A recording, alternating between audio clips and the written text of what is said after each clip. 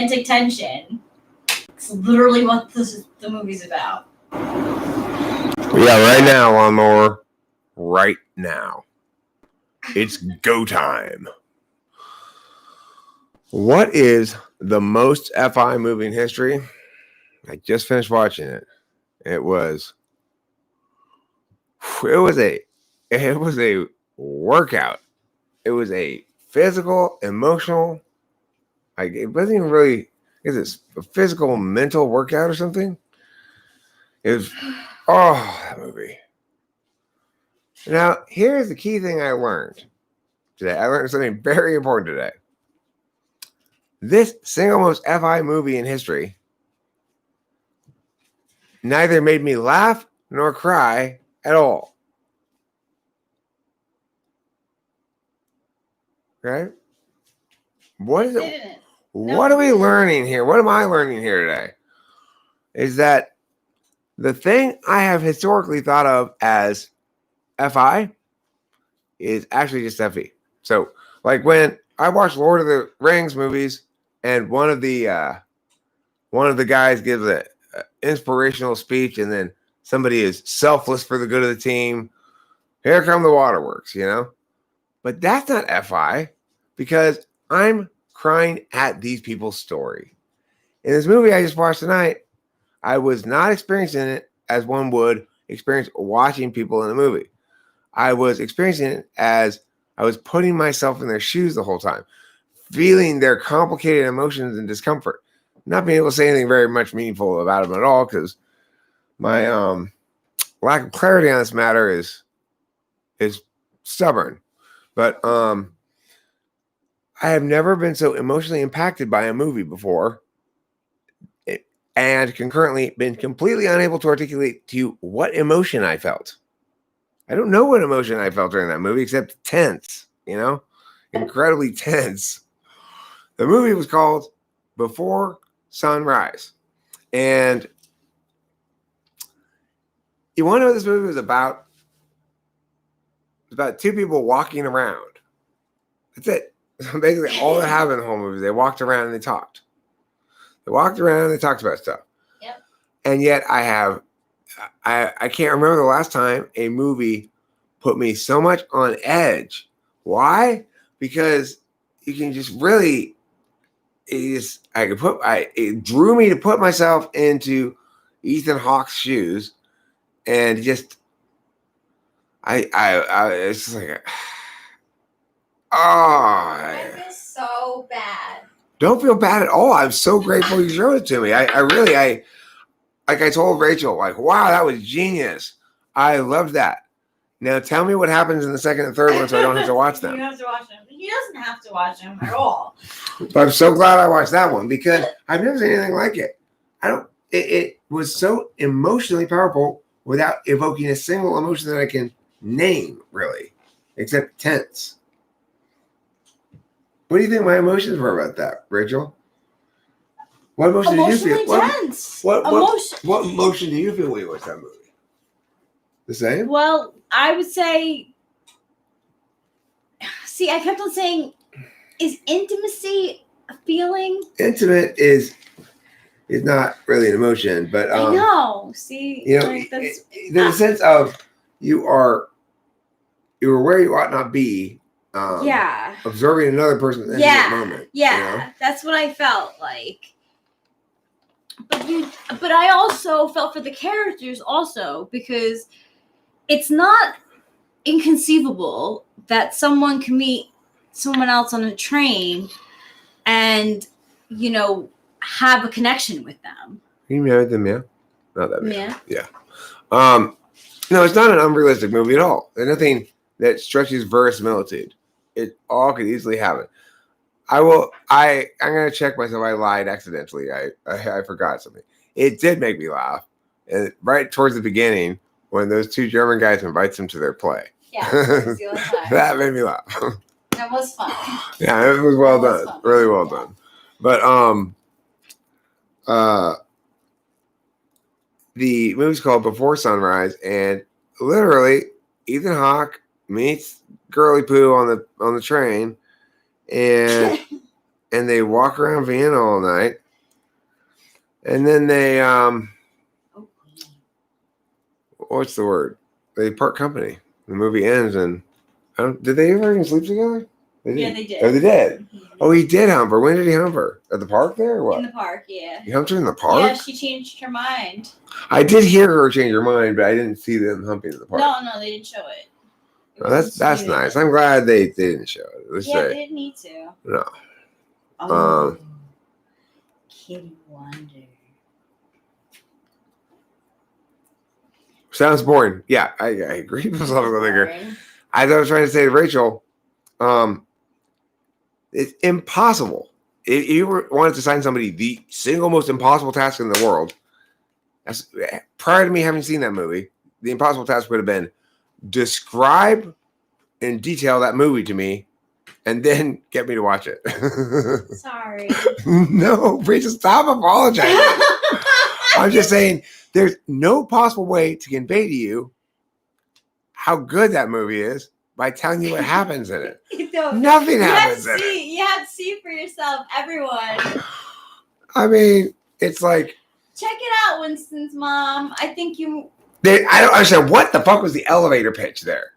He had to have a big in Hollywood already. Well, he did. There's no way he elevator pitched that movie. He had a couple of movies at that time. Good career for INFP Eric. It's supposed to be a great movie. I could imagine it would allow Rachel to and I happily. I mean, if you like emotion, the undefinable emotions of undefinable emotional tumult within you, definitely watch that movie. Yeah. The more intuitive you are, the more levels of tumult you'll realize are going on in front of you. I think you know? Because right? S's. I've never seen a movie convey so much stuff with subtext either. It's like the story's about an INFJ and an ENTP. It was clearly written by one of the two types, or both, perhaps. Yeah, I think and both. So much goddamn subtext goes on and with little facial cues and what's not said and sentences left unfinished. And it's just like, and of course, I'm parsing all this shit out the whole time through, going, oh my God, he's thinking meow, and he's going to think meow, and then he's going to think meow. You know? Yeah. It's, did it make my NI happy? Well, I don't know. Like, I'm not really sure. Like, I'm not gonna lie, my sister introduced me to this movie. She had moved away. No, she was in Africa, like building houses and stuff, like doing that stuff. And she left her DVDs behind. And one of them that I had never watched was Before Sunrise. So I checked it out. And I guess I was in a really FI mood because it definitely got me being like, oh my God, like putting myself in their shoes. Well, and here's the thing. It's not a love story in the sense that I would typically expect a love story to be. You know, I'm used to, say, romantic comedy love stories where it works sort of on me, where I'll be rooting for the couple and, you know, oh, thank God they go back together. That might happen occasionally. There's none of that with this movie because it's like you're compelled to go through the reality of the situation for them. And the constraints upon anything being made of this ultimately. And you can see that neither party was equipped or prepared to get on this. Oh. The size of the boat that they ended up launching off that train. You know, it's like, yeah, she was more aware than he was, right? She knew going off the train. He didn't. He's in way over his head and killing faking it. And that's a good actor, right? An actor so good that he's that the actor's conveying a person who's way in over their head, really confident in a convincing way, and also displaying that it's a thin veneer, and underneath there's a desperation that includes a lot of self-loathing, and then the way it plays with it, like periodically you wonder if he's like dangerous a little bit. Not like he's gonna be physically dangerous, but like when he violates your values. Like, you know, this scene where he like the lady gets her palm read, and he basically plays palm reading. That's stupid. God, how can you be so stupid to have your palm read? He plays something equivalent to that, right? And it just feels so fucking dangerous. The whole thing feels so dangerous. It's unbelievable. Even though there is not one hint that there's any actual like danger going to happen to the characters, every moment feels dangerous because you don't know.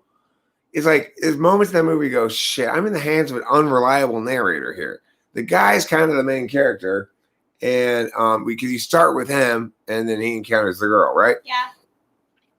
But partway into the movie, you think, hold on, is this guy a real douchebag? I'm wondering now, because the character is being kind of douchey for a couple of combo reasons. One, he's kind of trying to show off a little bit. I mean, Ethan Hawke does a great job of conveying all of this weird illocutionary shit that you can't help but sort of hone in on when you watch that shit. Yeah. Have I seen The Lighthouse? No. I don't think I've even heard of it. I did make the horrible decision to see Aquaman, which had a lighthouse in it. That did? Yeah. Oh my gosh, how nautical. Mm-hmm. They really got it down. But I gotta tell you, Aquaman, like, you know, I wouldn't. It's hard to say that I enjoyed watching that movie. Aquaman? No, I'm talking about the movie we just watched, right? Yeah. It was so intense. It's hard to say that I enjoyed it. I was just like, outside, like, oh my God, this is hardcore. Insanely intense. Like, it's like you are it really makes you feel like you are the two people in the movie. Yeah, but the thing is, that movie we just watched, it was intense, but once it's over, I'm super glad I watched it. Yeah, and like that scene, Winston's mom, right?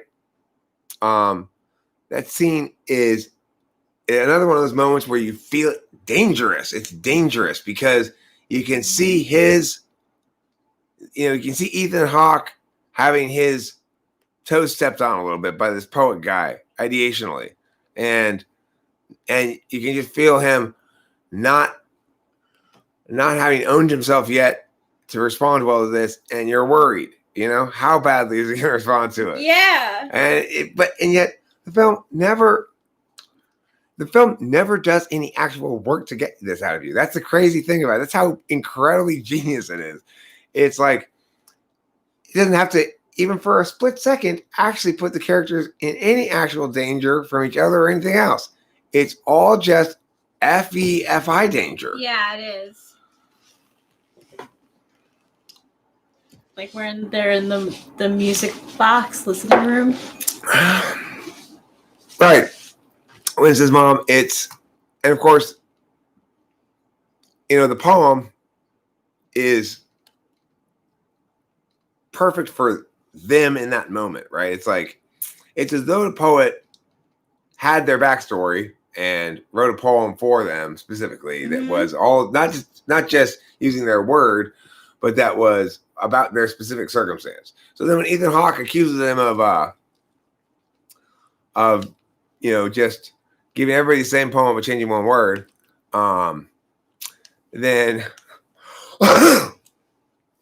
he's shitting on you as an audience member, as well as on the girl, as well as on this guy, because it's you can see it's like, with sufficient self-concept, that moment is hugely celebratory for both of them. Yeah. And without sufficient self-concept, he's incredibly courageous, but not able to release and celebrate the moments of your life. Nope. I don't know. So good. But like I said, it was more painful than Aquaman to watch, like in the sense that it caused me a lot more discomfort. But I have the utmost respect for Richard Linklater and the utmost contempt for every person who was involved in the Aquaman production. It's like I find watching a bad movie less painful than watching a really good movie. Frankly, if it's hitting on the wrong cognitive function slot, if it's hitting me right in the FI, whoa, that's a roller coaster ride. Yeah, it does. I never realized that that's where it is successful until watching this movie with you. It took me the quiet ways through to I was like, why am I feeling so different about this movie than other FI movies I've seen? Like Lord of the Rings. That's not FI. That's why. That's FI. Complicated, confusing, nuanced, dark, lacking in any meaningful resolution, and thoroughly disruptive of your whole being. That's FI. See, it is based on real life. So I knew it. I had a feeling. I'm like, this story it was written by a male and a female. I'm like, they definitely had this story. So Richard Linklater met a woman in a toy shop in Philadelphia. Did he end up like not sleeping with her the first day and then seeing her again 9 years later? They did sleep together. Oh yeah, they did. I'm sorry. Yeah, they did. Keep forgetting today. I was outside trying to maintain social distancing from the ontological wrecking ball playing on my TV. Rachel, my favorite FI movie has Meryl Streep and Robert De Niro falling in love. That sounds like, see, it's like this movie was lucky it wasn't titled that.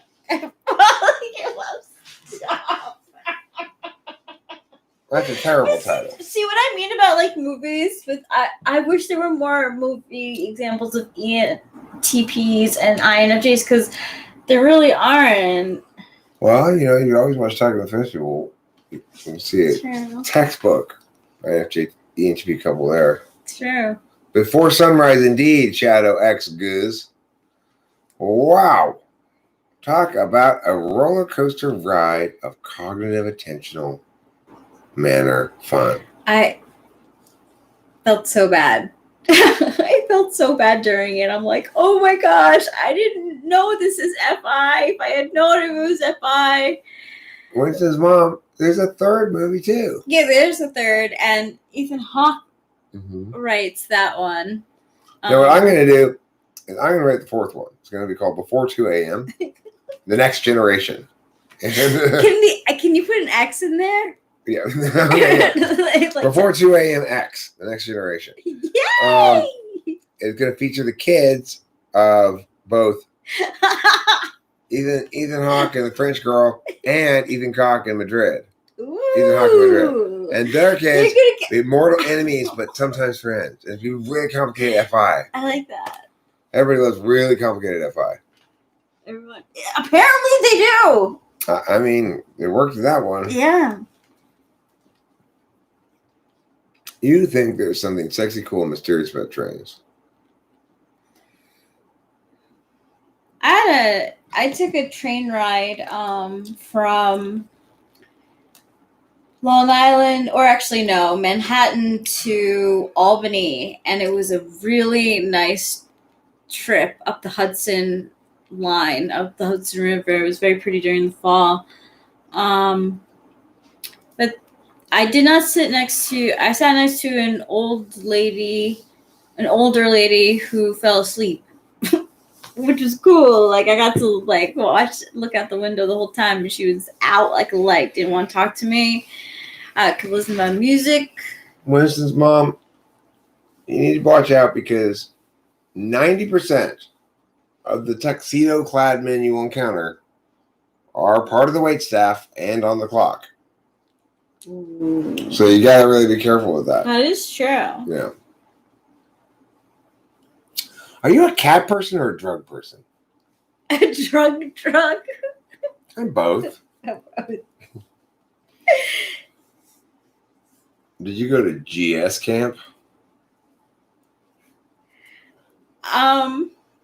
In Buffalo. Did you go to GS camp in Buffalo? I actually have told Eric. Wait, did I?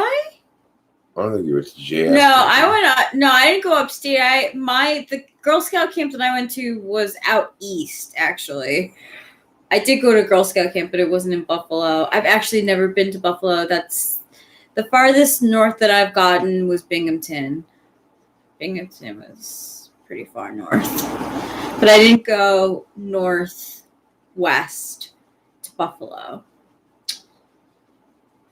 I think from now on, when I bid a sort of socialite goodbye to somebody, I'm going to say, ta-ta, drugs and kisses. That's a nice way to say goodbye. Yeah. Did you say drugs and kisses? Yes, I did. I did. Wishing you all the drugs and all the kisses you want. Aww, it's like the Candyman can. Mm-hmm. The Hudson Valley is gorgeous. It's gorgeous. It's gorgeous up there. It's the Hudson Valley. You got to go up there and see the Hudson Valley because it's gorgeous. Have you been to Buffalo? Buffalo, there's the Hudson Valley. It's a regional accent. It's a New York regional accent I'm doing. Oh my gosh. This is my man. Thank you, darling.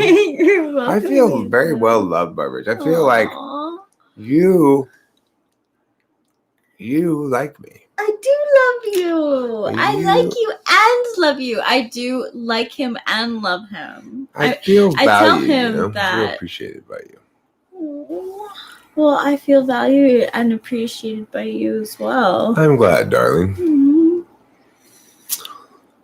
Of course, that's after you went through your My Fair Lady training.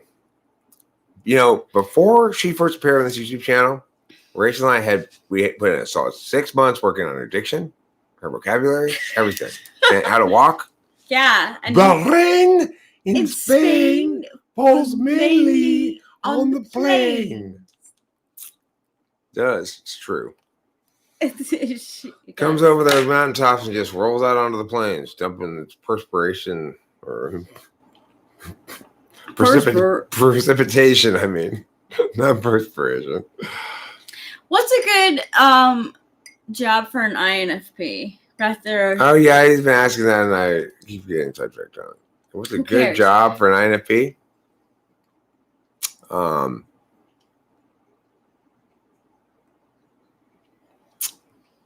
I think you'd be fine if you were to join the staff of UN Army.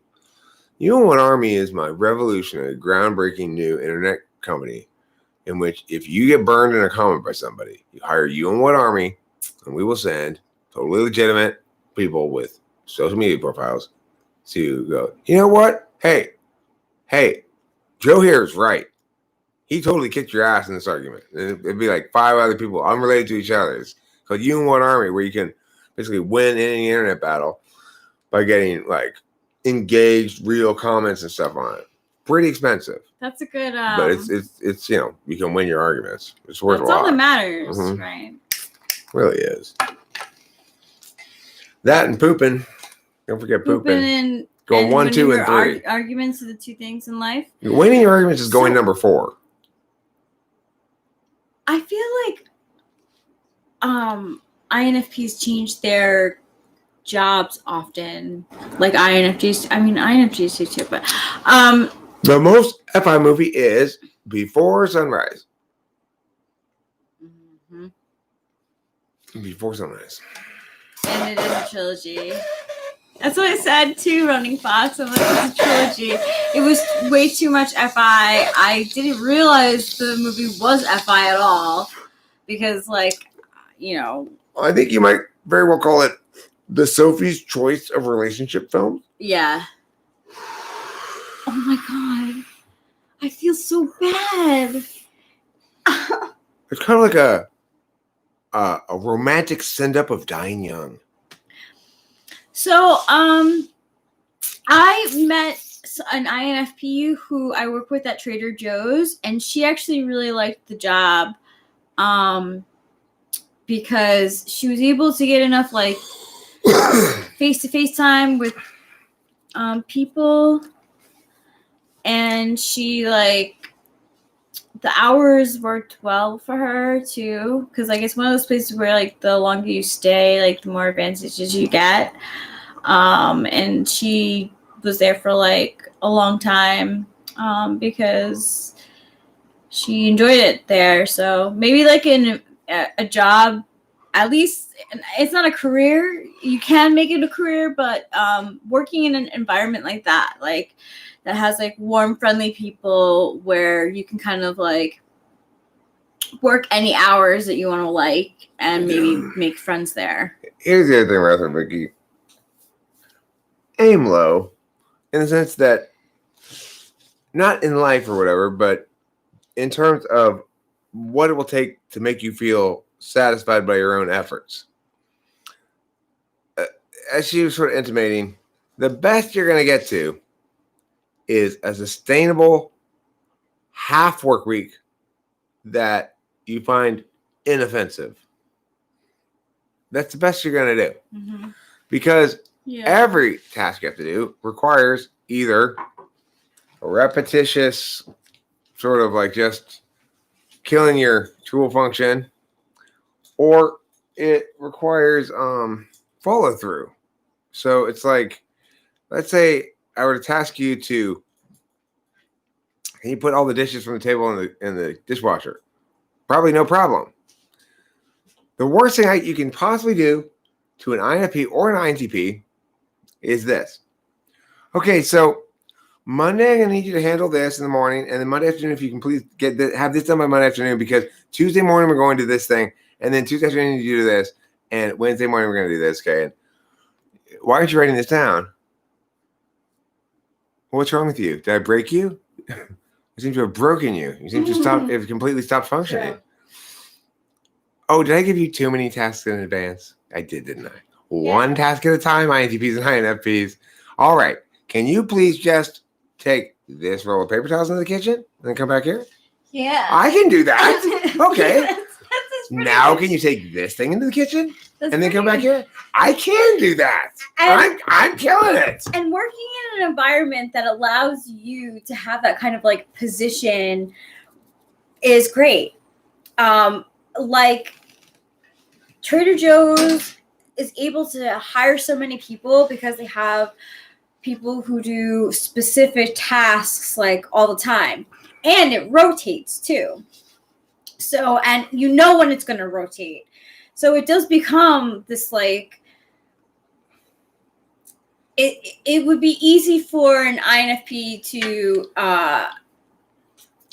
deal with, because there's enough comfort of the familiarity of the crew that you work with.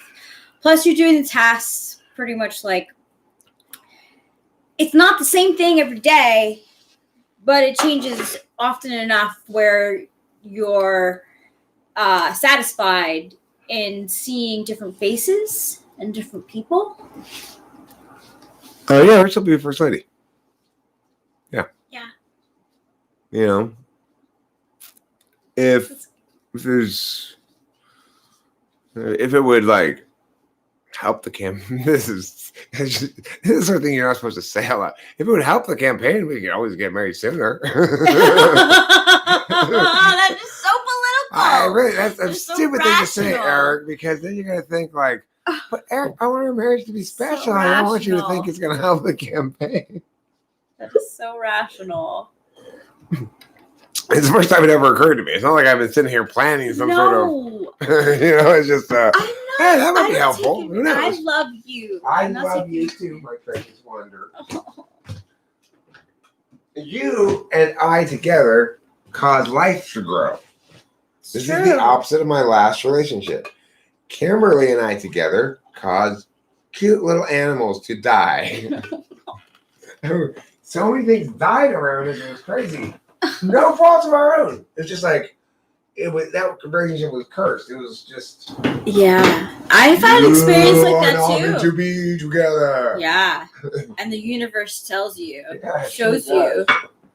Of course, I would. Who makes him willing to listen to it, but where. Rachel. Yes. Sweetheart, precious Oh woman. no, what did I do? Would you like a Twix? Yes. Thank you for asking. Oh, of course. Are they individually wrapped? Oh, yeah. How nice. Boom. Let's go see that. Wait for the camera there. Yeah, that's what they call fun size. Uh-huh. You know why? Yeah, they are. They It's are fun fun. size. It's fun. Ooh, and I got the left one. I got a right. Cool. We're two halves of a whole. I have to say, I think it's pretty funny of Twix to do that. 'Cause obviously, this is neither on the left nor the right. There's only one. Mm-hmm. Duh. So here's the thing about Aquaman is I just didn't care about any of the characters by about 20 minutes into it. It's just like, oh God, these people are just like. Can you imagine hanging out with people who had such bad dialogue as those people, or were just so weird and not make sensey?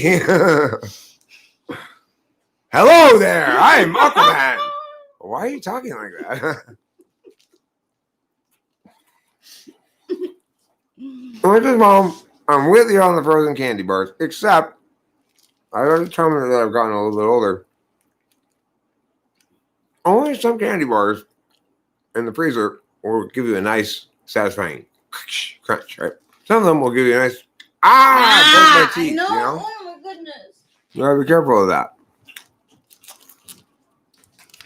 Did you tell them about Kitty in trouble? The people in trouble were sitting near each other. So. Not fighting. Well, here's the thing, Timbo, where it was, in fact, the most FI movie in the history of the world. It was also just about the most intuitive movie I've ever seen. I mean, so whoever wrote that was, had strong intuition. Yeah, but extremely strong intuition. It's actually an intuitive movie that a lot of censors like. I bet you, if you could somehow do a thorough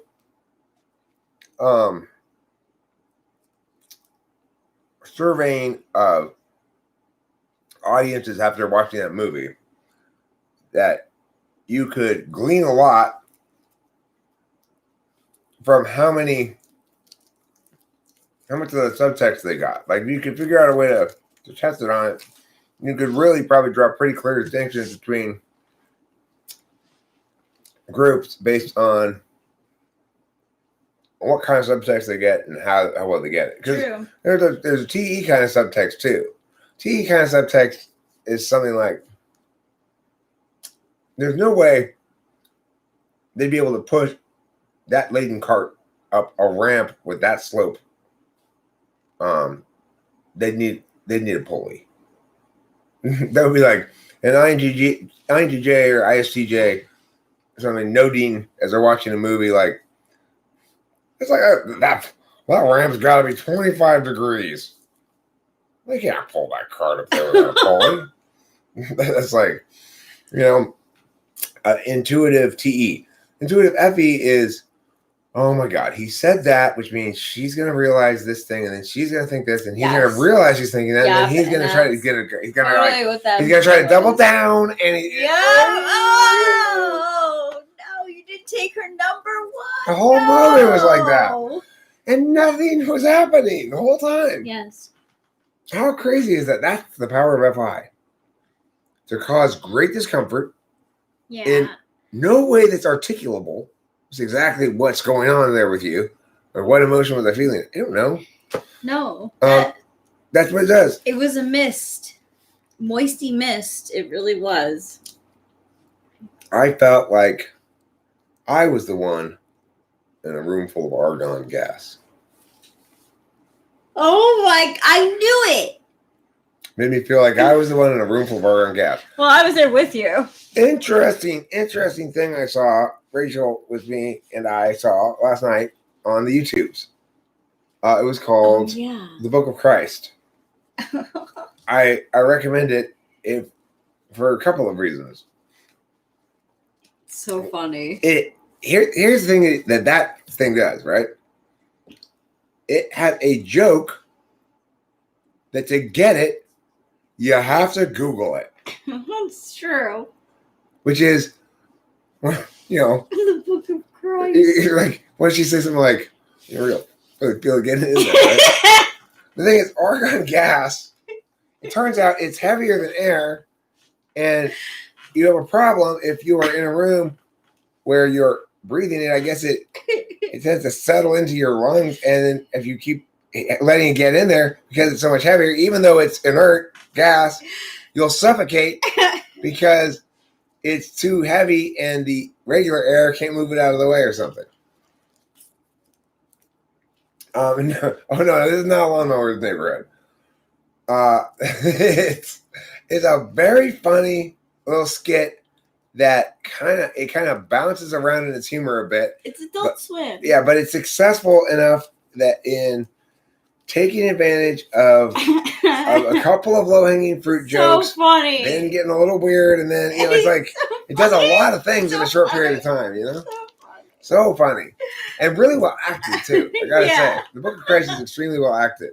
Now, I got to see about 5 seconds, 20 seconds of a failed Adult Swim thing last night. At the end of the evening, watched this broom thing, and it was what broom thing? We only watched like 20 seconds of it. Oh, no wonder. Unlike Book of Christ and what's that other thing we were watching? The one with it was really, really funny. Oh yeah, it's Too Many Cooks. Yeah. We were, Too Many Cooks. Oh, that one too. Yeah. Yeah. We also watched Tim and Eric. It's called Levels Theory. Yes. Levels Theory. So funny. That was funny too. And I have to say, like, Paul Rudd dancing will always make me laugh. What made me bipolar? Circumstances? I don't know if circumstances make somebody bipolar or not. What's the answer, Rachel? I mean, the books will say that it's latent in people and then it'll occur in their 20s. The first time I ever had a manic episode, I didn't sleep for a week and I wasn't eating either. So I just fucking went out of my mind. So it's dire circumstances. It's not like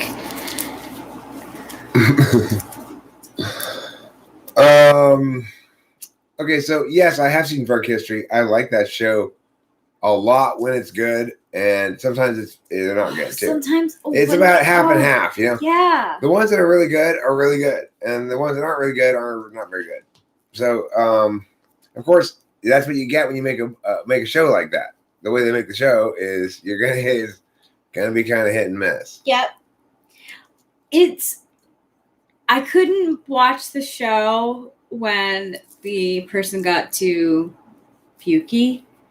That never bothered me. That never bothered me. I couldn't. I'd be like, oh my God, I'm like, dude, it's a fuking interview. And you're like, I almost felt relieved. Over. No, I felt relieved when they started puking because then I knew that it's like, they're going to let their weirdness is going to come through a little bit more rather than just like, you're trying to keep control. Of that's not going to work. If you're trying to keep control of yourself while being on Drunk History, then you're not doing it right. No, but still, oh my God. One, she like puked all, she drank wine. She had like white on. She was puked. It was fucking disgusting. Okay, well, that's fine. I hope we discuss about that too. Super Walker, thank you. Your INTP friend. Yeah, well, INTPs and ENTPs do naturally get along quite well. I just when I first looked at it, I for some reason read ISTP, but you said INTP. ISTP would have been surprising. That would have been. Let's see here. it is necessary to be aware of mental health and circumstance so we can prevent it. I mean, I'm not trying to prevent any mental health problems in me. Should I be? Why?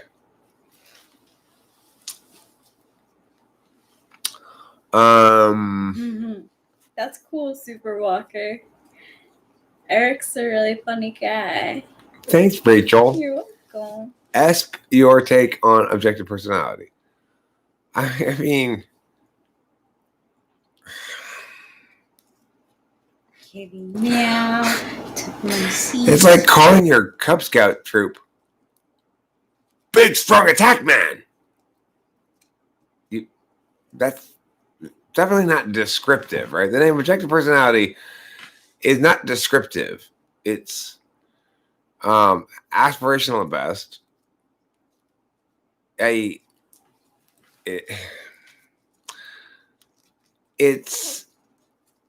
tries to validate by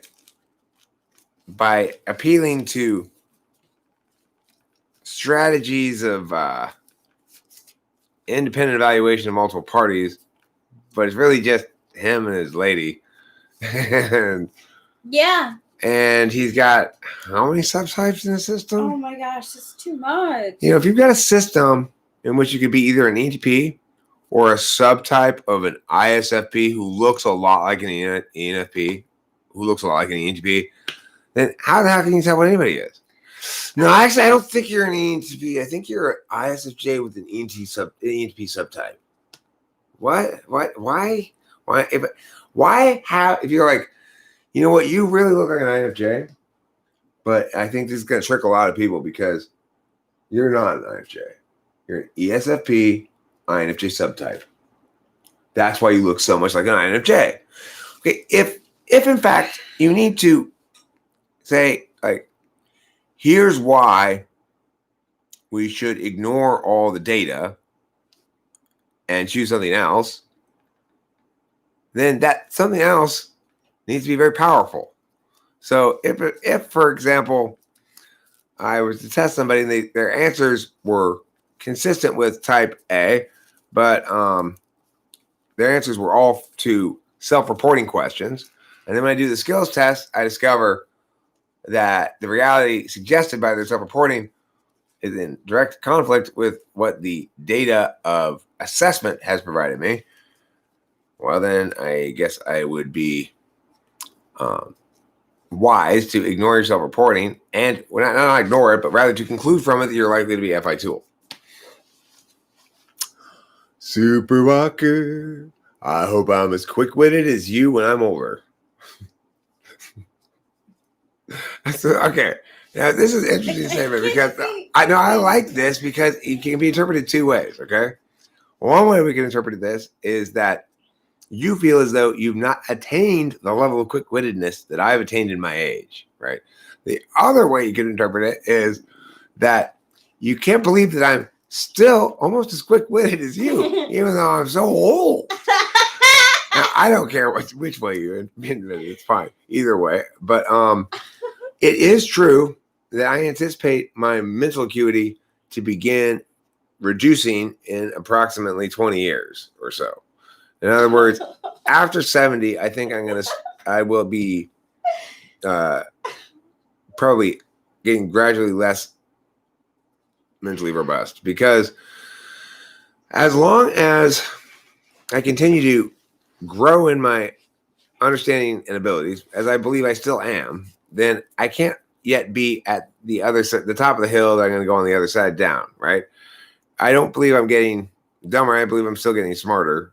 And this is like Thomas Jefferson, a couple of different people have said, like, when do you reach your mental peak? It's fairly late, because especially if you're an SI user, because you've got to incorporate skills you've developed over the course of years, knowledge you've picked up over the course of years, and wisdom you've picked up by making mistakes for, 40 years or 47 or 49 years or whatever. But that's the thing, is ENTPs are trial and error. So we make a lot of mistakes. We seek environments that are mistake forgiving, Sure. And Thank you, Winston's mom. I'll definitely keep an eye out for the package. That's very... That's not a secret. That's not my secret. That's my drug. Those are different things. Yeah.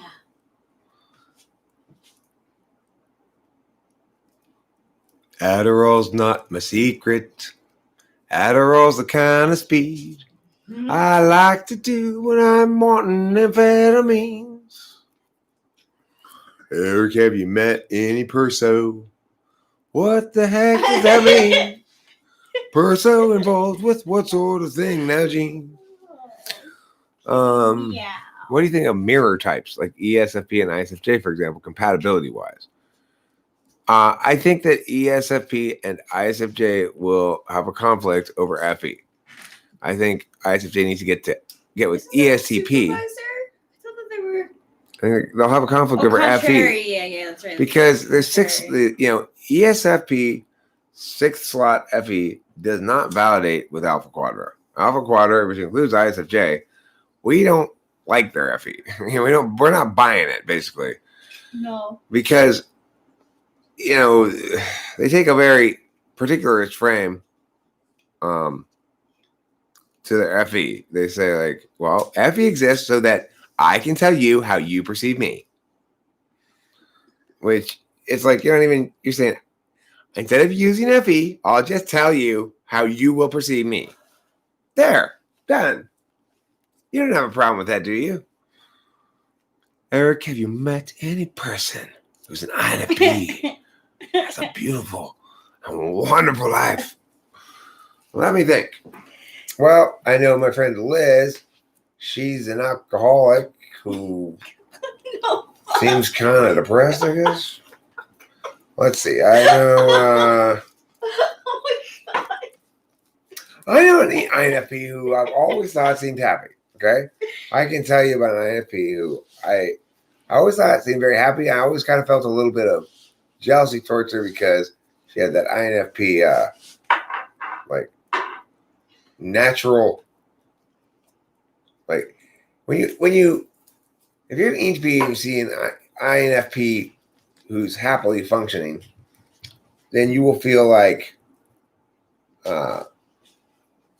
there's much wisdom and thoughts and seen behind those still waters. Like INFPs have this unique ability to use silence against me. Normally, I can, if circumstances require it, use silence against others, but not INFPs. This INFP I'm talking about is, of course, the one, the only, Kit Kat. Kit Kat is somebody who's been on the channel for a long time now, and she's one of the people who was in the raw room with me, and some other people we were hanging out while I was driving in Oklahoma when I got arrested. Oh. And I will always appreciate the fact that Kit Kat use the video chat room stuff to put where her picture would have been a little sign that said "Free Host Eric." Nice. So I found that inspirational. That is. That's like when Ferris was sick, Miss Stacey Ferris. Oh, she did that for you. She said save host Eric. She did. That's so nice. So what is said here? The greatest secret of all is that we all crave nothingness. I don't really crave nothingness. I periodically crave a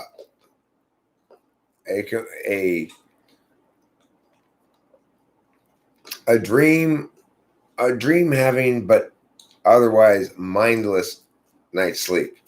In other words, I will hope that just this time maybe I'll be able to lie down and not think, well, I'm lying down now. I mean, you know how that goes. I'll just be so sleepy I just lie down and go to sleep happily, go to sleep. You know, I have this little battle out here with myself every night when I'm going to sleep, where I get in the bed, and then I roll around in the bed, and because I'm here by myself, and it's like, you know, I don't know. I get rather loud with my ride. And I make louder and odder sounds depending on how much, I guess you'd say, ontological distress or stress, more than distress. Ontological stress the day is put on me, you know? Or something. I don't know what the correlation is. It might not be correlated to anything. Who knows? But the point is, I'll have to get up, I go smoke 2 hits, have a cigarette, make myself another little bit of coffee or something, a sip of it, lie back down. Then I'll start talking to the cat. Come here. Oh, come to your daddy. Like that, you know. And then the cat will come over. And then I'll start feeling itchy. And then I'll have to get up again. Okay, well, this time, though. And then I have these kind of thoughts. Okay, well, this time, though, I have a good reason to have to get up because I'm itchy because of the cat. So I'm not just getting up to be unable to sleep or as a symptom of unable to sleep. I have a reason to get up. And I think, Eric, that's silly what you're thinking to yourself right there. Did you hear yourself? You have a reason to get up. Why do you need a reason to get up? Who are you trying to justify getting up to? You know, these are the conversations I have in my head at night. These conversations. Do they ever go anywhere? Do they resolve anything? Am I accomplishing anything with these conversations? No, and no. Like the dumbest conversations I have all day in any occasion. It's like me talking to myself about how I'm not sleeping, what it might mean that I'm not sleeping, what it might mean that I'm thinking about that, what it might mean that I'm sleeping, and how this links to cognitive functions. And then I think, I don't want to link cognitive functions to not being able to go to sleep. And then I think, I just thought that. I should talk about that on the live stream at some point. All of that shit goes through my head instead of sleeping. Think about how much time you put into talking with famous people. I mean, that's how all I'm doing is lying here going, right, like some sort of fucking mutant. I developed these really ridiculous SI self-soothing habits that look like I'm spastic or something. Oh my gosh, I love you so much. Thank you, Darwin. Yeah. Oh my fucking! I'm sorry about the bong water. Did you spill the bong? Yeah. Which one? Oh, your bong? Mine. Oh, that's fine. Yeah, not as much as yours. Not as bad as yours. What really matters here, Rachel, is for a second there thought I'm gonna have to refill my bong. Now I realize I need to. So happy days for me. Happy days for you indeed. Where's my coffee? See, why would I come over here? Okay. Put the coffee on the counter. Put the coffee in it. Put the cream in it. You put the cream in it? Put the cream in it. Don't stir up the cream. Set the coffee cup down and come in here to sit down. Why would I do that? Why would I It's because I'm not thinking about what I'm doing at all. I'm thinking about talking about what I'm thinking about while I'm doing these things. But it makes it pretty hard to do anything, obviously. With all this running commentary. This is why the announcer at a basketball game doesn't also play in the game. That's what I'm constantly trying to do. I'm constantly trying to both play in the game and announce it concurrently, either in my head or out loud to people. Ooh. I'm thinking from past 7 years how to make life good. Okay, well, rather, Vicky, first of all, I will say the following thing.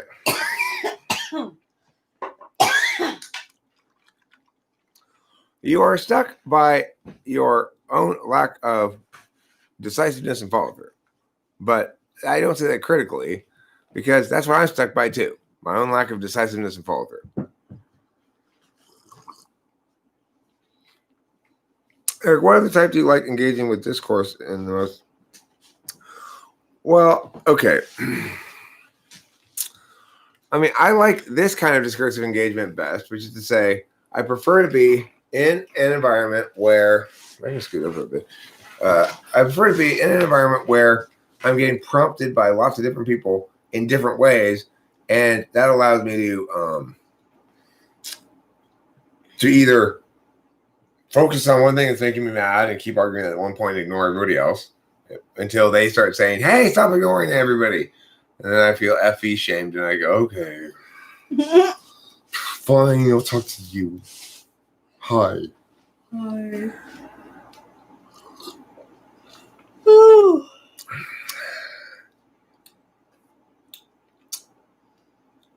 So around here, I like engaging with the variety of people. I like engaging with certain specific people.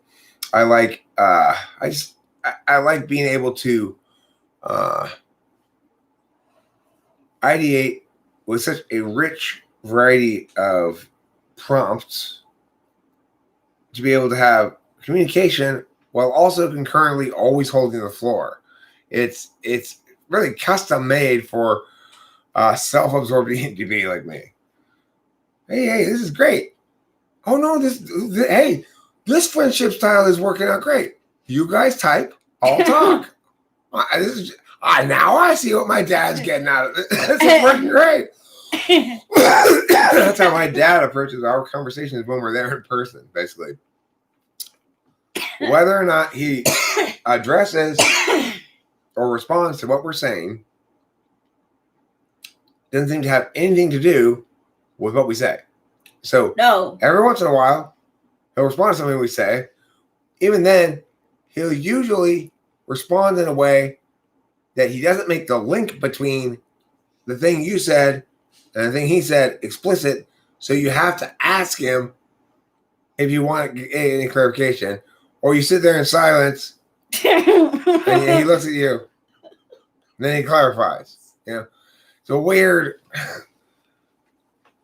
Oh my gosh. Matthew, it's the second one, unfortunately. It's the second one.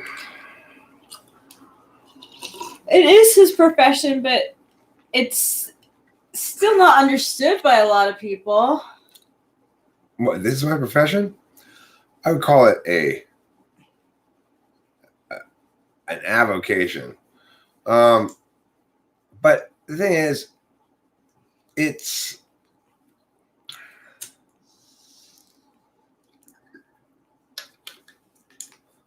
well, yeah. I mean, here's the problem, Rather Vicky. Only some of the work I do for YouTube is actually work. So making that video about what counts as science, basically, and whether typology counts as science and a bunch of other stuff like that. That video was work. It wasn't unpleasant work I enjoy doing, but it was definitely work. Yeah. I stayed up all night trying to get all the parts cut together and have it come out good, you know? It's good. You know, the nice thing about YouTube is one thing it teaches you is just trying to make your video good. It doesn't have to be super fancy or super special or whatever. If your video is good, it's going to be good on its merits. It's going to be good because something about it makes it good, regardless of its warts and bruises or whatever. On the other hand, sometimes things might have the potential to be really good, but you've allowed a couple of warts and bruises in there that won't destroy the whole thing. Professor Eric, is this work? The live streaming? No, this does not count as work, unfortunately. The reality about live streaming is, this is what this is how I take a break. You know, it's when I've been working on something for a long time, I'll take a break and live stream. I like live streaming. It's fun. Super comfortable. It's nice to talk to the community too. There's a wide variety of people in the TWFP community. Eric, do you agree that learning about cognitive functions is the intuitive dream, given that there are so many things type links to? Yeah, I mean, obviously, there's a very strong correlation between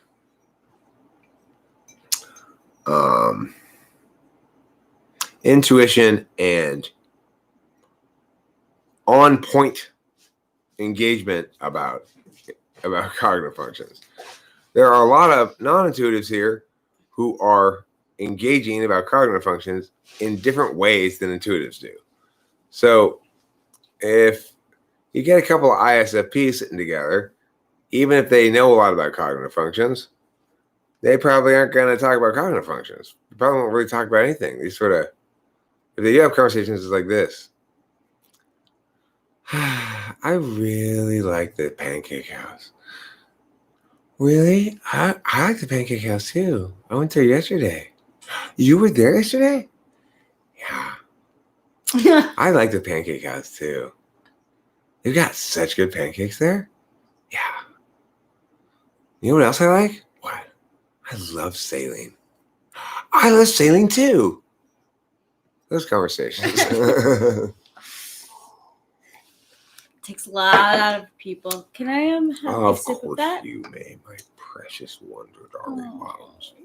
Thank you, my Everybody does have their own weirdoisms. It would be very easy to make fun of two ENTPs sitting together too, you know. That won't hurt too much. We're too easy to make fun of. It's true. Watching a video every time. Yeah, okay, cool. I'm trying to. Here's the deal. It takes. Remember this, that I have,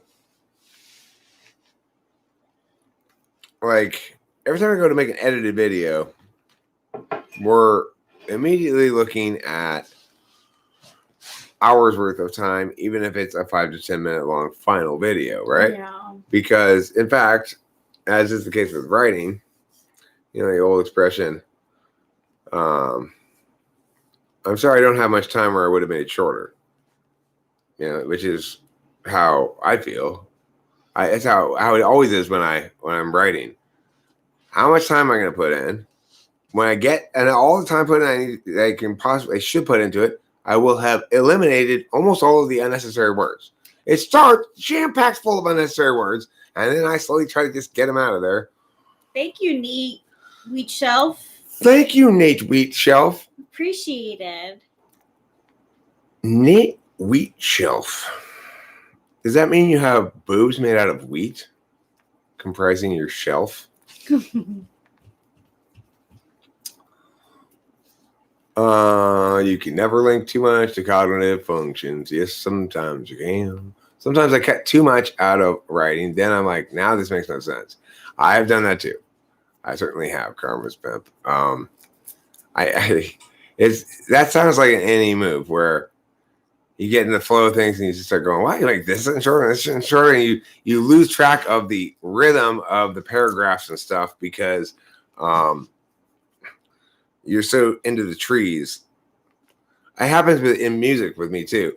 Like with drum parts, you know, you've got to, if you're going to have like a drop spot where the beat drops out, a couple spots or whatever, whether or not it's a full drop, depends on what else is going on, right? But where the drop should be, you have to hear it within the context of the whole thing.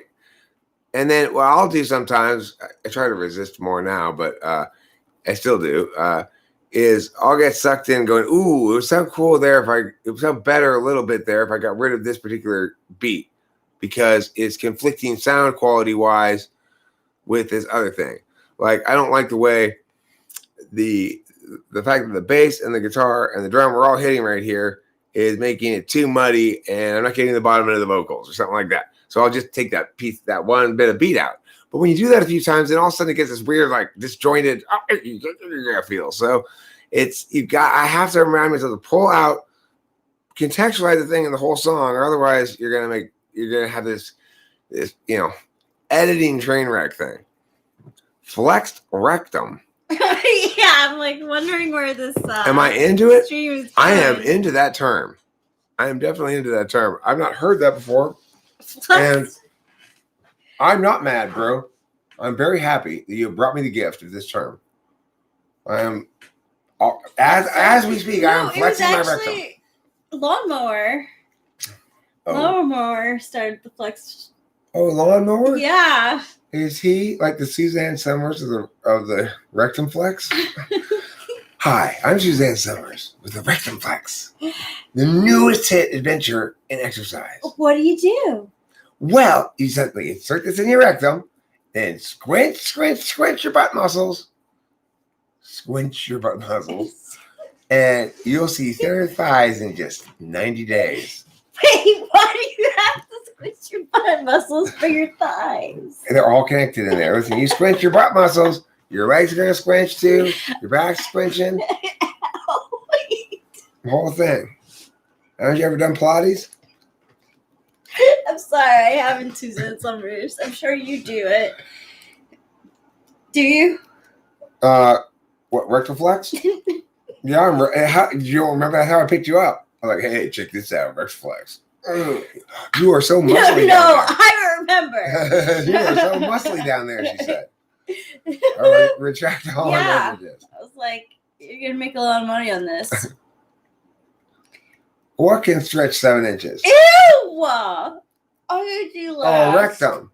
I see. Ew. Right. Now I have a picture in my mind. I wasn't having that.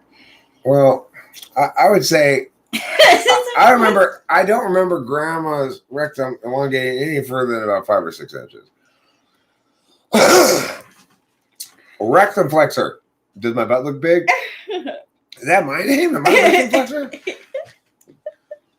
You know, I think rectum flexor is sort of a hanger-on, kind of abandoned project / occasional useful guy around Lex Luthor. And the problem Lex Luthor has is when he and rectum flexor are together, people go, Lex rectum Luthor, I get him mixed up like that. And so Lex Luthor's always getting called rectum. That's sad. Turtlehead coming up. I'm done with my pooping today. I had 2 good poops. Do I want to debate about masks? I'm holding his hand because he had 2 good poops, and I'm so happy for him. Thank you, darling. You're welcome. So I will be happy to respond to any points you make my own advocacies. I have no emotion for the thing at the moment, but that doesn't matter. I'm not saying to make you happy, but I feel so much hard work, so much knowledge you give in. Mm-hmm. You should not promote me. You know, I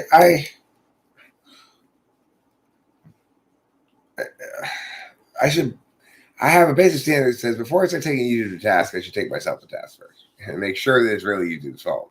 I haven't really taken myself to task, so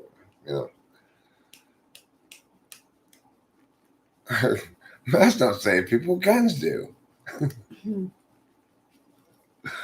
I was suggesting to Rachel earlier in the Thorn final that a good idea for if you were a criminal mastermind and you wanted to come up with a new way to do things, it's reverse the old ways before COVID. Now all you do is you go into the bank with your mask on and say, give me all the money or I'm going to take this off.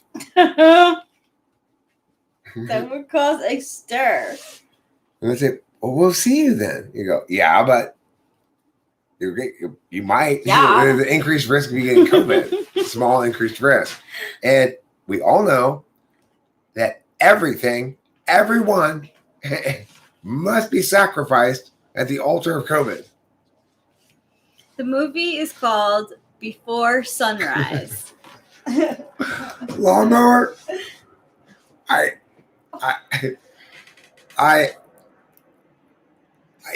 am struggling here to hold you a feast in celebration of your great comment and to scold you for hating him. I'm torn. I am torn. You are tearing me. You're tearing me apart. Can't you see you're tearing me apart? Well, who says that? I don't know. It's something. It's a quote from something. Does, yeah. I know it's a quote from something. It is, yeah. Can't you see you're tearing me apart? What's his mom? What's it from? Shoes off in the well. Don't try to make away from bananas. What's that from? Christopher Moore. Is that I thought it was from The Room. It is. oh. Shoes off in the whale and don't try and make a break for the anus? That's from The Room? The tearing me apart? No, yeah. That. Shoes off in the whale. No. That's not from. Oh, is that right from The Room? Okay. Yeah, the tearing me apart thing is from The Room. Yeah. Lisa, you're tearing me apart. Yeah. that guy is such an interestingly bad actor. God, it's like that other dude, the other guy that I was like, I can't watch this anymore. I like the scene where he's having playful engagement with this girl in his room, and he has a plate of lettuce. He's like, what? Why did you do that? Are you flirting? Is that flirting? It's like the lady I saw at the gas station the other day. Okay. When I got my cigarettes at the gas station, and I realized I was walking out of the gas station. It must be near the shift change because they have two ladies who work at the gas station. Lady 1 and Lady 2. Morning lady and afternoon lady, you might call them. Okay. Morning lady is this dour-faced ISTJ Chinese girl. Afternoon lady is this chola makeup chubby tattoo girl. Okay. So what had happened is, I guess, morning girl was still on the clock, but afternoon girl had already gotten there, and boss was there. And what had obviously happened is boss had sent morning girl out to sweep. Okay, to sweep by the side of the gas station. And I was watching her as I was walking back to the car. She was literally, I'm going to see if I can find some place to show you with it. This is how it would look if you were just looking at the hands part of it. It's like,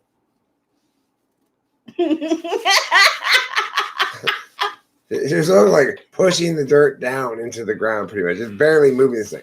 If you were to look at it from up here, you're like, this is the thing she was sweeping. She was sweeping like this. She was like,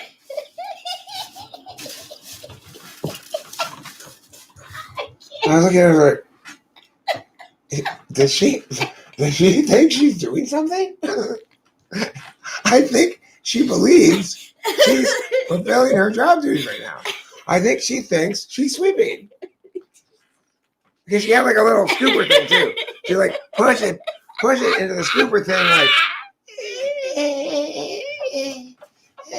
I gotta get this oh my gosh. I've never seen anybody sweep more incompetently than that girl was sweeping at the gas station.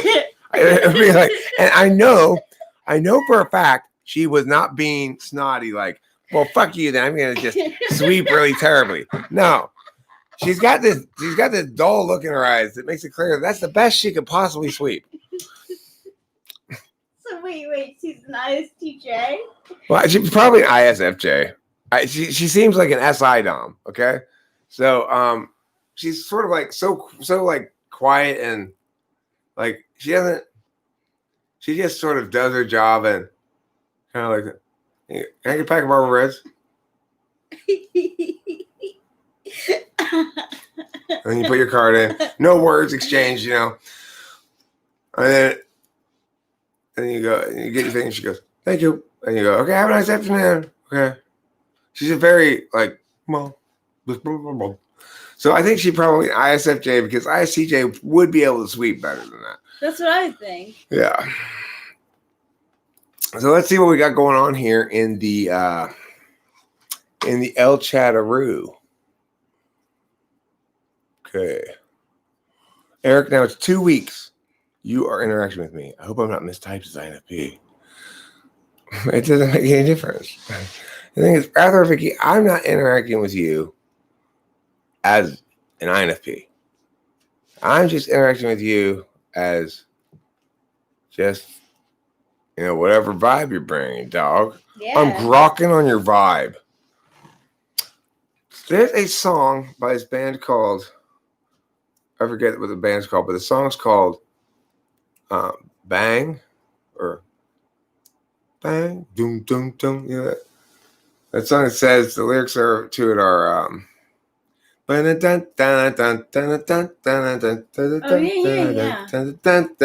Oh, yeah. Let's go out with a bang. Yeah. I don't know. Yeah. Yeah. So anyway, in that song, he says, I know the last lines, but I gotta figure out the first lines. I'll look up the lyrics to it. This is my lyrics. Let's go out with a bang. I get up, I get down, and I'm jumping around, and the rumpus and ruckus are comfortable now. Been a hell of a ride, but I'm thinking it's time. So at this point here, I got an apartment across from the park. Put quinoa in my fridge. Oh, I thought I said grok here, which would have been funnier. But this is the only song I can think of featuring quinoa. Yeah. So it gets a couple points for that. It does. It's the only quinoa themed song I can think of. I don't know. Besides, of course, quinoa, quinoa, quinoa, and I love you, beloved quinoa, and quinoa, home of my fathers. Eric, will you listen to King Glizzard and Lizard Wizard? Is that one band name? I like that. That's a good band name. King Glizzard and Lizard Wizard? King Glizzard and the Lizard Wizard? It's kind of hard to say. Evil dagger eyes on your cup or on your wife? I don't see any evil. Oh, yeah, these is just daggery font. Wait, what was? I don't see any dagger eyes. Oh no, yeah, no, it just says the Met. She's probably an ISFJ. I literally done that before. I had to be corrected because I didn't understand how to work a broom. Yeah, I didn't get the sense that the girl was being purposely shitty at it. I just got the sense that she was like really like focusing hard on getting that little bit of dust into that dustpan the least efficient way possible. You know? That is what was going on. COVID fear is the new religion. People were getting bored with secular statism religion and need something more exciting, so now they throw on masks. I don't think people are much enthused about it anymore.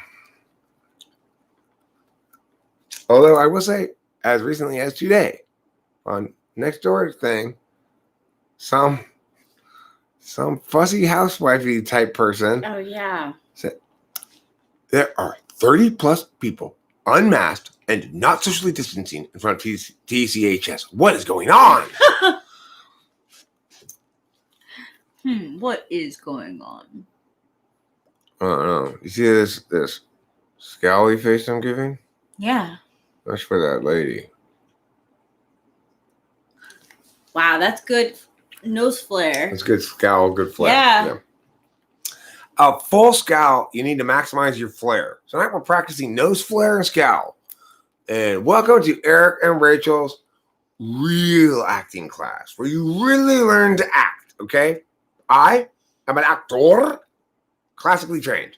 Rachel, Shakespearean actor, born and raised in Stratford-upon-Avon. We learned the craft of acting in the cradle. Okay, what are we doing first today? Nose flares. I want 10 flares from everybody. Here we go. Flare them out. 3, 4, hold it. Flare them in. Flare them out. Hold it. Flare them in. Okay, take a deep breath. Does that feel better? It feels a lot better. It feels a lot better. You feel like you're a better actor now than you were a second ago. Hollywood is every religion, okay? It is. Every religion, every race, every creed, every color, every Holly, every wood.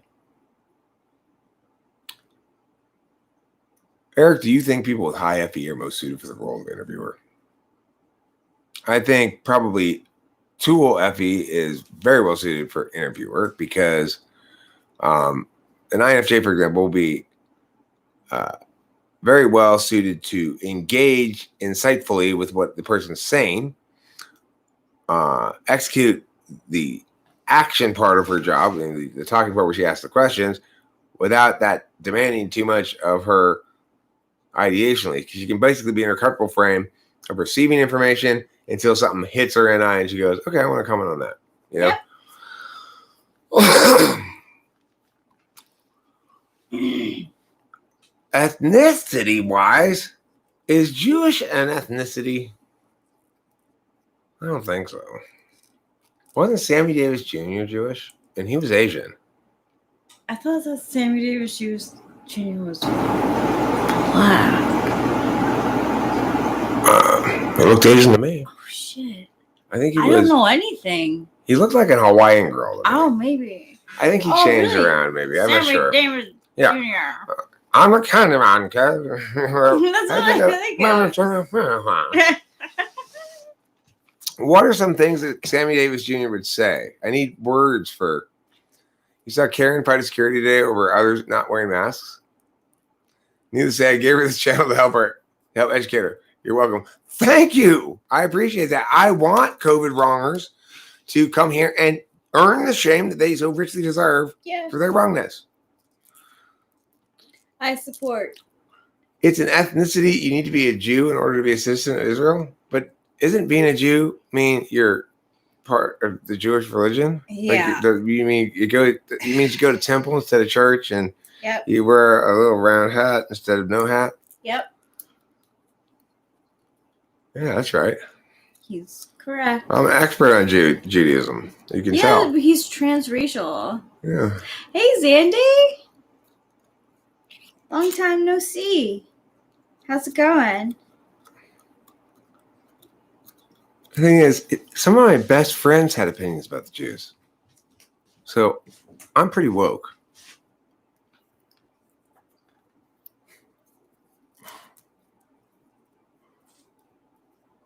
I hope she enjoys the Greek throne. Who is enjoying the Greek throne? Who said that? It reminds me of that. The journey of the Book of Christ before it landed in the hands of the museum or whatever. That's so good. That is one of the things about life that makes me happy. I had never seen that before. Neither did Rachel. No. There was no reason for us to see except I just was like, I'll click on that. It looks kind of interesting. And it was fantastic. It was great. I loved it. I knew I was gonna I was gonna enjoy watching Too Many Cooks again, but I also enjoyed the Levels one that we watched. Yeah, that was so good too. Rachel showed me a really strange one that I don't know what to make of. Mr. Celery. Which is Paul Rudd. Oh, that one was good too. I like Mr. Celery, but the strange one I'm talking about is when they're hitting oh mama. I love hearing you say it. It's so strange. It's so weird. So weird. Tim and Eric is so strange. What's especially annoying is that weird trend people comment 2020 is the worst year. 2020 just keeps giving. Paul Rudd is Jewish. They talk about it in We Came Together. All right, here's the thing. Oh, fun. 2020 has been and continues to be a bad year because 2020 has comprised mostly of the wrong arguments, winning the frame and winning the contention level as well on the most significant thing that needs to have the right arguments there. I'm not winning this argument yet on a grander scale than around here. It's like I still read shit. It's just I want to shake my head and I want to go scream at these people because there is obviously a desperate desire to avoid what needs to be said, which is, okay, I can't spin this anymore. I can't spin this bullshit anymore. I'm just gonna have to come out and say it. Remember all that super alarmist shit I was writing in the paper at the beginning of this, saying how everyone had to do this? It was your moral responsibility. I was totally fucking wrong. I'm sorry. They need to do that. I'd accept that. Yeah, me too. But they keep wanting to double down. Yeah. I've explained that to everybody in my life. When you are wrong, don't double down. Yep, I heard that. Yeah. Everybody's ever going to argue with me has heard that probably. I love you, my daughter. Oh, I'm going to bed. You've got that I'm going to bed look about you. Do I? Yeah. Yeah.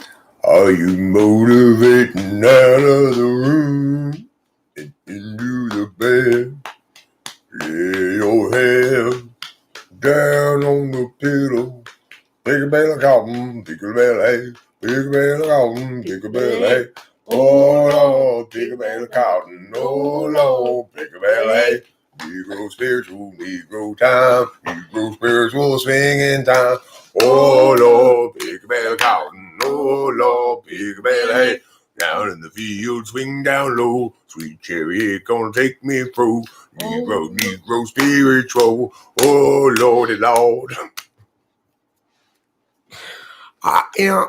As an aficionado of wonderful multicultural contribution to our shared ethos, the Negro Spiritual song, I just want to share my passion for the Negro Spiritual with all of you so you can see what a wonderful, wonderful, wonderful, wonderful art form it is.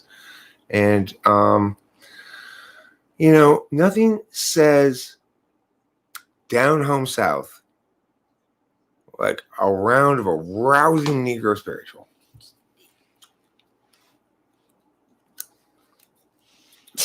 Who wants to join me?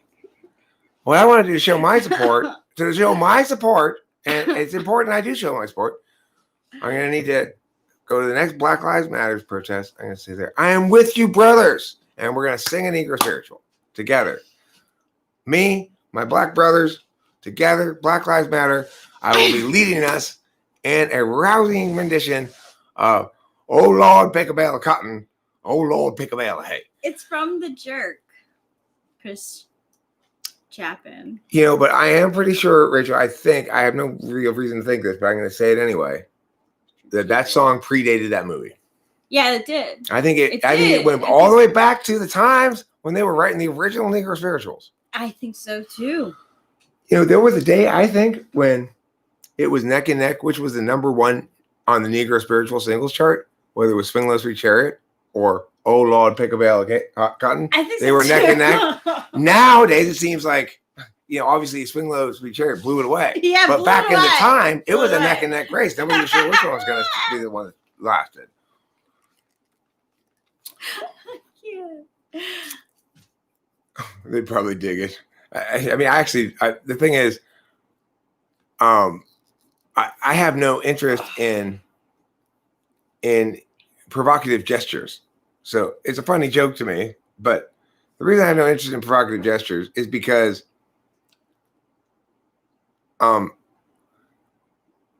there is so much trash on the floor that when I'm going to reach down and pick something up, I'm not going to bother picking up something nice because I got to get all this trash out of here anyway. Yeah.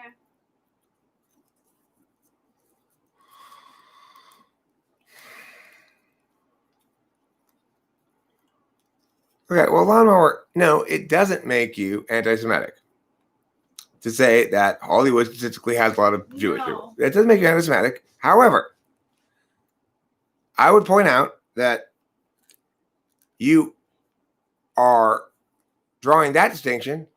You're not bothering to say, you know what, everybody? The NBA has a lot of black people in it. I guess we'd all agree with that, right? Why are you saying that regardless? What's your point? Why are you drawing attention to and seeking to establish an arbitrary and divisive distinction that references nothing real at all? There's no good purpose for race. Not all purposes are nefarious, but nevertheless, there's no good purpose for it.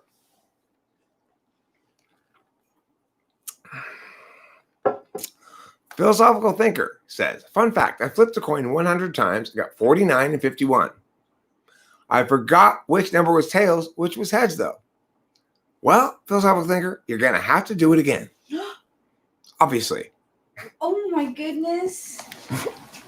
Because I need to know. Yeah, he does. When you flip a coin 100 times, I need to know, am I more likely to get 51 heads or 51 tails? Can I say that I am one? Am one what?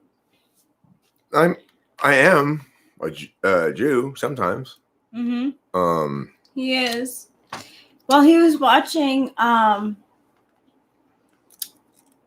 before sunrise. There were a lot of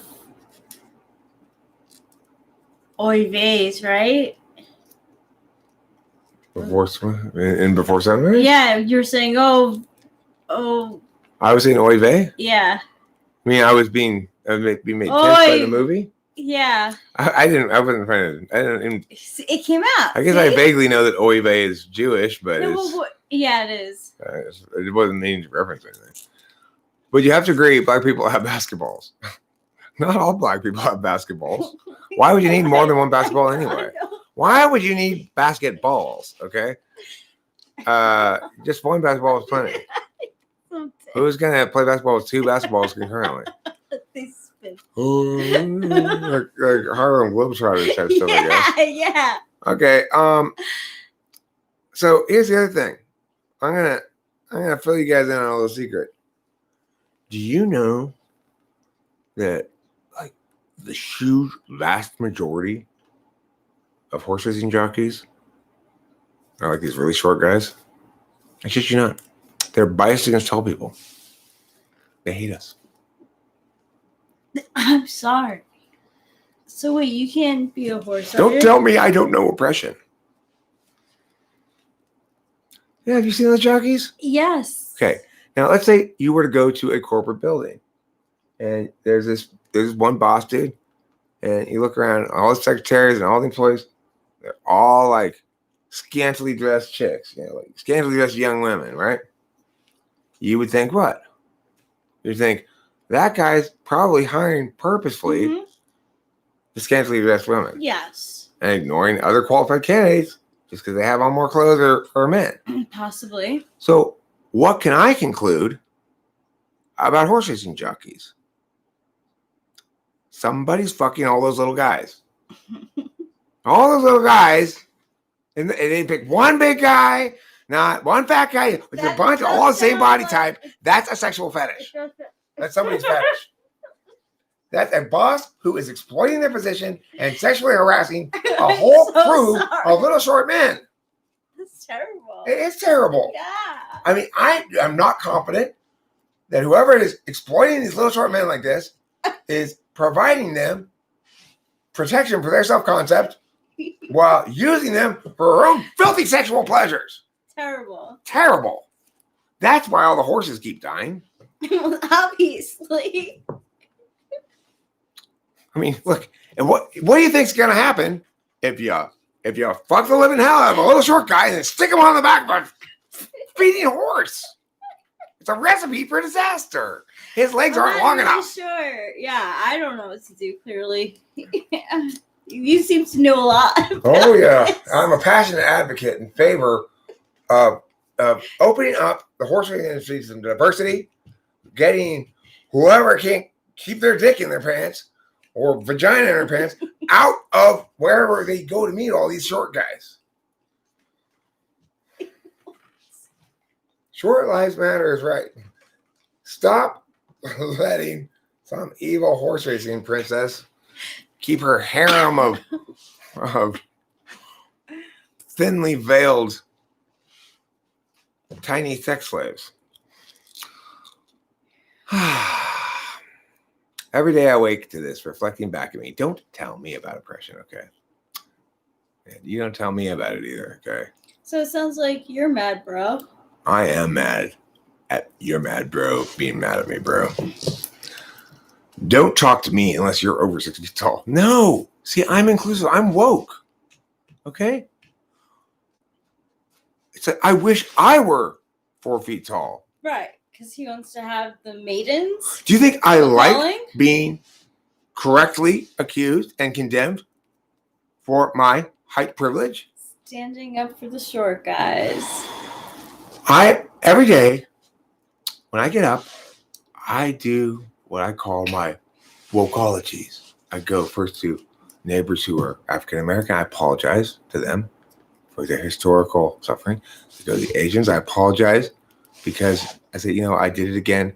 I perceived you as sort of a idealized other race, and I'm really sorry. And I go to the Mexicans and say, sorry for exploiting you and making you pick the grapes and stuff. Buenos dias. No, you missed the spot. Get over here. Get your ass over here. This trash can goes out front. You stole my fucking nectarine. They did. They stole my nectarine. I'm convinced of it. Me too. I think so too. You left it there. My story kind of broke down when we got to the Mexicans. You pulled it off, didn't you? Did I pull it off? Where did I put it? See, this is what I couldn't remember. I couldn't remember if I actually pulled it off or if I went. I know I didn't pull it off. I went. I felt it. I squeezed a little bit. Sucks. I'm like, I'm gonna get this tomorrow. I did not pull it off. The gardener stole my nectarine. That sucks. How do you know it was the gardener and not a squirrel? It could have been, but I don't think the squirrel would have gotten it all the way from the tree without leaving any remnants of it behind at all. Yeah, you're right. They leave pits. They take a couple bites. Yeah. And maybe spit a little bit out, then they carry it a little bit away. Squirrels aren't that strong. Damn, those suckers. You look like a walrus or an elephant. I have the privilege of looking before quickly cutting across 5 lanes of traffic here. Look, the thing is, I read it in a book the other day, and I thought, oh, that's why. Said, tall people don't notice height because everybody's shorter than them. But what it said in the book was, some people don't notice height because they're never subject to any critique on it, so they don't understand that it could matter to anybody, right? If you're tall, dude. It says more like that in the book. I don't remember the exact words. It was the fantasy book series I was reading. Anyway, whatever. Why am I TIing myself on that exact wording? Are you sure, Eric? If you watch Rick and Morty, you know squirrels are a force to be reckoned with. Rick said so. Well, I would like to draw your attention to Exhibit B, the classic musical explanation of this whole thing. Squirrels in my pants. Squirrels, squirrels, squirrels in my pants. May I recommend to go ahead, take a moment and enjoy Phineas and Ferg's Sister Candace singing Squirrels in My Pants. That's right. I was trying to remember where it's from. Phineas and Ferb. I'm going to give you a kiss and head in. I love you. I love you too. Lawnmower. Bye, guys. Good night. Good night, Pee-Pee. I don't think. Good night. I don't think anybody should ever feel humiliated or even embarrassed for being who they are in their somewhere within the natural range of human expression. I really strongly dislike that the world is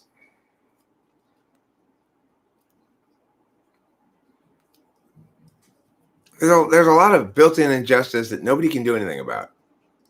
And that's one of them. There's a lot of fat girls, quote unquote. There's a lot of built-in injustice nobody can do anything about. It doesn't matter how many times I tell some woman or the world or whatever that everybody should worry about their own body, not other people's body, worry about what they want to eat, not what anybody else wants to eat, and not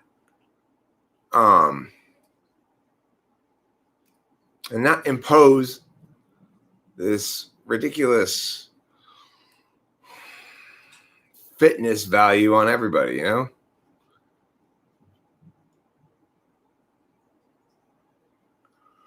I'm not saying nobody can complain about anything. Look, it's like, it's a strange thing because I spent so much of my life feeling not reproductively viable.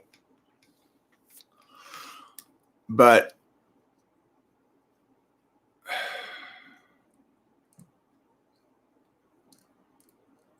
I don't think it ever linked to anything specific, really. It wasn't like I thought I was just not attractive to women. I knew I didn't understand how to do that stuff, like how to FI, I guess. That was driven into my head so hard tonight, too, watching that movie. I do not know how to FI. Watching that movie, it made me physically uncomfortable, and it was almost impossible for me to let it go for more than about 10 minutes without pausing it.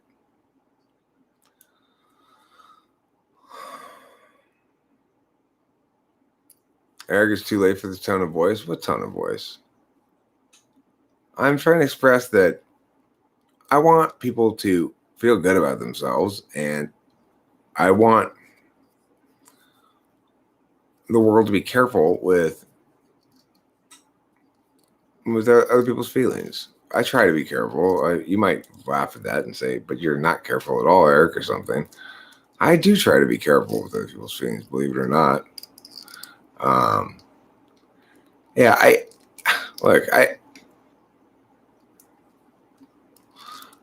don't know what to say about all this stuff except this. For every person who has some genuine insecurity, to them, that particular insecurity is what really matters and significant. But you got to remember just how dramatically other people in the world might view things in an entirely different way. So, I for most of my life, and still to this day, I will affirm the statement that I am, rather I'm definitely on the unattractive side, based just purely on straight up physical elements. If you were to somehow do a composite of faces and stuff, I wouldn't score well. But I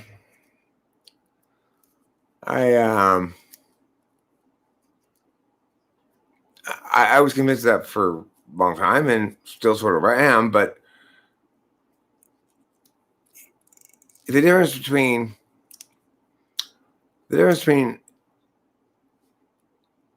it being an insecurity and an asset is,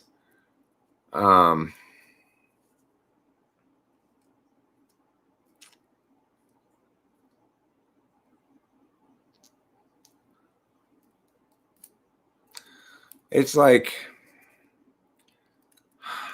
there's something I keep wanting to convey to people, and I know I'm not expressing it correctly.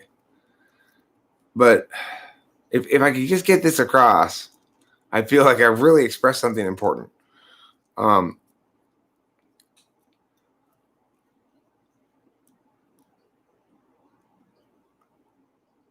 Almost everybody's scared. Almost everybody's on defense. Almost everybody's avoiding harm. And almost everybody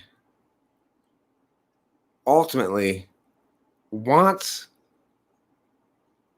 to be led, including leaders. Everybody still yearns for the ideal of the wise and caring adult who steps in to make good decisions when shit gets wonky, and who is making sure you're safe in ways that you don't even aware of because you can get kind of toddlery about shit, right? Everybody longs for at least some element of that. The ability to safely defer your own responsibility for being some portions of it onto other people. Sometimes that's a helpful thing and a healthy thing. Rachel and I naturally fell into an odd kind of habit of chores. You know, she usually does the laundry, and I make the food, cook the food. She cleans. She makes the bed, cleans up a little bit in there. I'll clean up some in here. You know, we don't do a lot of chores, so there's not a lot of chores to split up.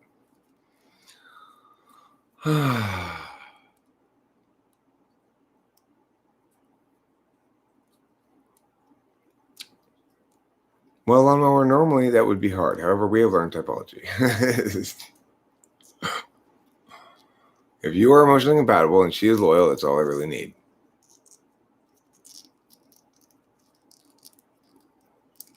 You know, loyal girl and emotionally compatible Rathor. Vicky. You mad? Bro, that was a dumb bad joke I did. I don't dig that stuff at all. I actually thought you were a troll before I let loose. You know, I gotta say, you mad bro. You mad bro is a name that suggests you just might be a troll, right? Because I believe the expression you mad bro originates with the fine and gentle art of internet trolling. Am I correct? Is the first person ever who said you mad bro, was he a troll? You like the point I made? What was the point I made? Everyone wants help shouldering the burden of life. Yeah. I mean,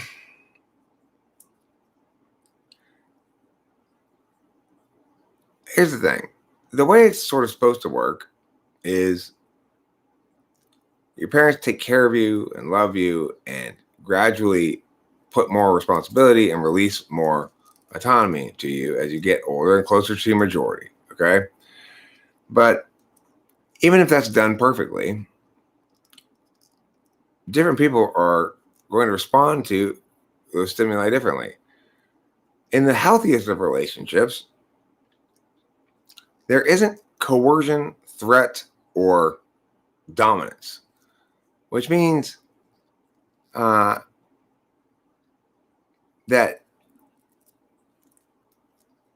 you know you can sort of bog down in family or filial responsibilities that aren't really necessarily yours, or you know, it's like why am I having to be responsible for my cousin Judy who can't take care of herself, right? There's that thing. Autonomy. What about abolition? What would you like to abolish, Audrina? What would you like to abolish? No, Octavia's a girl. Octavia's a female girl. I typed her, and she is a young, attractive female. Which is probably why she has a male name, because if you're a young, attractive female, and you make that obvious in your profile, well, you get a lot of hey girls, or the intuitive equivalent, you know? Eric sees this comment. I am so confused now.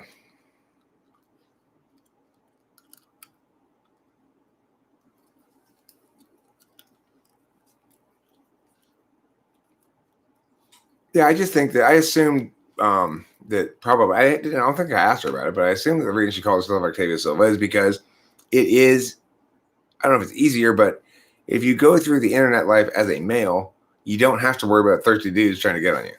I'm assuming that's probably why she does that.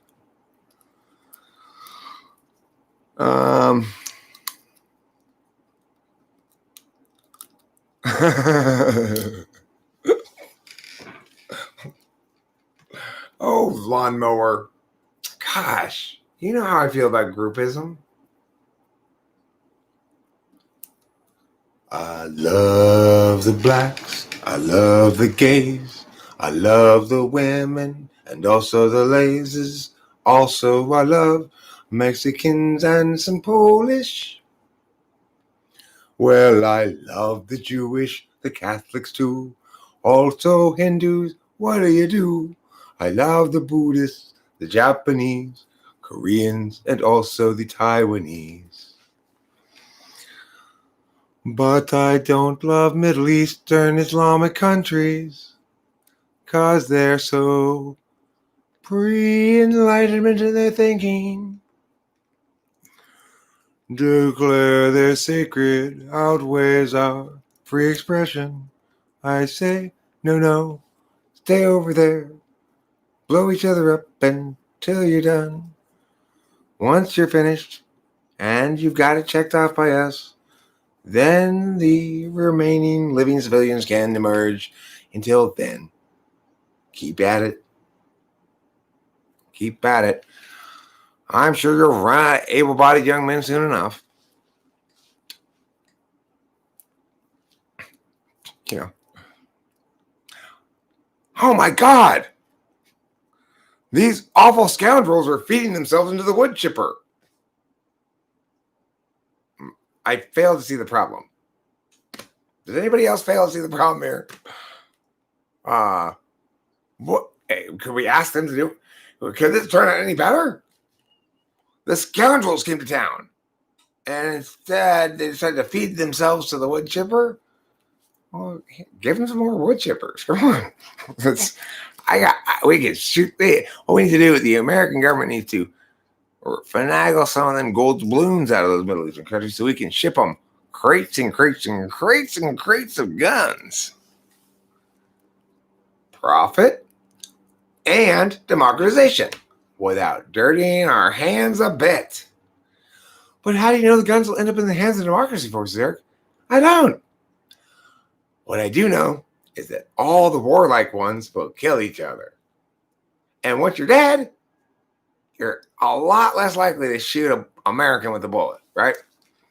Dead people don't usually slay American international travelers. You can't do that to me because I'm an American citizen. Okay? Hey, did you hear me? Hey, foreign language guy. Hey, listen. No, put that away. Listen to me carefully. I am an American citizen. Look at my passport. I'm going to go to the consulate, and they're going to get you and put you in jail. Okay, Morge. Well, I guess it's time I reveal the rest of my exciting plan to save the world and the Middle East from Islamic aggression. Here we go. Are you ready? So, yes, we're going to sell them a whole bunch of guns. But here's the tricky part. We're not going to sell them any boats or planes. No boats, no planes. Zero. You are on boat and plane moratorium.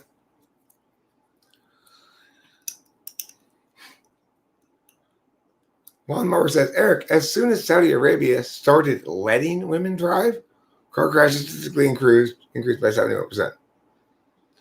Well, I mean, when you've kept half of the population, he said, okay, half the population, you're 16 years old, you start to learn to drive, you're pretty good by the time you're 30 years old. The other half of the population, you don't get to practice. And so you might be 50 years old, and we're going to get you in that car for the first time. Of course, traffic accidents increased by 71%. It wasn't so much letting women drive that caused that increase in traffic accidents. It was stopping them from learning to drive before. So you're framing it as letting them drive. That's not what caused the increase in accidents.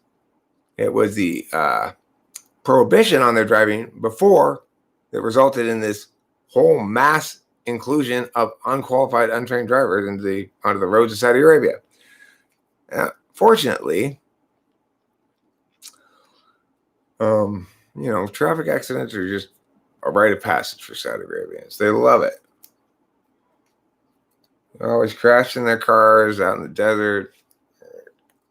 riding camels into their cars and riding their cars into camels. All those sort of things. They're rich. They can afford to crash their car. They're fine.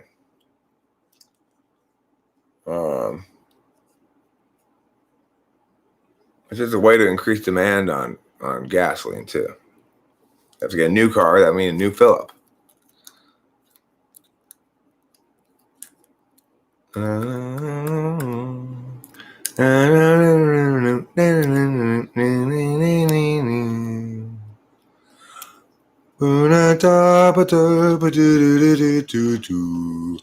He's a sweet talking guy, but he's my kind of guy.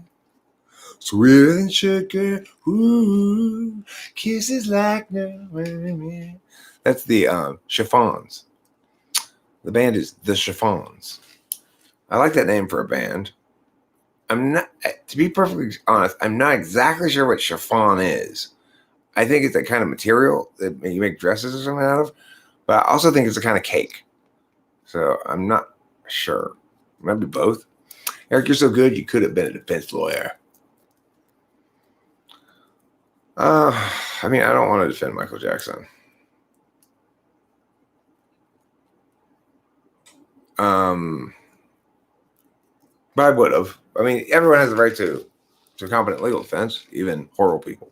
So I actually do think Michael Jackson did some bad things. I think. I don't know, but I think so. I just get this sense. If like he were around, he's the kind of one. Even weren't famous or whatever, I'd definitely be sort of like keeping an eye on him. Okay, this guy is a little weirdly interested in certain parties, you know. I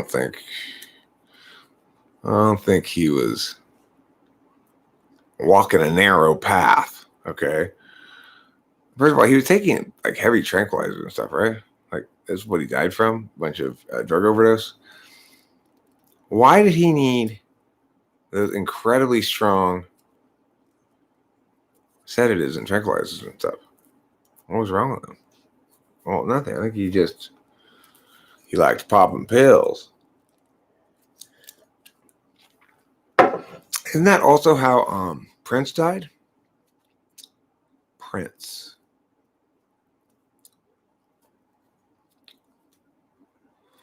Prince, I would call his early career.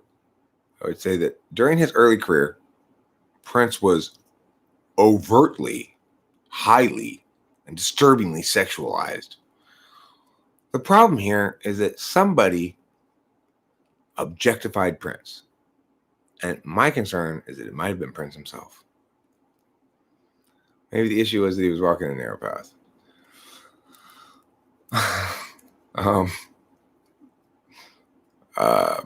Prince eventually converted to, Prince was a Jehovah's Witness. Isn't that weird?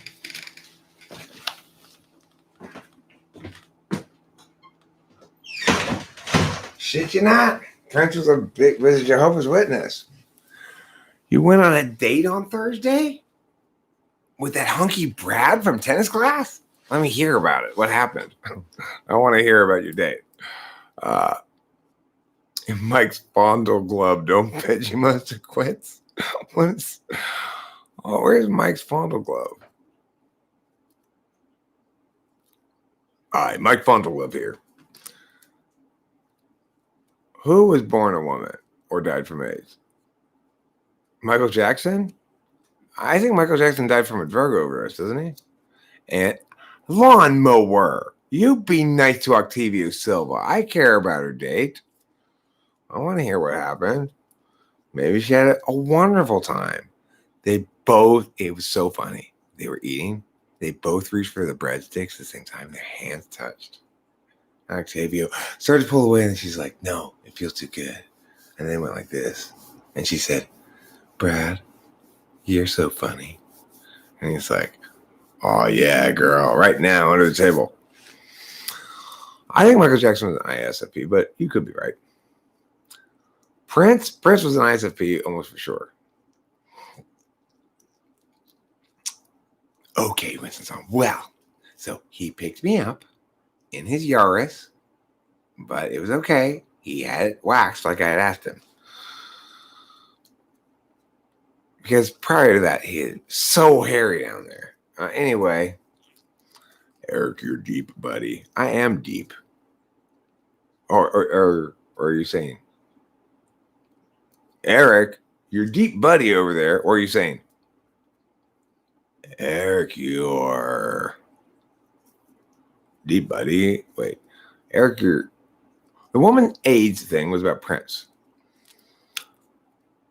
Prince was born a woman and died of AIDS? Huh. Here's the thing. What I want to know is this. Was his AIDS full blown? You're real deep in Eric. Look, it's fine if you go balls deep in Eric, but please, nobody go helms deep.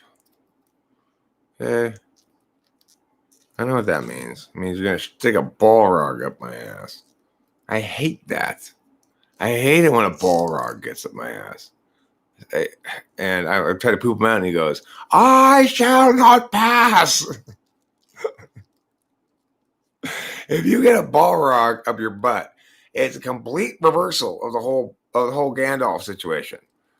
Instead of the Balrog wanting to pass and you wanting to keep it from passing, you want the Balrog to pass, and it's just lodged up in there.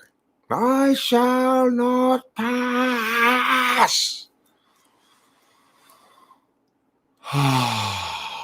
Oh yeah, I've been flexing my rectum this whole time. I'm up to 742. I've been keeping count in my head. What are the 1048 musings of Eric the ENTP? I must know. Oh, I'm musing, I did. I am musing. I have mused things that have been unmused for millennia until this musing moment. What about that Cheerio, host Eric? Did it bother you terribly? What Cheerio? I don't know what you're talking about. What Cheerio? Talking about cereal or the term? I don't have any Cheerio. I mean, email anthrax. Yeah, it's fun for about 15 minutes. After that, I've had enough fire. I've had enough stabby thing. I've had enough flaming whip. I've had enough. Oh! It's like, Jesus Christ. I said I wasn't going to do this again, and this is exactly why. Once you get them in there, it's hard to get them out. Okay, Octavio Silva. Next chat, I will ask you in code, and you can answer in code. I want to hear what's going on, Octavio Silva. Why are you sweating with your sleepy eyes and frown? You put those sleepy eye, sweaty frowns away. It is time to spill the beans. Kiss and tell, Octavio Silva. I want you to start at the beginning. Did he pin the corsage on your dress, or did you pin the corsage on his codpiece?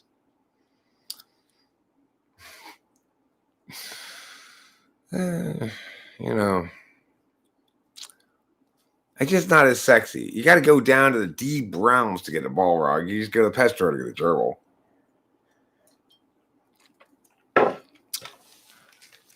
First he went balls deep, then he went helms deep, then he went Balrog deep. That's deep. Eric, have you manipulated any of your relationships due to your knowledge of every type of weakness? No. I've never been manipulative. I used to be more of an asshole, or I used to be more like a TI bully with my relationship partners, or to try to say, you need to stop using your feelings, things like that. That was a long time ago, though. I was never manipulative. It's both difficult to manipulate me and very unlikely that I'm going to manipulate you.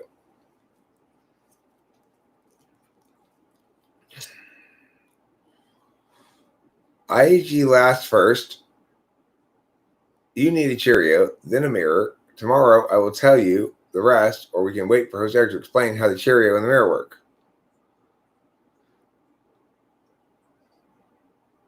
IAG last first. I'm not sure how Cheerios and Mariners work, but it sure was a cheery row of steers at the county fair. And from now on, I'm going to brand them all with my own brand and just walk around the street to my house. I used to bullies by a T.I. Dom as kid, and I realized I became my enemy. I'm sorry to hear that, lawnmower. I got bullied as a kid too. I got bullied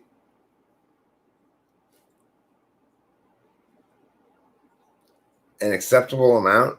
Like, not to say that it's acceptable in any amount, really, but I would say that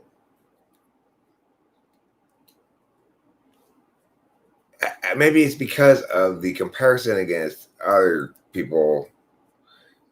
Like there were people who got genuinely bullied. I got bullied a little bit. I got some bullied, but I probably did some bullying too. Not very much, but you feel bullied there? Bullied by whom? Hey. Who's bullying you, mad bro? Eric, are we only going to do this Middle East idea on specific country groups? Some of those countries, while Islamic, are quite stable, such as Saudi Arabia. Well, yeah, I'm not interested in starting any conflicts or whatever.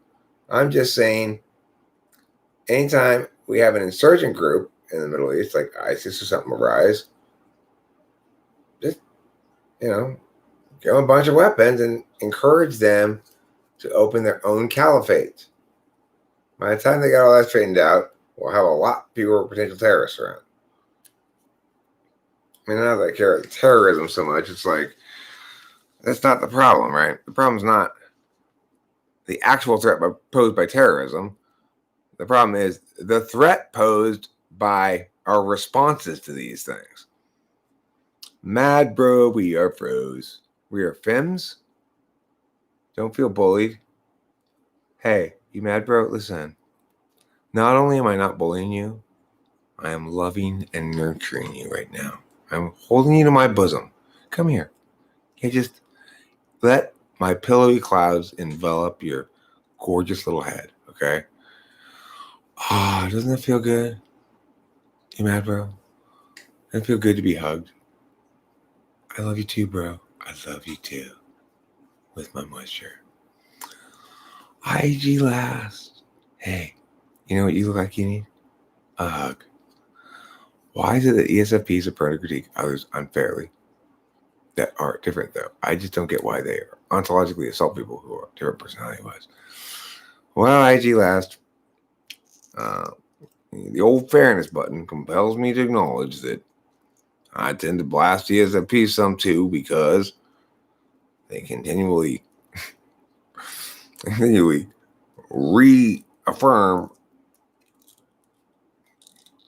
previous conclusions on their overall ability to be other than this,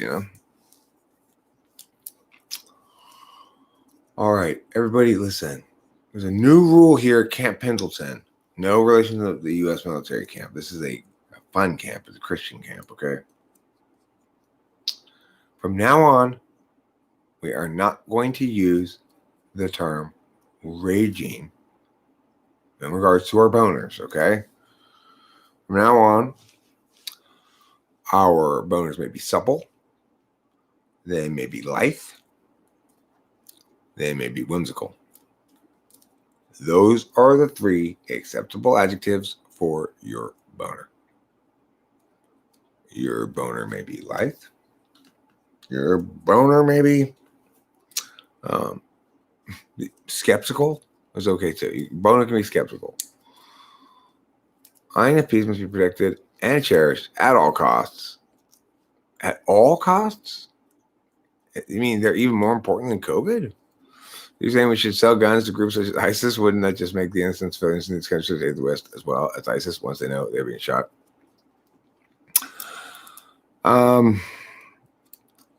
Look, my point is the region needs to be responsible for itself. The governments, the people, etc.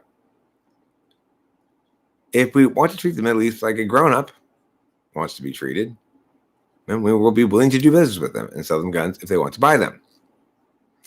If we want to treat the Middle East like a grown-up, then we're going to assume that they can handle the right to bear arms without devolving into murderous barbarians. That's what it means to treat them like an adult. And if we want to treat them like an adult, then we're going to consider the business interests of America somewhat and say, hey, looks like a good opportunity to sell a bunch of Smith & Wessons, you know? The point is, I am not talking about any kind of organized campaign to do anything to anyone except to deny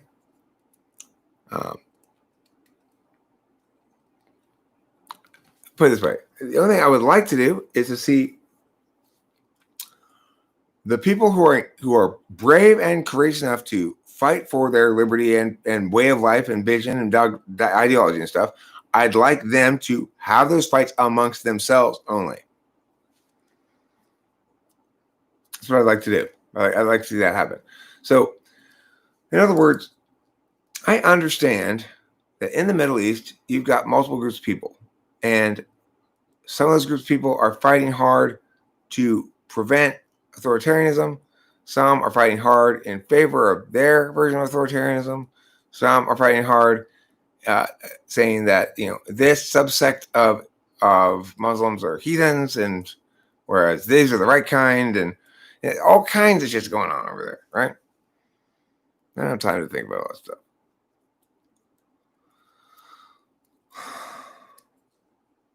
I am really only this much awake right now. I think I've run out of brain cells that are, you know, field ready. I have no field ready brain cells.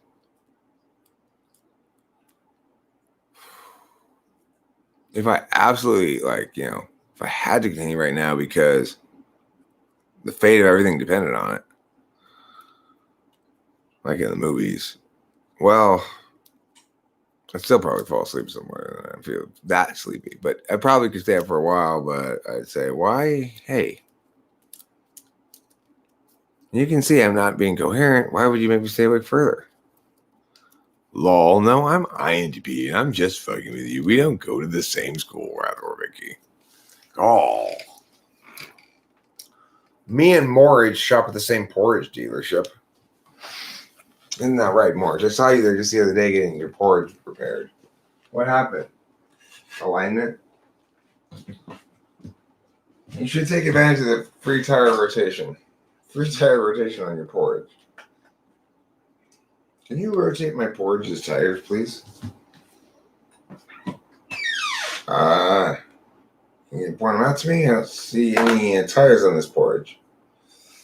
They're little porridge tires. They blend in with the rest of the porridge. You gotta look carefully. Oh yeah, there they are. I see them. Porridge tires, huh? Pretty clever. Yeah, I'll tell you. Clever.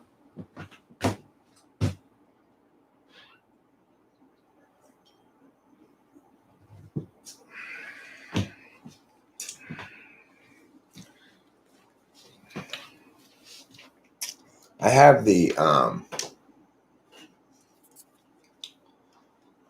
restless, uncertain, ontological dropsy called meow time. So what's the good thing about meow time?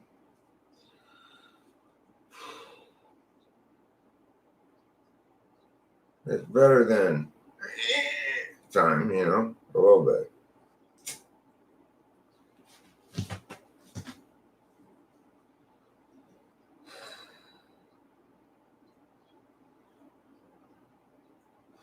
Feels good to stand up at least time.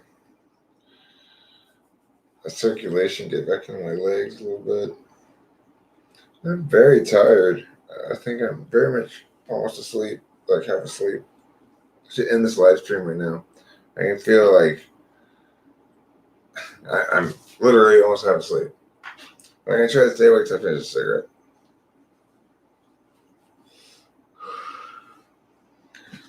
It's because I didn't really sleep either the last 2 nights. A little bit both nights, but not much.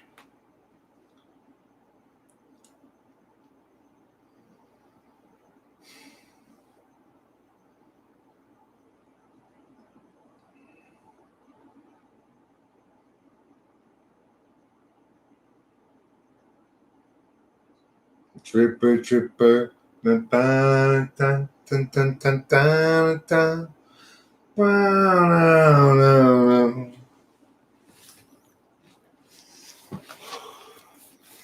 All right, let's see what's going on here. I know I'm so irresponsible about that mask. But the thing is, Marge, I've been trying for days now to wear a past beta porridge, but it keeps falling off my face. And people say, you got something on your face. And I say, I know, it's my mask. They say, it looks like porridge to me. And it's a big conversation. Where is the meow time on the standard clock hanging over the wall in the kitchen by the fridge? I don't have meow time on the standard clock hanging on the wall in the kitchen by the fridge. Maritime law? Like undercutting status mercantilism? Maritime law. Okay.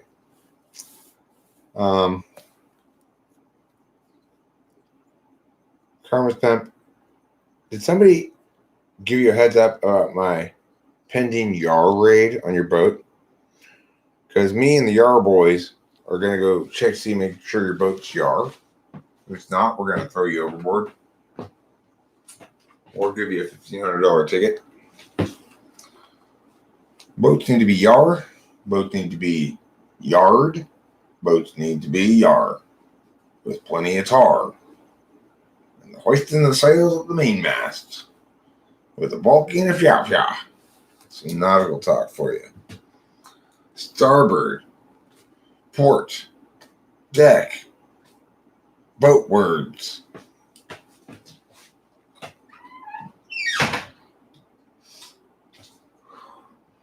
You're no sailor. You don't know enough boat words. How many boat words do I need to know to become a sailor? All of them. That's a trick question. All of them. All the boat words.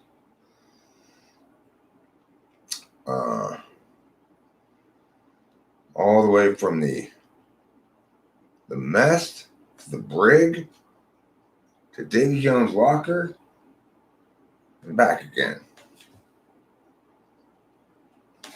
Mess, brig, locker, back again.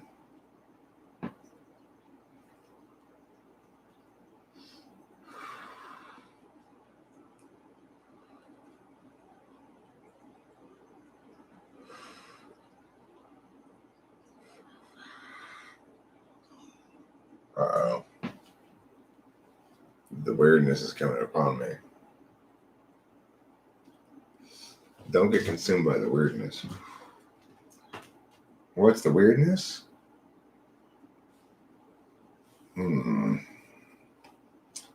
Usually happens sometime during the second night. Right now, I'm just like late enough you can say I'm pushing into a third night. It's only 11 p.m. But the brain just stops firing properly. It's lack of sleep. And everything slows way down. And you have these alternating feelings of kind of like good in your body and confusion. Or just a general like punch drunk from being focused.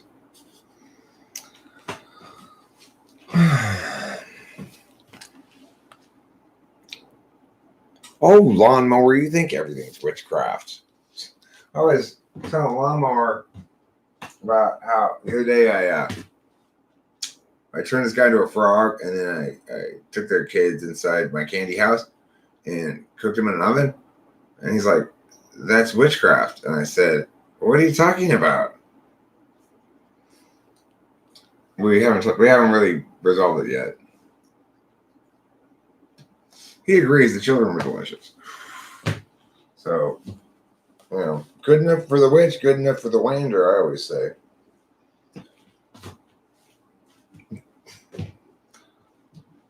I ain't afraid of no witch.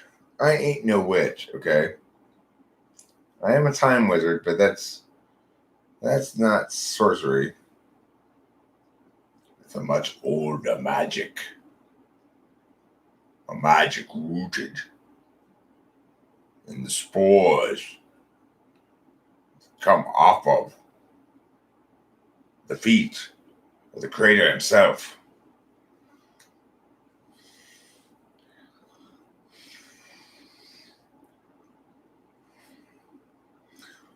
It keeps the planet spinning, forcing the beginning.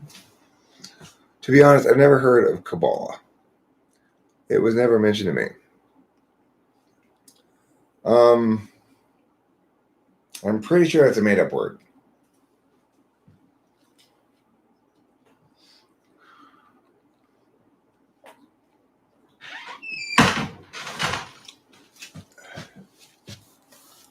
Kabbalah is just a made-up word that they use to sell their country as a holy land, so they get more tourists.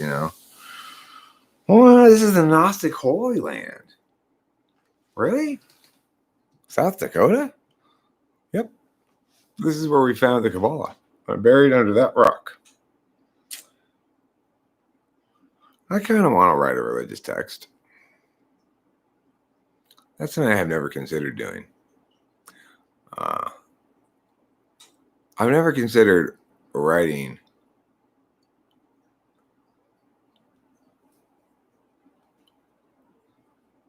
an exposition on spirituality of some sort.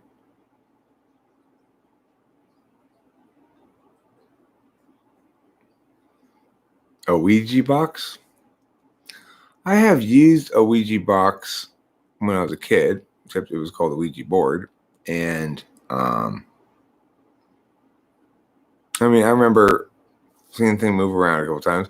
I don't remember ever really getting any clear answers that linked to anything.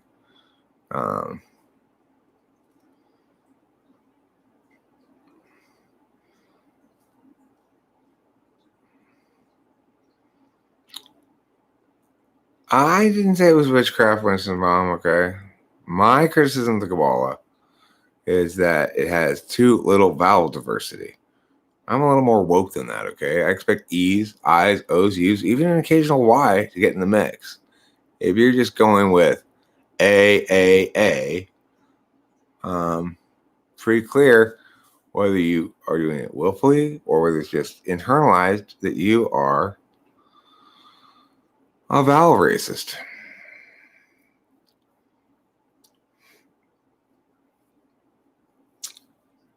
I'm not interested in stuff like that.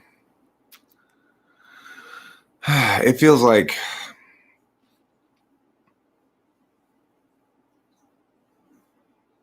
it would definitely feel as though I were recovering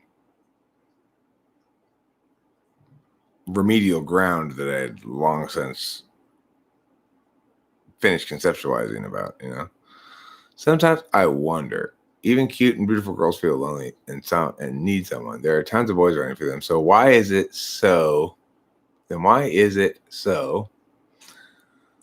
I would say the commentary on the Torah by Nachmanides is pretty cool, but it's not something I can read all the way through because quite a bit seems dated or irrelevant to my worldview.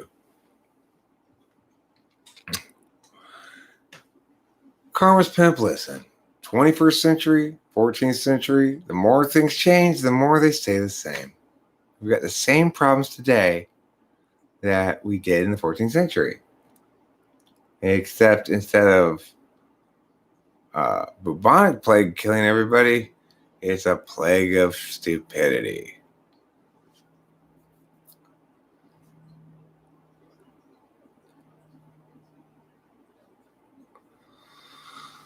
Then why is it so? Why is it so that That what? I want to know the end of your sentence. How does one become a wizard?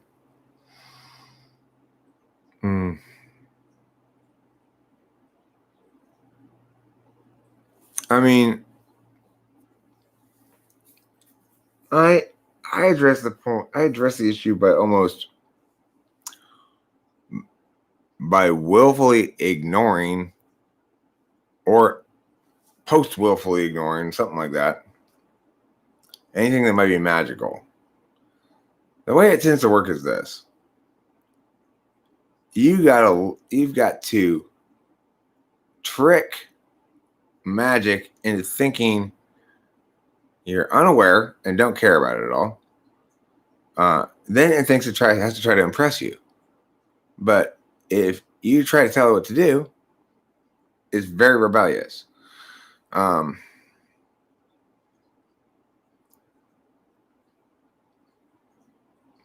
most powerful spells of all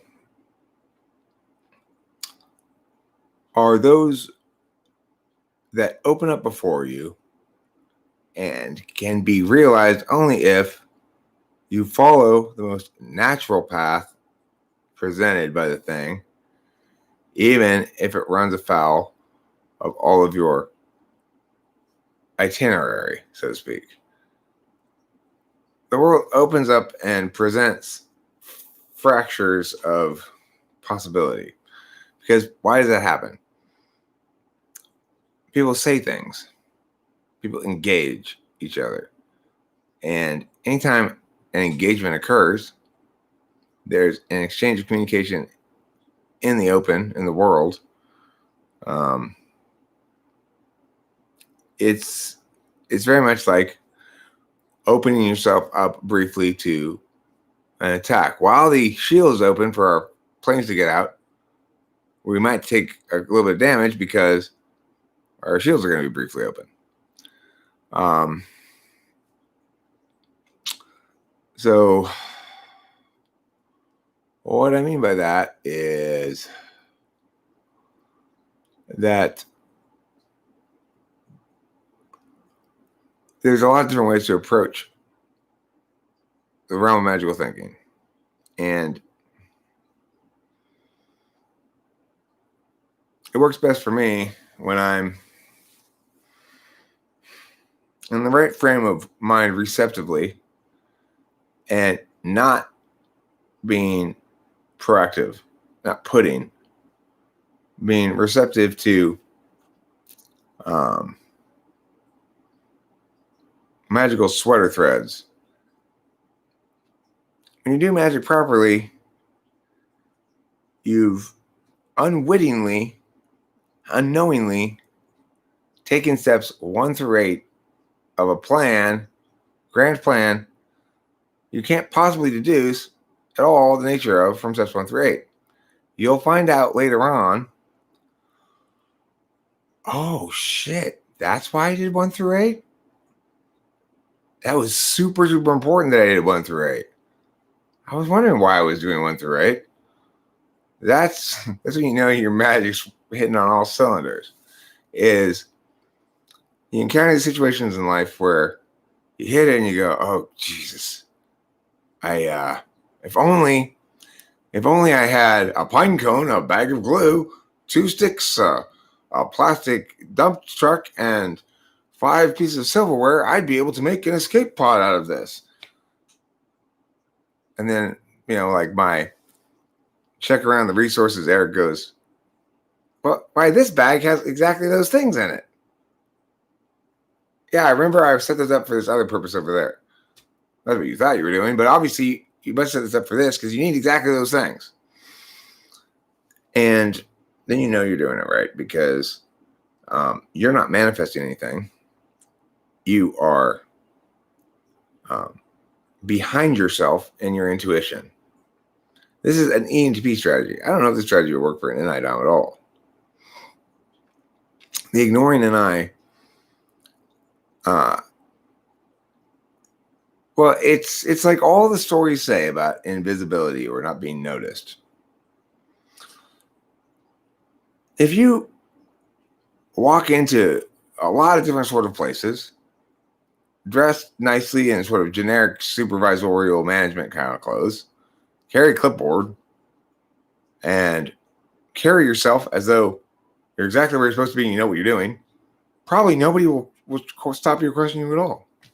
Because for most interactions, most time in the world, those epi heuristics are good enough to tell me whether I need to engage you or not. Those epi heuristics are just enough to convey to you that you're not going to have a problem with me if you don't engage me. So then it's always going to be safer for you to just err on the side of not doing anything. The only thing you have to worry about is you come across some feisty, rebellious extrovert trying to impress somebody, you know?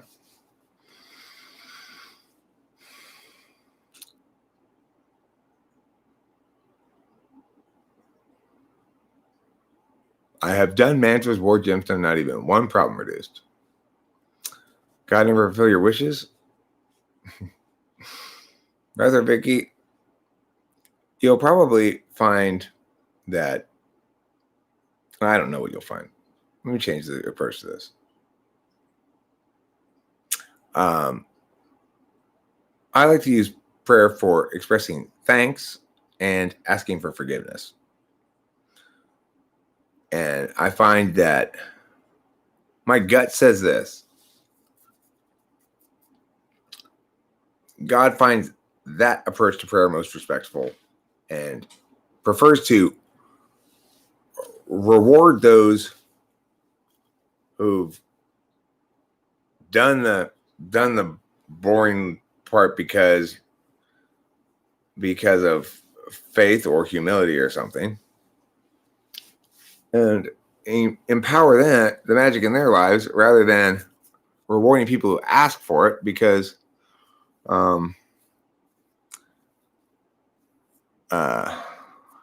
God doesn't want to encourage that behavior. If he starts answering prayers by people asking for shit, before you know it, it's gonna stop being a special surprise people get. It's gonna be an expectation, and everyone's gonna be burdening him. And before you know that, it's gonna be sort of legally entranced, and then you'll be able to sue God for not fulfilling your promise before you know it. You know, it's ridiculous. So that's why I say, ask for the forgiveness of the Lord for your sins, and thank the Lord with gratitude in your heart for this day, your daily bread. He will forgive you your trespasses, as you forgive those who trespass against you. If you but say to him, your will shall reign on earth as in heaven, as above so below. Almighty God, wielder of the sword of the Holy Spirit. When God wants to look really kick-ass, he has the Holy Spirit take form of a sword. Holy Spirit has basically not exactly fully unlimited, but pretty close to unlimited Wonder Twin powers. You can turn into any kind of water or flying animal. You know, it's not as cool as Jesus' superpower of rising from the dead, but still pretty cool.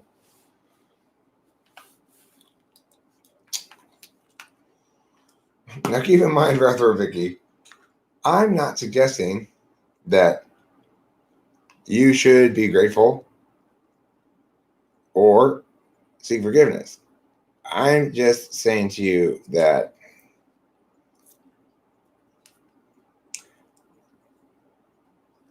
your frame says more than your contention level stuff. It's like,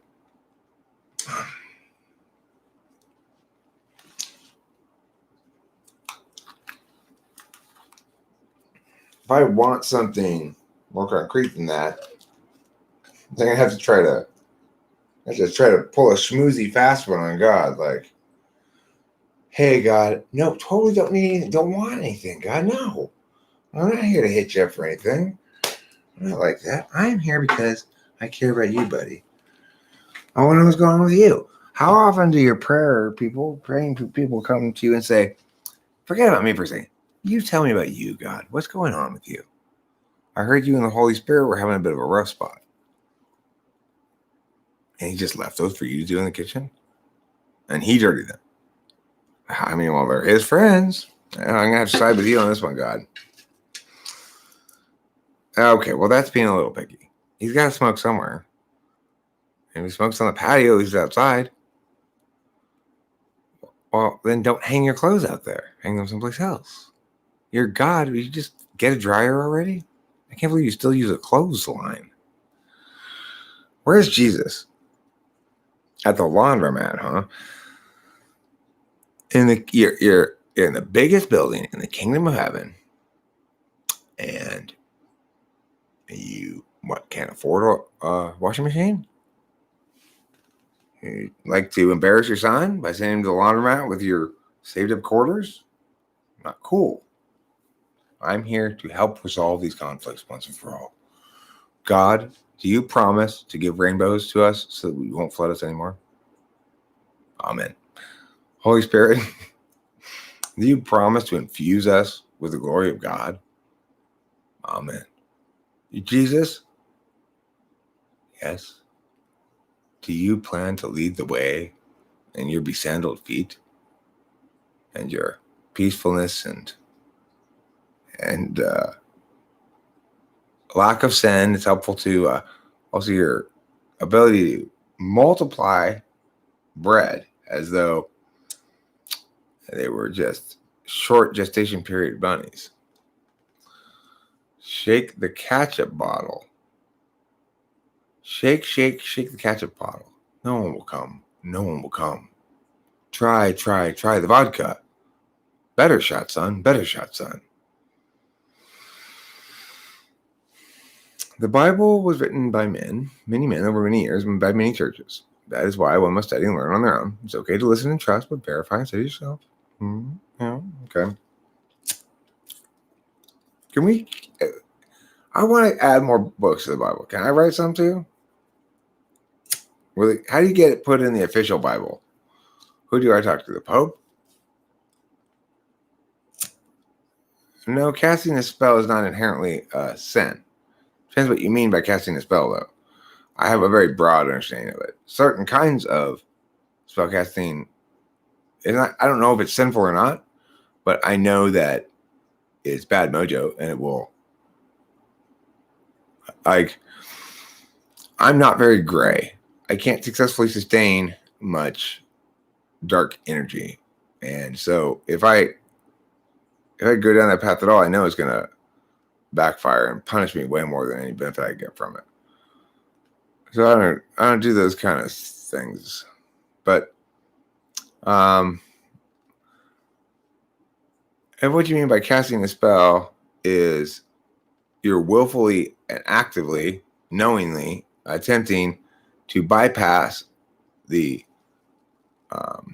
normal gates that constrain human beings. And you're trying to do it for some sort of advantage, personal advantage, gain, or vengeance, or some other unjust reason. Then, yeah. Fair enough, Lawnmower, though I don't believe in the devil, so I don't have a problem with witchcraft. I don't know if I believe in the devil or not.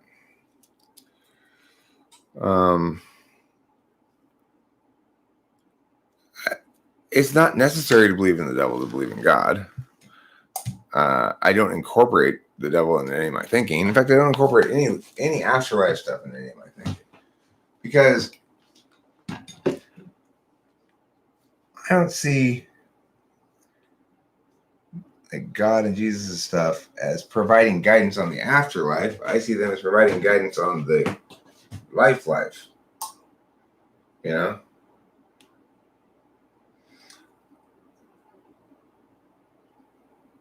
Like, here's my take on it. If God wanted us to spend our time and attention worrying about what happens after death, he would have given more concrete and universally communicable instructions on how to handle the post-death protocols. Since he didn't give us such, we can conclude they're probably not too onerous, or they're so onerous that there's nothing you can do about it at all. You're just going to suffer. One of the two. Just a notion, a thought. Now, I've been standing here trying to pull his bone rip, seems like for hours.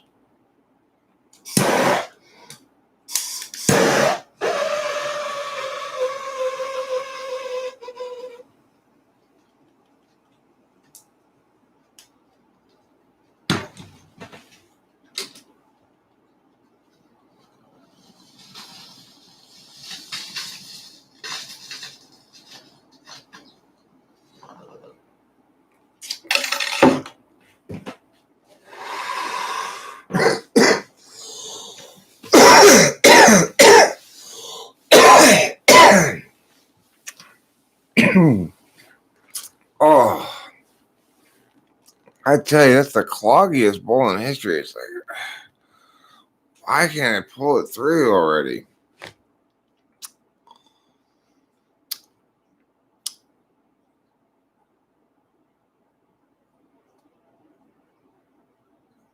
You could only find salvation in Jesus Christ, brother? I thought it was supposed to be Jesus. Have I been getting this wrong the whole time? Have people been saying Jesus is brother and I just missed that part? Well, okay, well, what's his spiel? I've gotten pretty used to Jesus's. What's his brother's spiel?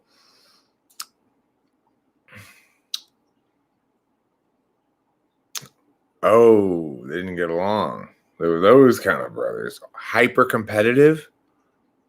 Jesus won all the carpentry competitions. His brother was a perennial second placer. I mean, that's tough to deal with, but doesn't justify what he did to Jesus. Yeah, he wrote all over him with a Sharpie when he was passed out at a party drunk. It's crazy. That's Jesus Christ. And you're going to write on him with a Sharpie just because he's passed out drunk? You're drunk too, but where do you think you got that wine from? He turned your water into it. Is this how you repay him? Can morality only come religion? I disagree with that. No, I don't think so. Well, okay, look. Negative morality requires no leaps of faith whatsoever, requires no magical thinking. What I mean by that is it's implicit to the reciprocal burdens that are asked and given every day, all the time, amongst people. What is an example of reciprocal burdens? Let's say I was a store owner who didn't like to wear my mask.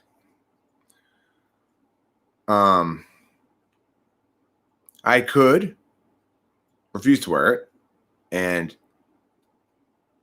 if you don't want to go into my store because I'm not wearing it, don't come into my store. Or I could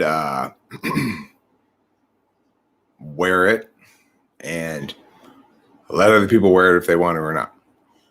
The one thing I couldn't do is not wear it and force others to do it. This is what it means by reciprocal burdens. If I'm in a liquor store, I can force everyone to wear a mask in there, as long as I do too. Or I can not wear a mask myself and probably lose some business, but I can say to people, you come in at your discretion. I'm not wearing a mask, too bad. But I can't both not wear a mask and force you to. And the reason I can't has nothing to do with my rights. So as a liquor store owner, in fact, if I wanted to do that, I could do that. If the laws were just, it would be perfectly acceptable for me as the liquor store owner to put up a sign saying, I refuse to wear a mask and I require everybody who comes in here to wear a mask. In practice, it won't work if the store owner doesn't wear a mask and also requires you to wear a mask, because it will instantly, every single time, provoke the same question. Well, why aren't you wearing a mask then? And at that point, he either has to give some sort of answer that's meaningful, and since he doesn't have to give any answer and refuse to give one, or concede the point, you know?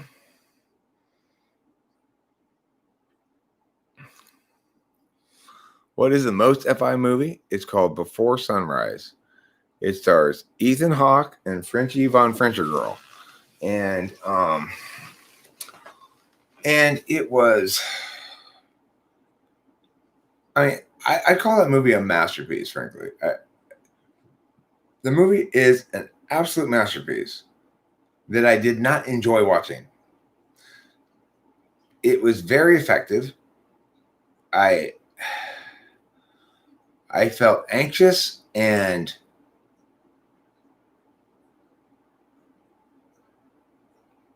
stressed throughout the whole movie, even though nothing happened. It was an incredible piece of art making.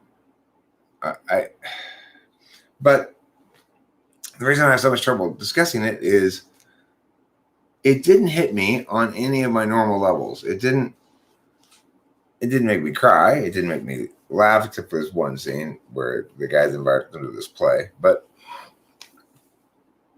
other than that, it was a serious movie.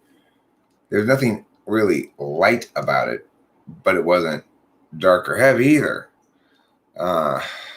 So I don't know what to make of it. It was causing so much of a sensational avalanche within me of various sorts, but I remain unable to determine what emotion I was feeling, except it's just sort of like uncomfort. Like there's a vibration, there's like a tone that's hitting a frequency vibration that's making me rattle, you know? Karma's Pimp, is there a term for that negative sense of justice you speak of?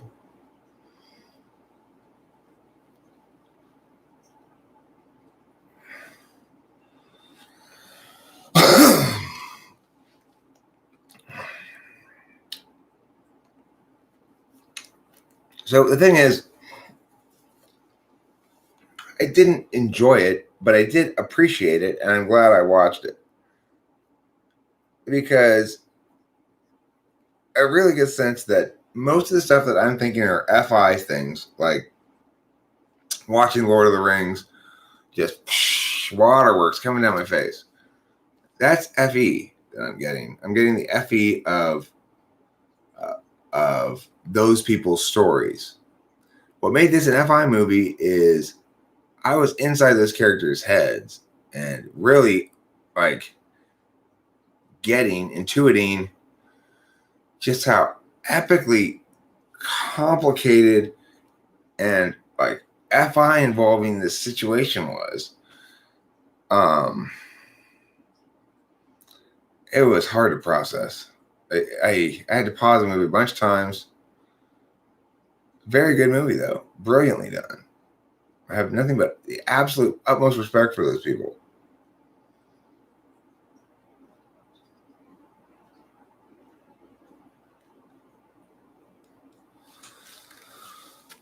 Well, it's called Before Sunrise.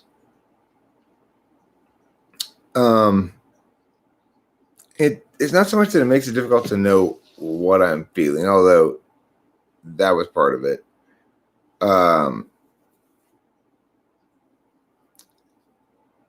What that movie did, the way it was made and stuff, it basically auto-loaded you into FI and said, well, this is an FI experience.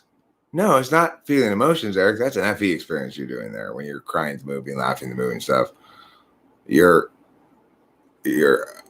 supping up the rebounded light from other people's emotional responses. That's FE.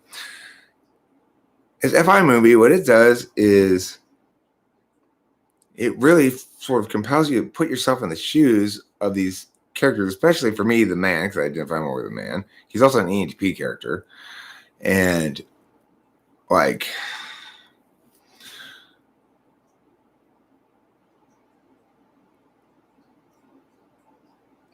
you get the sense watching these people in their early 20s struggling with managing the various ontological links that happen around then, with every new love seems so important. I mean, it does forever, really, but it like brought me back to a place where I'm like standing next to a girl, feeling like I don't know what to do, and it's just, and then thinking like, okay, but he's just trying to put myself. It was, I can't even talk about it. FI breaks me. I am unable to continue talking after I start trying to explain FI or think about it. I go, it's beyond my ability to communicate. That's what makes it such a bad thing.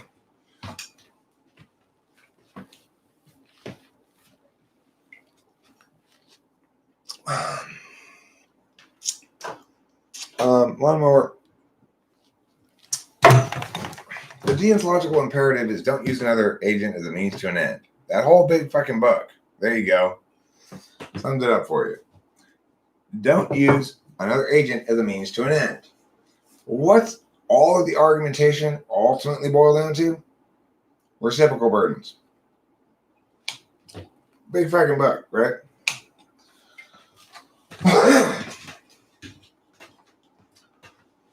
I don't think anybody is particularly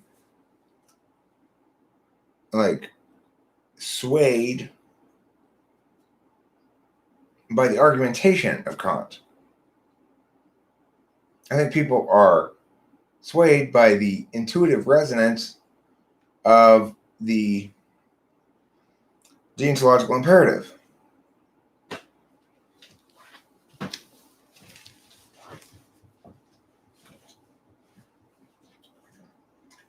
Use not another agent as a means to an end, but rather treat each agent as an end in itself.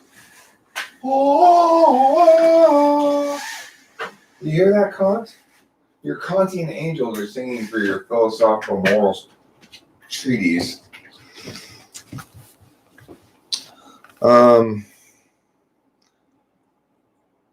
No. I had. I'm glad I watched the first one, but after it was over, I said to Rachel, loved it. Have to know what happens. Am absolutely not going to watch any more of these movies. So just go ahead and tell me what happens, because I want to know. And she told me what happens. So that's fine. I don't need to see the movies. I don't want to go anywhere close to anything like that ever again. It was so. It was too rich for my blood. Like,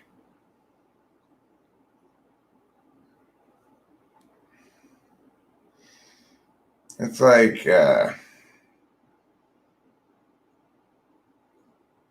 somebody goes to the bar to order a regular beer, and instead the bartender gives them a shot of 200 proof liquor, completely pure grain alcohol liquor. And the other guys in the bar are all like, drinking that shit down like nothing.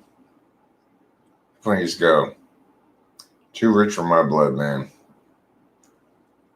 I can't hang with this. You see the analogy there? You must watch Training Day. Okay. Lawnmower Training Day is one of those kind of movies that I avoid because it's going to either make me mad, depressed, or both. Even this movie today, which did none of those things, I can't even tell you what it is that I'm complaining about this movie today, or what it was that was wrong with it. I would give it like a 10, maybe. I don't think I've ever given a 10 to a movie, but it was perfect. And torturous. Why? Because the level of depth with which the FI is done,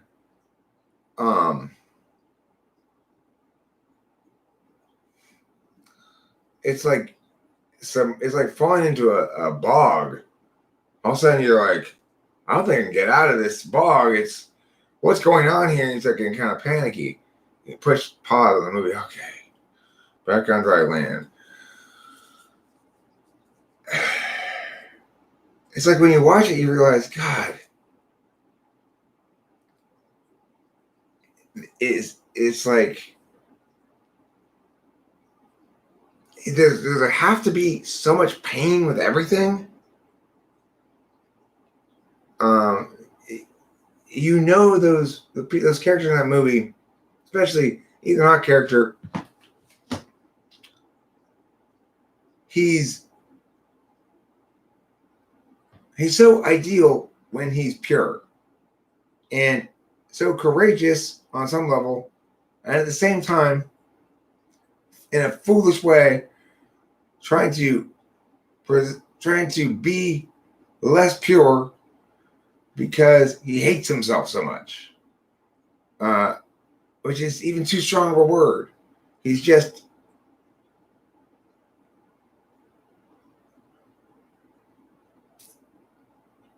sick of himself.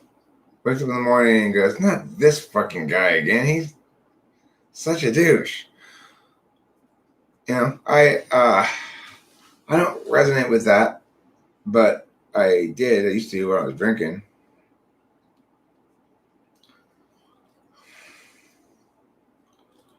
Now I'll tell you what I resonate with.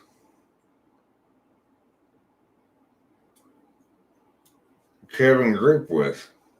A good old friend Kevin Grape with. That's what I resonate with. All right, Kevin Grape with, you old dog. What time is it? Midnight almost? I got a 10 a.m. tomorrow morning, so I'm gonna have to go. I'm gonna have to get my sleep on tonight a little bit. I'm gonna get some Z's. I'm gonna saw some logs. I'm gonna jump some sheeps.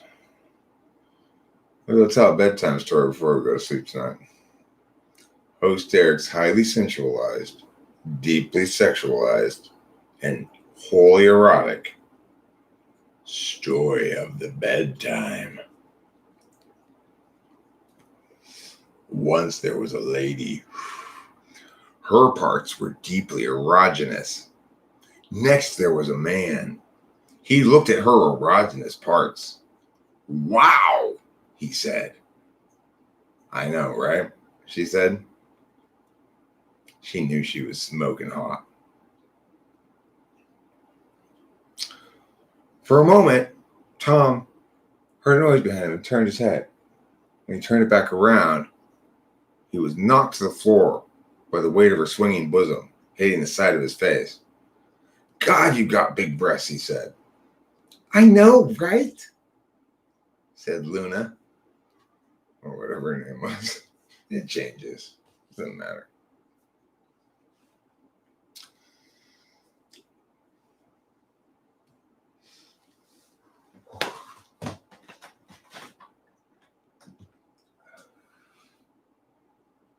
I want there to be a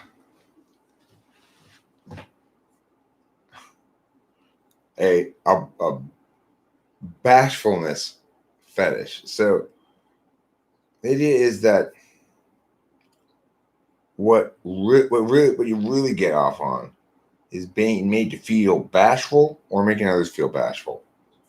So anything that results in an aw shucks and you start raising the flag to the top of the tent pole at the pinnacle of Boner Mountain.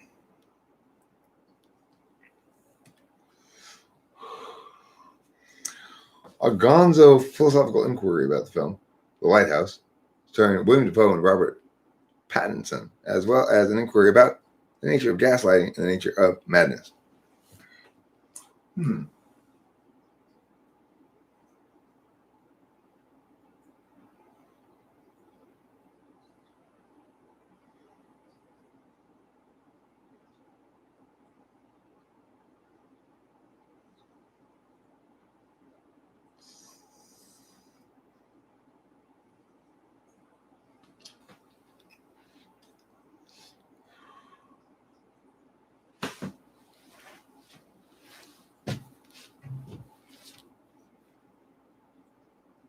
Okay.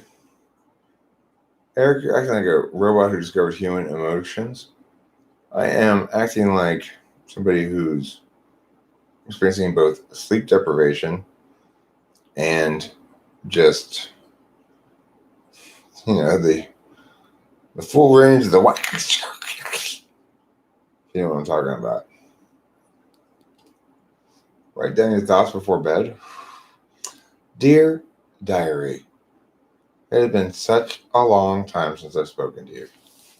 How is your binding doing? And your pages? Ooh, wide rule. You're really opening yourself up to me today, Journal. No, don't get me wrong. I'm not saying anything. I don't dislike college rule. Lean and tight. But I'm down with the wide rule, baby. Bigger margins, bigger heading, blue lines, a red line down the side, holes. 3 of them, just like a woman. Yeah, nothing quite as satisfying as a nice, crisp sheet of wide ruled paper. You know what I would say? Why rule narrow? Why rule narrow when another alternative exists? Yeah. You down, huh? I can tell. I can see it in your eyes. You got the smell of that wide rule paper in your nose. Now you're not going to let it go for nothing.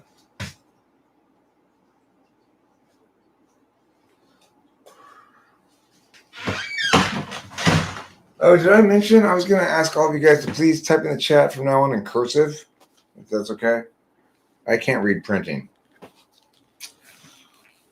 I just discovered it the other day. I can only read cursive. Go figure, huh?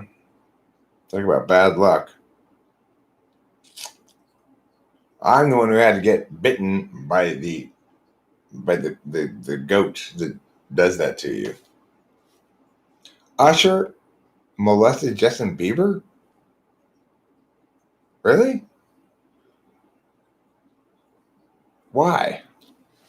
Why? I mean, look, if we're going to believe a lot of what a lot of people say, like all these people in the world who want to do these really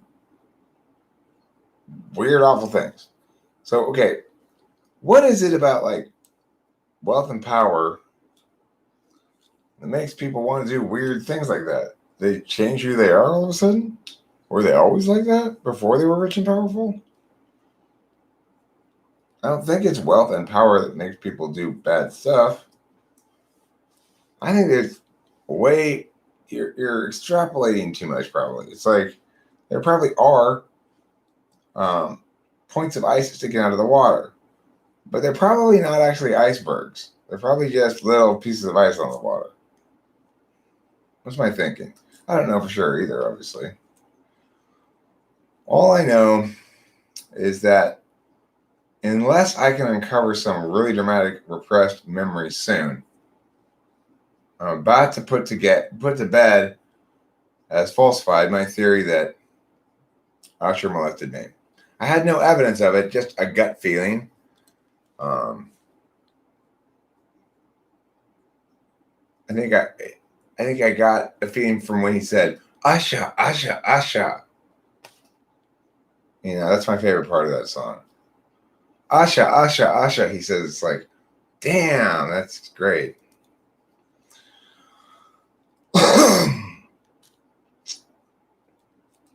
That's no Usher. That's Usher.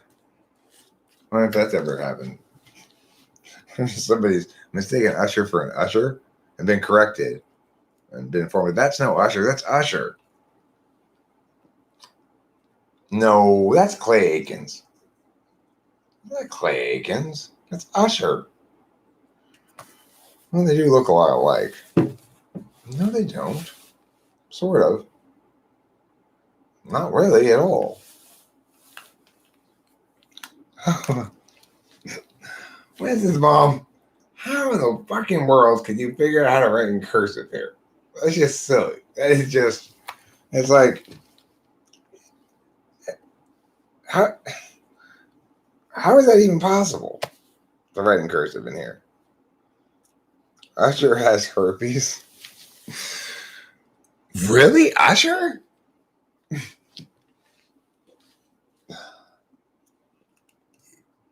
Gosh, that's really surprising. You know, because what Usher had told me, and I guess he was lying, but he swore to me that it was just him, me, and the dance floor. But unless it was the dance floor that gave him herpes, he was lying. It's just you, me, and the dance floor. Is that an Usher song? Or is that Chris Brown?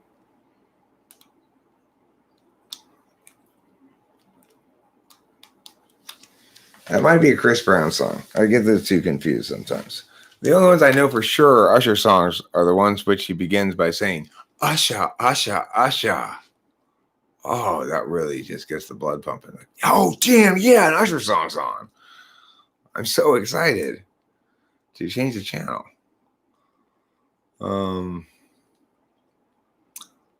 My guns are loaded with meow meow, not pew pew. Guns are moist and well fed. Your guns will be ready for cheese and rye. I do want to play Sleeping Bedtime soon, but I do think I should eat something before I play Sleeping Bedtime. I had a big bacon sandwich for dinner. Rachel and I made a pound of bacon and split it in half, and put my half of the bacon between two buns and her half of the bacon between two buns. That's what we ate for dinner. Was a bacon hamburger, which is just a pile of bacon between two buns. That's it. Because it's always a question. Okay, if I go get like the mustard, this might taste slightly better, but I don't really care how it tastes. I just need to get this food in my belly. Oh, I'm glad somebody around here is listening to me with this mom. I can't lawnmower, Nathan. Can I point to Winston's mom as an example of somebody who's following the rules? Okay. I'm gonna go around the class and I'm gonna congratulate everybody who's following the rules. Winston's mom is a very good cursive. Judy is a very good cursive. No, not you, lawnmower. You're not a very good cursive. Herpes is a very good cursive. Usher is a very good cursive. No, not you, Nathan Long. No. Go sit in the brown corner. No, it's between two hamburger buns. Hey. Are you sending notes to other people in class in your secret code language, Marge? What does that say? DTTCN. And then GHYID Hid Dixon. Dixon X Hicks Dixon. Is that how you pronounce what you wrote, Morridge? I think that's how you pronounce it. Usher has herpes, by the way. 2 massage people spoke out on him having relations with them and contracting herpes afterwards because of him. And one was a dude.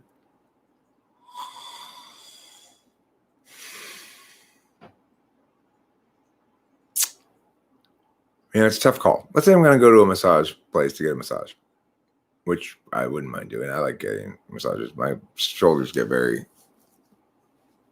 loafy. It's a tough call. Do I want the dude who has stronger hands and can handle my industrial strength loaf, but then you have a dude touching on you? Or do I get the chick who has weak ass hands and doesn't even conceptualize just how hard she needs to push on my shoulder? And then I have to, for FE reasons, be like, Oh, that was great. It's not a good choice. It's being pronged on the horns of a dilemma. Am I following the rules? I can't tell cursive Hebrew apart from printing Hebrew, so I'm not sure. You're pretty sure it was an effeminate dude? Who was an effeminate dude? When? Where? Why? When? Oh, that dude. I see. The usher dude. Okay, well, I still don't understand because let's say you're usher. We already know you do have sexual intercourse with female women, right? So you do like things feminine. Now, if you were going to have a sexual experience with a man, you would expect that in that instance, since you like women, feminine, then you'd probably, if you were going to want to hump a feminine thing, you'd hump a woman. So it would make more sense if he wants the man only when he wants to be humped by a man with his penis. You see the logic I'm saying there? If you're into, if you hump feminine women because you like humping feminine things, then you'll never hump a feminine dude because the most feminine dude in the world is not going to be as feminine as a woman. And if you like humping feminine things, then you'll want to hump a woman. That just makes good logical sense. So if you want to hump a masculine thing, then you want to hump a man because they're more likely to be masculine. And even if they aren't very masculine, it's more masculine to be a unmasculine person with a penis than to be a masculine person with a vagina. Eric, Will Smith said, "Get jiggy with it." I heard, I listened, my life has never been the same. Hey, Eric, someone proved you wrong about something somewhere sometime. Oh, no, they didn't. Yes, they did. Sure they did. Of course, I've been proved wrong. You get proved wrong every 5 minutes of every day.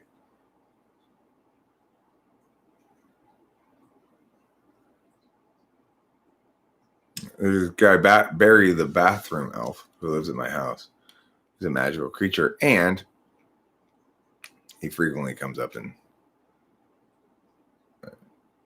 just pops out of nowhere, standing right in my face, pointing his finger right at my, "You're wrong!" Disappears again. That only a man knows what a man needs as he was being massaged by a dude. Hey, listen, lawnmower. You are not hearing my dilemma. My dilemma is, like, when I was in China, that was the place where I got the best back rub or massage or whatever. It was in China. It was a little bit like hardcore. Like, he like folded me in various directions and stuff. This was in Shanghai, and in China and Shanghai, everybody gets massages, and it's actually one of the most schooling intensive professions in China. To become a fully licensed massage person in China, you have to have a lot of schooling and pieces of paper and stuff. Will Smith has some entanglements with guys.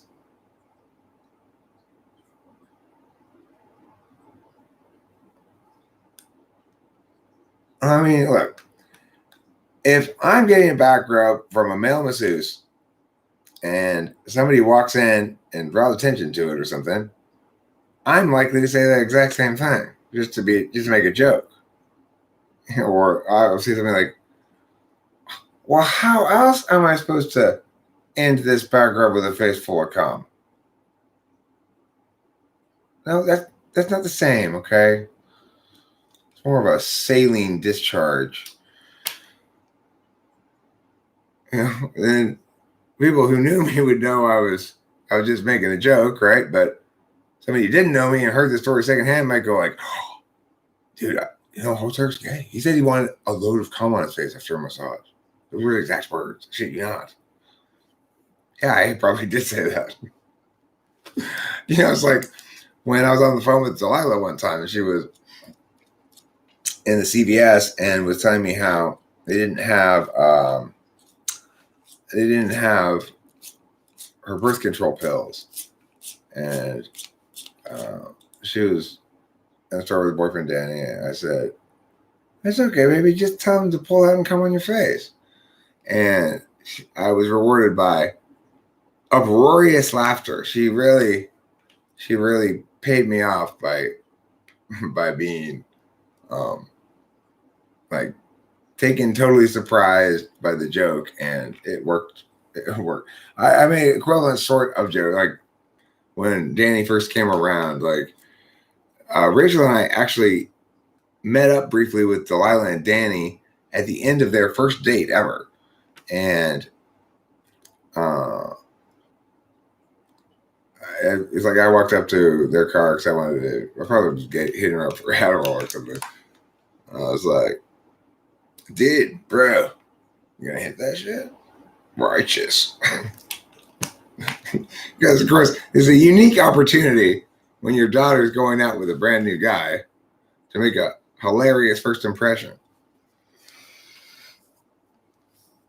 So you're okay with the fornication? Who's fornicating? I mean,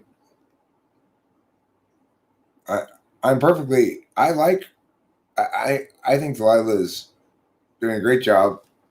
She's in a long-term relationship with somebody that I'm very comfortable with being her boyfriend.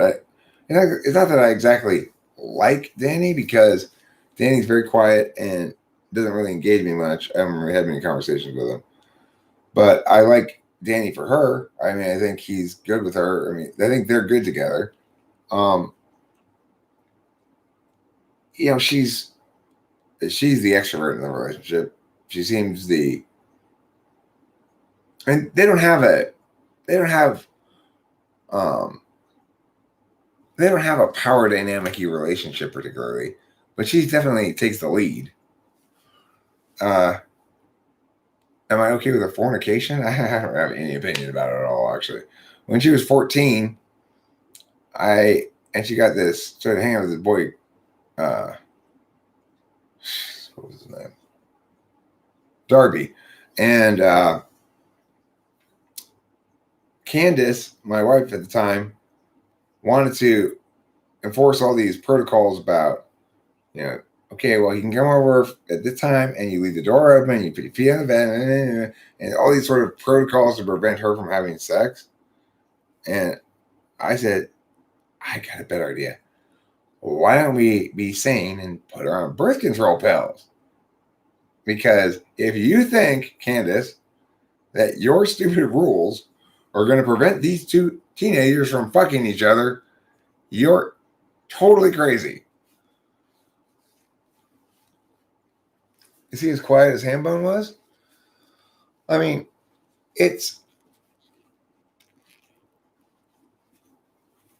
I don't see, I stand against fornication as I understand the term, which is to say, I oppose using sex for hedonist purposes. And I define hedonist purposes as outside of a relationship, casual sex, physical intimacy without emotional intimacy. You may define it differently. The Bible may define it differently. But my definition is more in line with God's intended will. But I don't make that claim very often. But when I do, it's because I'm right. In other words, we know that because of the power of sex, using it carelessly can be tantamount to wickedness in certain circumstances. But we also know that we live in a world where the institution of marriage no longer can provide a meaningful frame. And we just have to accept that. It's like the reason it can't provide a meaningful frame anymore, they're myriad, but primarily people live too long. People live a long time, and you got a couple of choices. People aren't really ready to marry and be in the right relationship, usually, until after they've had several failed relationships, at least.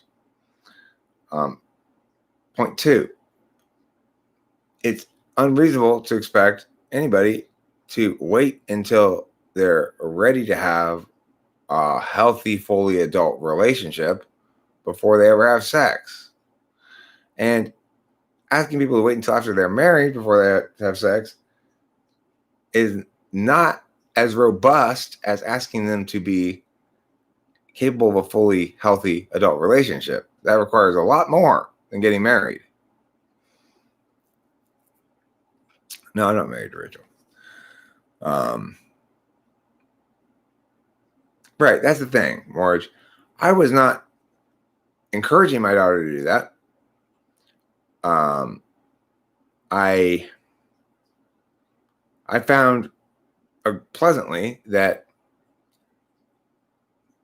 it didn't upset me or anything. I didn't really think very much about it, except once she was on birth control. I was worried until we got her on birth control because I didn't really want her to get pregnant, I guess. But even that, as I explained to her at the time, Delilah, I know everybody's telling you how the surest way to bring the apocalypse is for you to get pregnant. But I want you to know that if you do get pregnant, I won't be upset at all. I'll be happy to have a grandchild, and I'll be happy to do what I can to ensure that it gets carried to full term, because I do have a very clear position on abortion.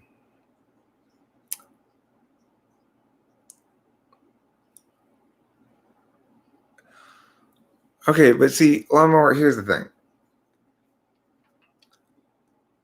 I agree with you that sex that undermines the ability of people to have healthy pair bondings is unhealthy sex.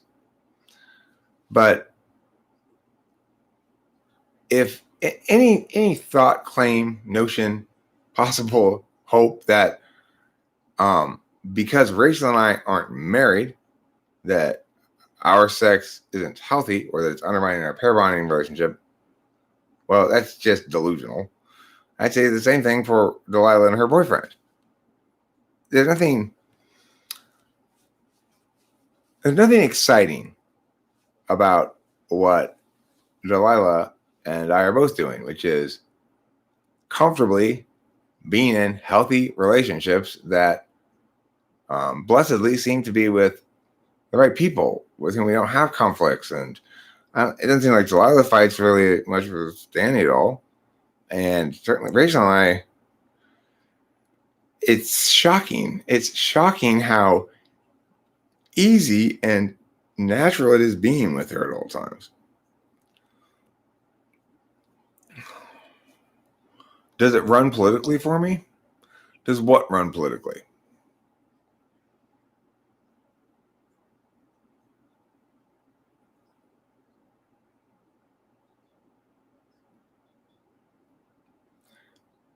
Lawnmower, the thing is this.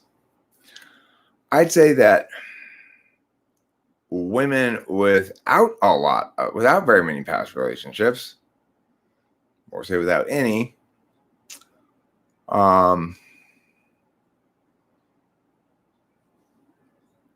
a recipe for disaster. So if you want to guarantee that your wife leaves you when she turns 32, marry her young before she has any of that emotional baggage, and establish your frame of reference. Guarantee she leaves in about 10 years. Why? Well, because, of course,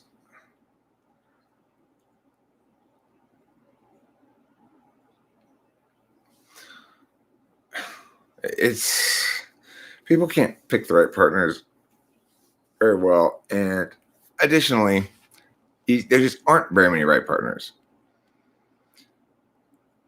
It is very, very difficult to imagine that there are a lot of women out there who meet the general criteria that Rachel had to meet for us to work out. And so I've discovered just like how much more compatible we are than the acceptable or even bonus level of compatibility. It's spooky. I'm kind of messing up your whole frame of construct here. I mean, look, I put myself in my shoes and remember they're human beings too. So I was in this 2.5-year long relationship with Kimberly. Was I subject to a lot of abuse in that relationship? Yeah. And is it true that abuse made it more difficult for me to comfortably feel like I could safely, be in a loving relationship with Rachel? Yeah, it did impact it for a while at the beginning. I kept expecting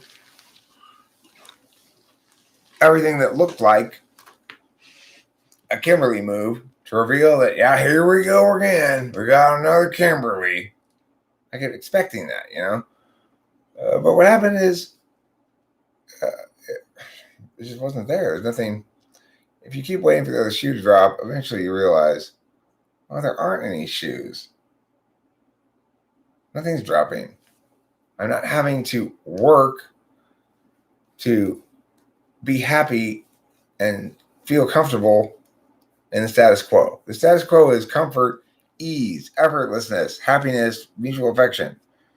To the extent that things aren't that, it's deviating from a status quo that I've grown very accustomed to at this point. It's like I'm so used to having zero harsh words between us. I know it won't last forever, but yeah. Always go for a virgin gal. Try and ask for it before marriage. It is possible to get virgin in India because otherwise women will have sexual competition with their past relations.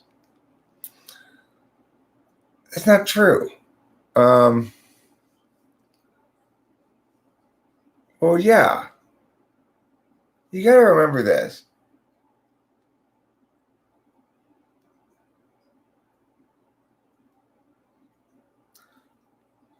As a person gets a little older, they step back and they say,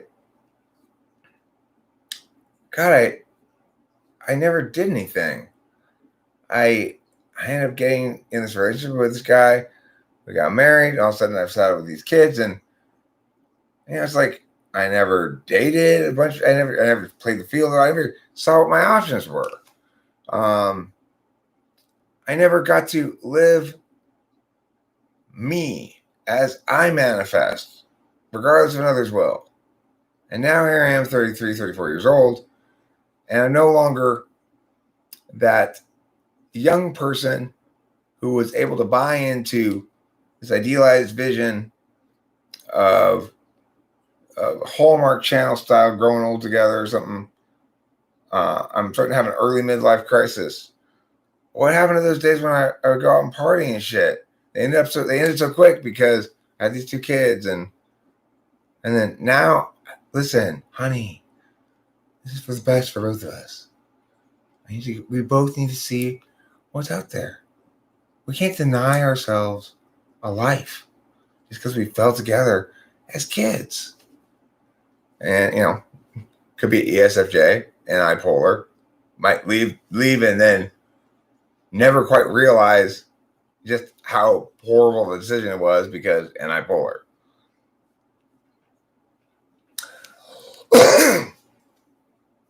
All right, so look, one more. If I were to marry a girl with no previous relationship, she would divorce you. Well, look, you gotta recognize that you are dealing with other human beings first, not women. Put yourself in your own shoes and then assume it goes that way for them. I've had past sexual partners. I've had a first wife, I had a second wife, I had girlfriends around here and there sometimes. At no point I can honestly say this.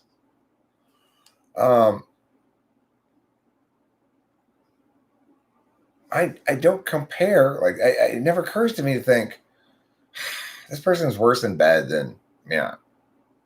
I just, first of all, I assume I'm at fault for that. Whatever happens, I guess. I kind of operate under the basic assumption that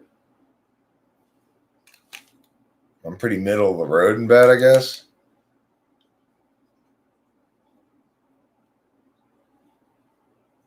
How am I being dragged down by thoughts? What thoughts are dragging me down? Who's dragging me down?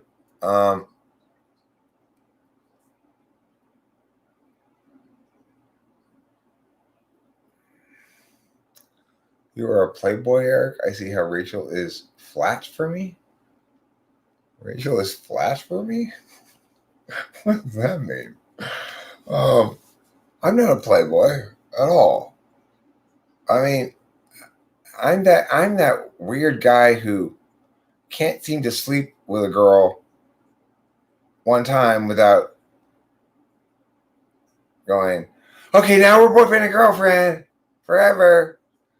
I'm that weird guy. I'm not a playboy at all. I can't handle casual sex at all.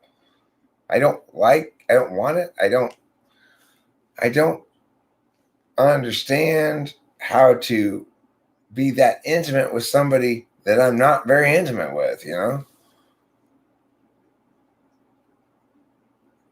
Dragged down by the things of this world.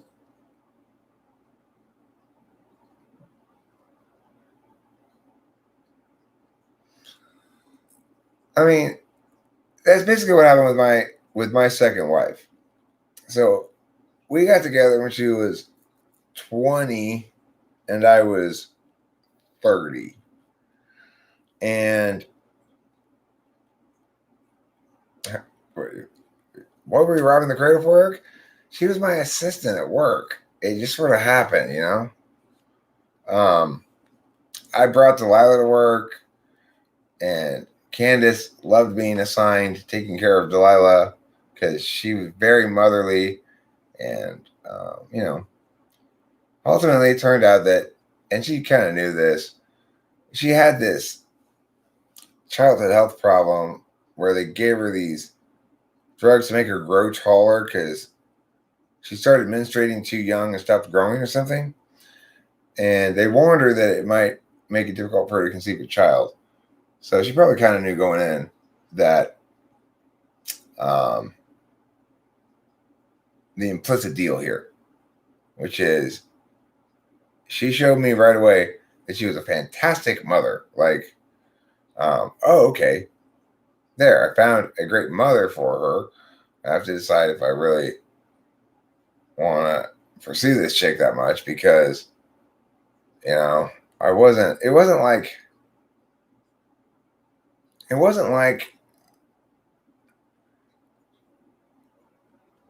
okay, so like this time around, as I'm getting a girlfriend, I end up getting Rachel, there's a certain amount of making choices going on. Like,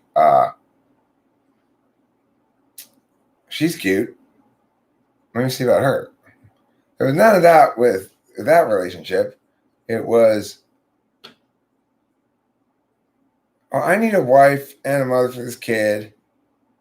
And I got enough dating capital because of that and other things, because you secretly are worried that you're not going to be able to conceive a kid. And my kid's only 3 years old. And it'll be basically like raising her as your own.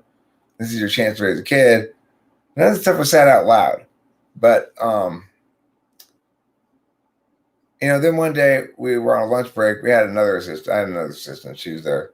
And I got the freeway, stopped the stoplight, and she started blowing me. So I was like, hold on. Let's get back. Hold on a second. Let's go back to my house and finish this over there. Not in the car.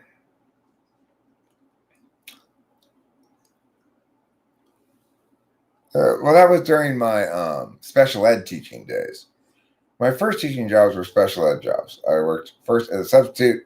Then I worked at Valleydale, which was elementary special ed.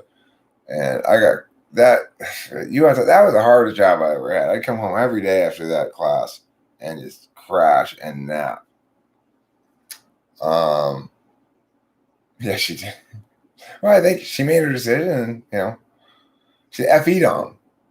FE'd on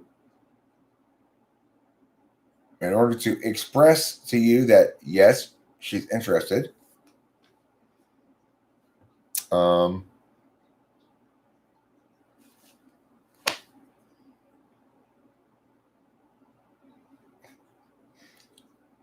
Repurposes an orifice normally used for other things. I never said a woman should be virgin. If possible, marry a virgin. Everyone's first preference is virgin, gal or non-virgin, no matter any man. That's not true, Rathor Vicky. If I found out that somebody that I was thinking about dating, and granted, like the youngest person I would have dated when I was single would have been 32, 31, something like that. But I found out, talking for a couple times, that she was a virgin. I would have to have a lot of explanation before I felt okay about that. And the reason is, why are you still 32 and a virgin? Okay, I'm trying to get on you, so you're relatively cute, not hideous anyway. I know I'm not the first person to try to get on you. If you held out until you're 32, why should I be thinking I'm going to succeed? And if you are, if you do let me succeed, well, that would seem to confer onto me some sort of weird obligation because, you've been keeping that last candy bar in the freezer for 7 months now, and then you came home one day and I ate it, and I just threw the wrapper. I don't know what mattered to you. So yeah.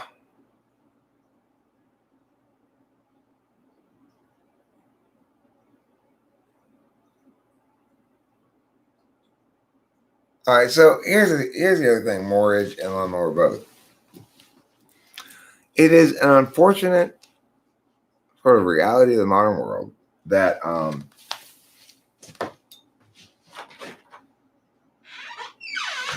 was just here hallucinating. I thought I heard a cat scratching would come inside, but she's over there, so that was dumb of me. The unfortunate reality is, in almost every what I consider good relationship is going to have the same dynamic. The woman's going to be more sexually experienced than the man, or have experienced sex with more people.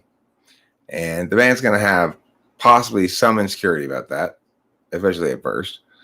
And the man's never going to like that knowledge. So, I've never asked for any specificity about like how many people Rachel has slept with. I don't know. I don't try to find out anything in any way. I don't want to know. I don't care. But I am assuming that she has slept with at least twice as many people as me.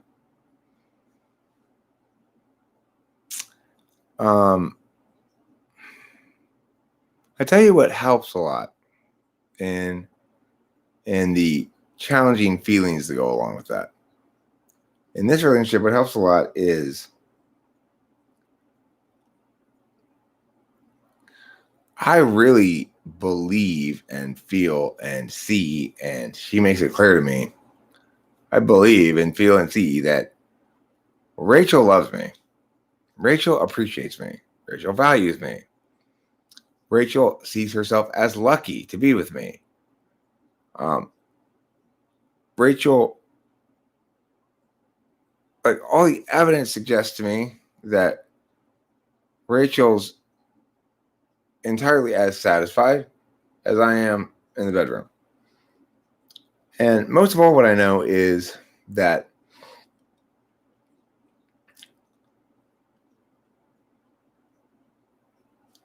it would eat Rachel up more than me if she were to ever say anything that hurt my feelings.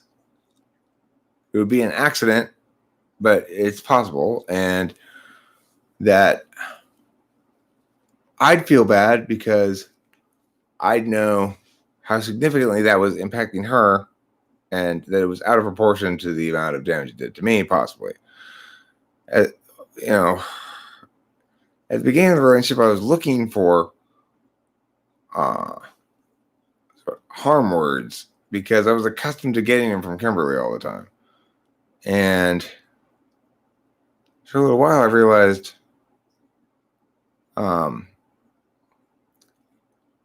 she does not have any interest at all in winning any points against me, nor I her. She's not at all interested in getting that stinging blow through or whatever, nor am I. And in fact, we, without ever explicitly discussing it, agree that we're responsible for each other's feelings. A lot of people tell you that's not healthy or something. In a healthy relationship, you have to take care of yourself first, okay? You have to be okay in and of yourself completely, blah, blah, blah, blah, and then you're ready to be in a relationship. No, then you're ready to keep your distance in an ambiguous humping exchange.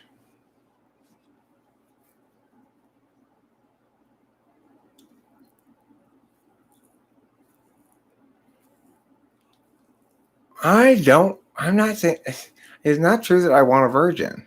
I don't want a virgin. If, like I said, if I were to encounter one who were presenting herself to me for consumption or whatever, I would be like, the fuck I am? I am not de-virginizing you. I'm sorry. Somebody else is going to have to do that. I don't want that on me. I don't know how you managed to get to this age while still being a virgin, but whoever you do give it up to, you're going to, I'm sure, have a boatload of expectations that go along with it.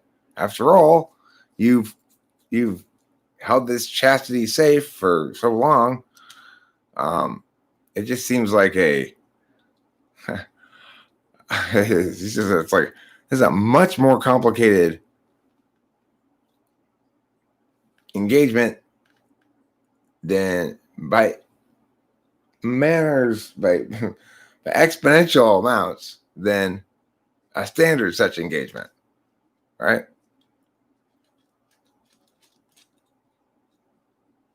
Oh, me and lawnmower? Yeah, I like lawnmower. I like lawnmower. I like his paladin-esque nature. I respect it.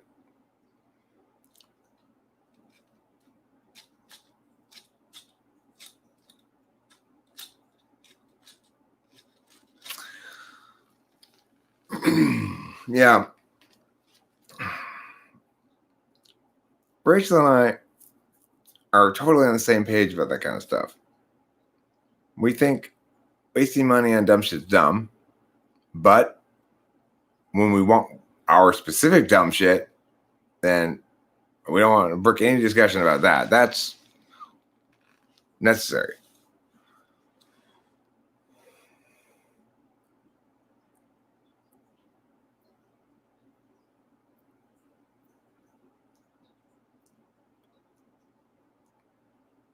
Jester. Jester's not even a class.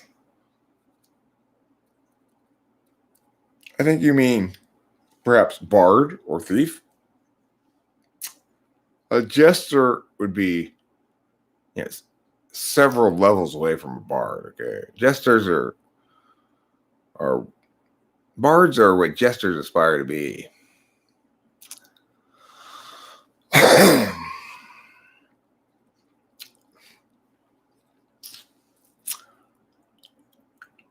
If you ain't a virgin, you best be a purgin. That's what I always say. It's a special class for special people. I mean, I do understand Morge, because without that virgin, you're never going to catch a unicorn.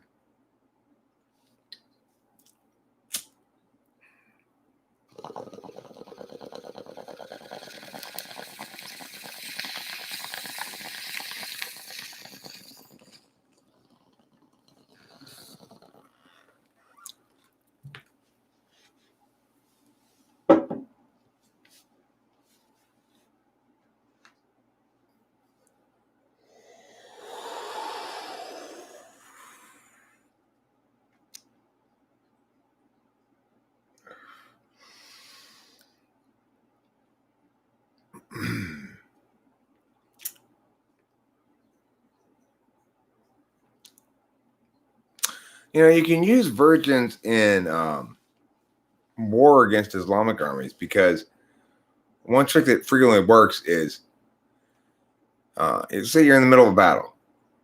You have an Apache helicopter come in and airdrop in a bunch of virgins.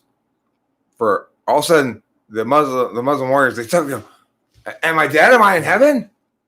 And in that moment of confusion, it's a good trick. It's called exploiting the virgin loophole. Exploiting the virgin loophole. No, it's not a sex act. It's how you fool the armies of Islam into thinking they're already dead. How many cigarettes do I smoke in a day? Exactly the right amount. I'm pretty lucky like that. Every day I count how many cigarettes I smoked during the day. It turns out it was exactly the amount I was supposed to smoke. All of these self-love gurus bother me. Right. They're supposed to be loving me, not themselves. It feels to me like all they do is just sell people what they already think they know. So I doubt any of them can have answers like I do. No, they don't have any answers.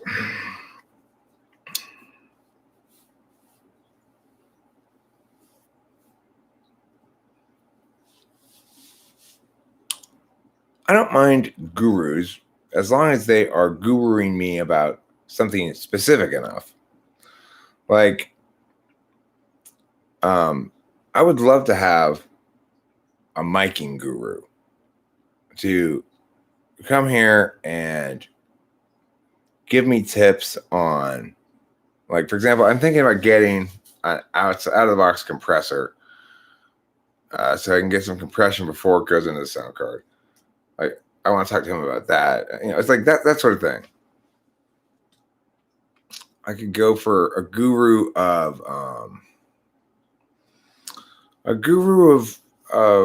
YouTube. We sit right here and go, "Oh no, let me do that thumbnail for you. You're doing it all wrong. You go sit in your spiritual chrysalis, Eric."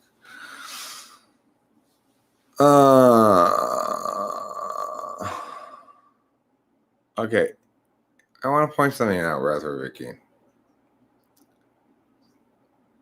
You know that your wife is not going to stay a virgin, right? You don't get to marry yourself a virgin and therefore you have a virgin the rest of your life, the first thing you're going to do,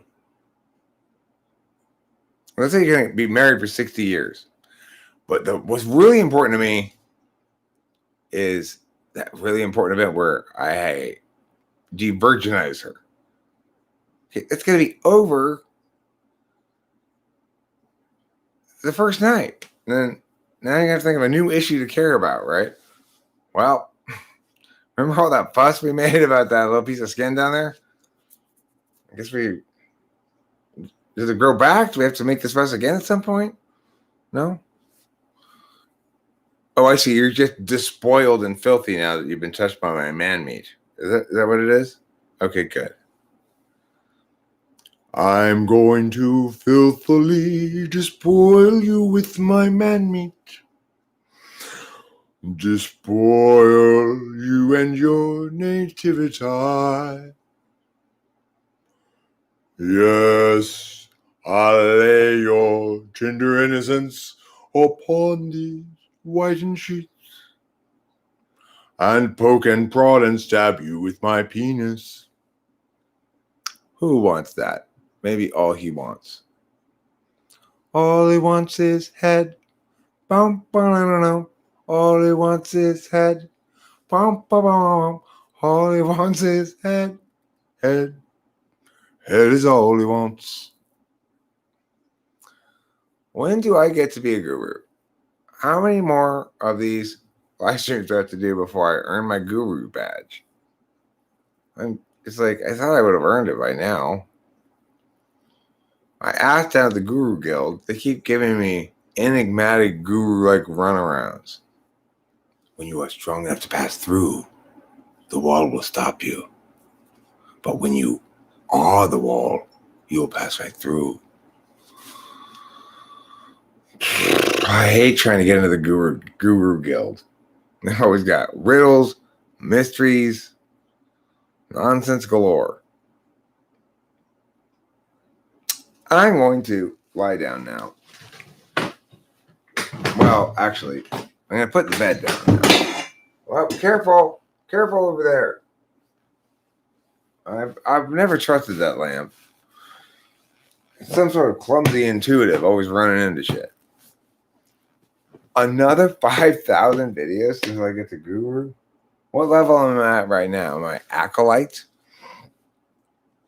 Am I initiate? I'm still initiate? God. Well, I guess it's better than being laity. At least I'm not laity. That's kind of a funny insult to carry around with you around town. Laity! Layperson! You remember the laity. Loser. Lay people. Oh my god. The laity is so hilarious with their layness. Quit yarring my boat, lady.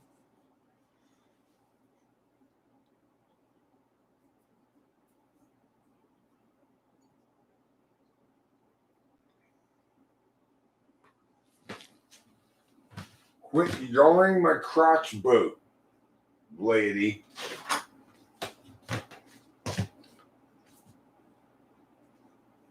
I'll have your badge. I'll have your layperson badge.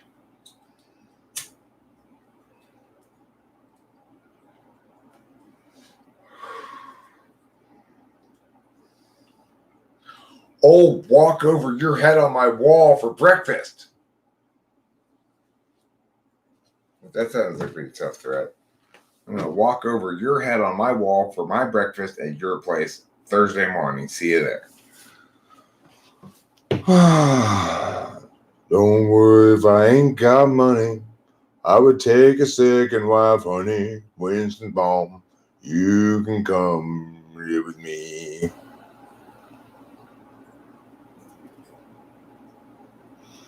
If you're trying to say there should be gender equality, who's trying to say there should be gender equality? I don't think there's any problem with gender inequality. This is the thing. I don't like solutions in search of a problem. You know? That's a textbook Lisa Simpson move. Okay, thanks, Lisa. Thanks for your unsolicited bullshit vegan advice. Yeah, none of us care about it. You, little Missy, Lisa Simpson, are a solution in search of a problem. Mm-hmm. Your dad said it in one episode. Homer said that.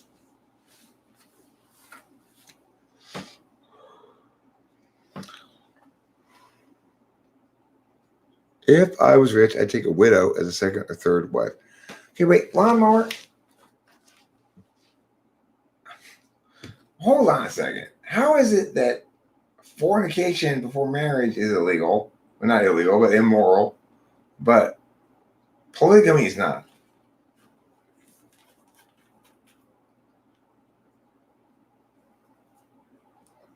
I've got to have the truth.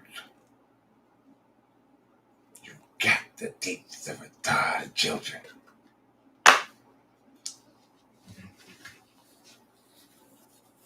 Well, I know you don't have a first wife yet, lawnmower.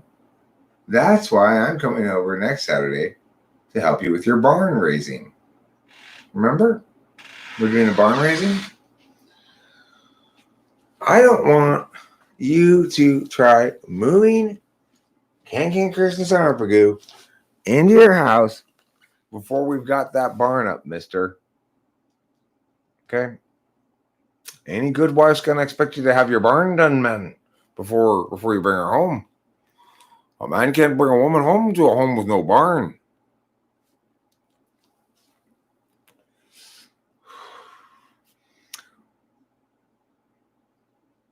Polygyny, not polygamy? What's polygamy? What's the difference? I'll have to look up that first word you wrote there. Not a set, but a subset? No, baby. You aren't part of a set. You're part of a subset. Polygyny. Multiple vaginas? No. It's not sinful. I'm just engaging in multiple vaginas. Oh, okay. Good for you.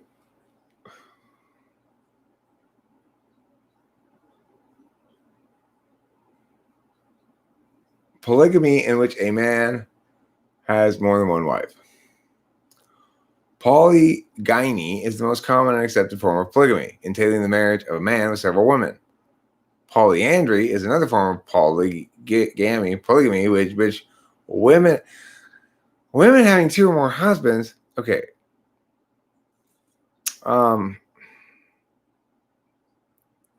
That is just simply not a thing, right? It's like that's insane. You can't have one chick married to two men. Obviously.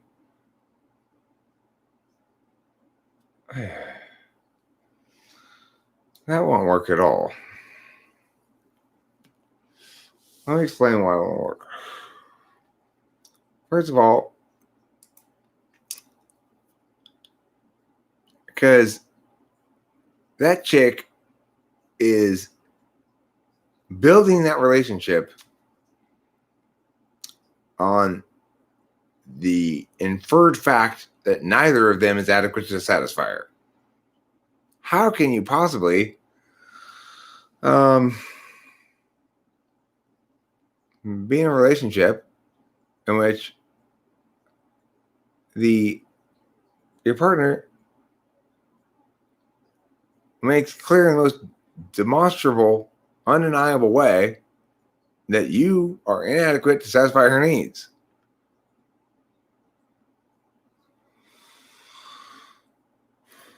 For some reason, it doesn't work the other way around. I'm not sure why. Like, I wouldn't be a participant in any kind of multi-vagina arrangement. Polygyny. That's a funny word. No.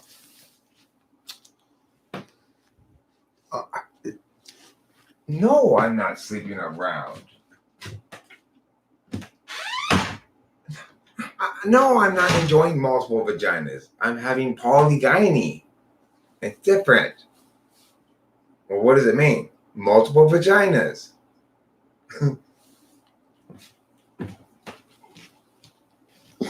Like, that's got to be a hilarious joke that some Mormon played at some point on everybody. Okay, guys, get a load of this. I got a great idea. All right, so you know how we've been explaining to the chicks that, there's nothing sexual about this. It's just I'm just engaged in good husbandry and I'm just very family focused, and they've been mostly buying it. Well, I slipped the other day and I talked about, our name for this, this kind of marriage view, multi-vag, I dropped the name and she kind of freaked out. So, but get this, I got a great idea. I'm going to tell her it's not called that. No, it's not called that. It's called polygyny. Of course, guess what polygyny means? Multi-vag. Hilarious, huh?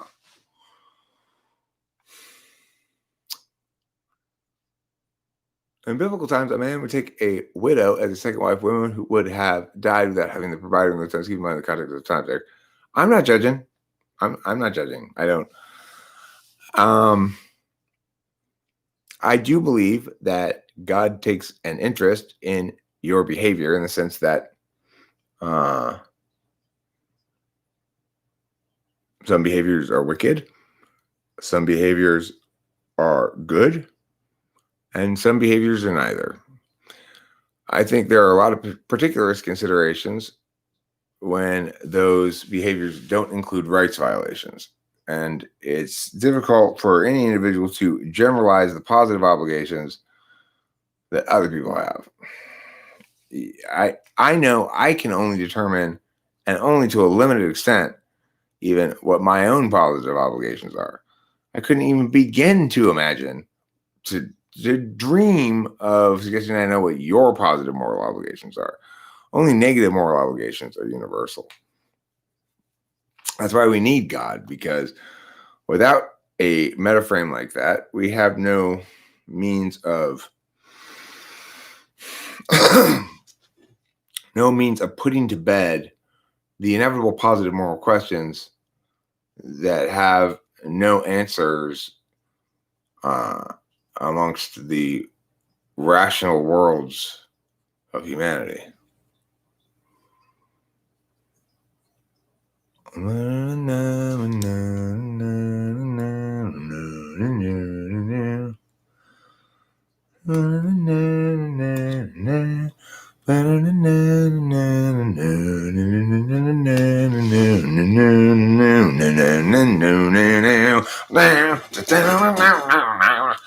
I like that song, Experimental Film by them. It's a great song. Maybe your first husband is disabled.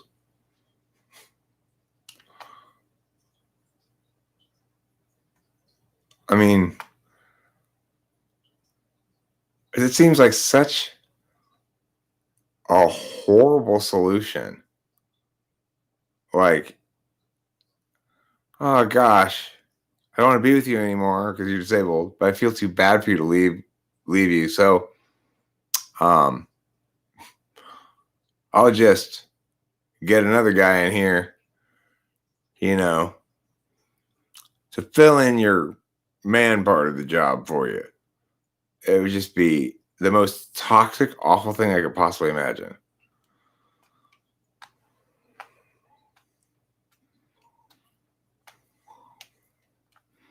Polygamy is no longer illegal in Utah. Good for them. I mean, the thing, of course, is polygamy has never been illegal. Nobody should ever have participated in state-sponsored marriages anyway. What does the government have to do? Give me a license to marriage, What is the government's opinion about whether or not I'm married matter? If I go through some ceremony and say I'm married, I'm married. For all purposes that matter. There's only one purpose that matters that isn't arbitrary, and that's whether or not I can file my taxes jointly. like the government has any business encouraging people to be married or discouraging it or encouraging people to own homes or discouraging it. Stop. Just flat tax. Low flat tax, higher national sales tax. Let's end the toxic regressivity of progressive taxing. Let the progressivity be natural with sales taxes.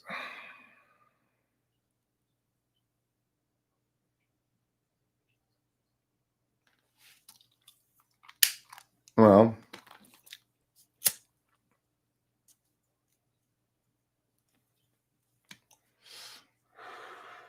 here's the other thing. Why do you want more than one wife? It's like, okay, so first of all, let's talk about sexual intercourse. So, like, realistically, I got a full good load every other day in me. You know, I got every other day about it is what I end up having sex. So it's not like I'm handing out bushel loads of penis, right? I'm handing out a perfectly reasonable amount of it, but not bushel loads. Now, let's say there's 4 chicks all expecting my dick, okay? And I'm having sex every other day of the month. I got 15 sex days in the month, 4 chicks. Each of them only is going to get 4 days or 3 days a month. You know? And at that point, I'm opening myself up to certain justifications, right? It's like, I don't want my woman to be able to say, look, I mean, you just weren't giving it to me enough. That's why I had to stray. Something like that. It's not a legitimate argument. It's not a winning argument, but it's sort of successful in that it successfully attacks my manhood. Like, well, I'm sorry, Eric. I need more sex than that. You so rarely want to have sex with me. It's not that I don't want to have sex with you. It's that I gotta fuck these other 3 chicks too. I mean, cut me some slack. If you let me fuck you all at the same time, it would be a lot easier.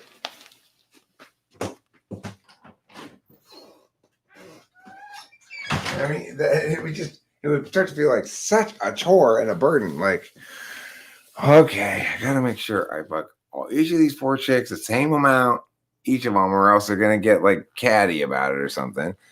And I want to have them all together because otherwise, she's right. She's barely gonna get any dick from me. So this way, if I give it to each of them each time, then should be okay. It just sounds like a logistical and emotional and just a huge bother and disaster. 4 chicks. I mean, you don't need 4 chicks. Why don't you get 4 cars? You don't need 4 cars either. It's like people, yeah, Judy and I, we're really doing well right now. So we bought this 16-room mansion. But you're just 2 people. Well, we're going to close off one of the wings. Oh, well, why do you buy it then? You don't need that house. You can't possibly use all those rooms.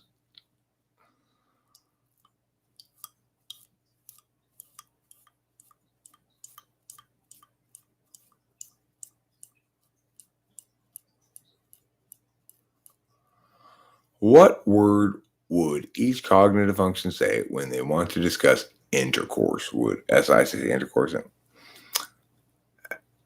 SI would say, make me tingle. Okay, that's what SI would say. SC would say, bend over. TE would say, can you please undress and then go get me my clipboard? FI would say, I love you so much with my heart, so much, and I want to have love with you, make love. T.I. would say, look,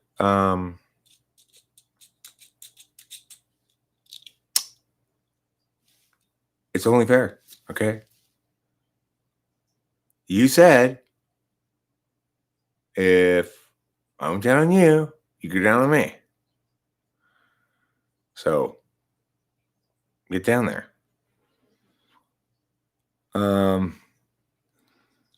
Annie says,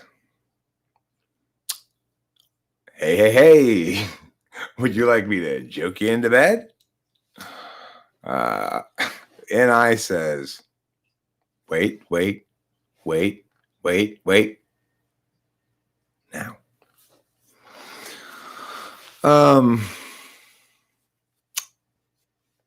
What else is there? What other functions are there? Any other functions? Did I get them all? Effie? Wait, Effie. Effie says, like, Effie says whatever you want it to say.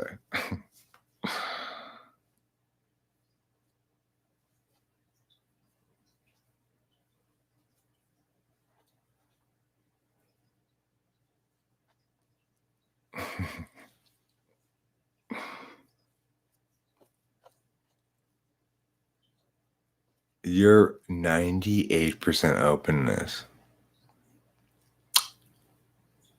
Who's losing to Sky Gear on this? We're having a contest. I think you beat me. God, I knew I was a failure. I knew there was something wrong with me. I'm not open enough. I'm not conscientious enough. I'm barely even agreeable enough.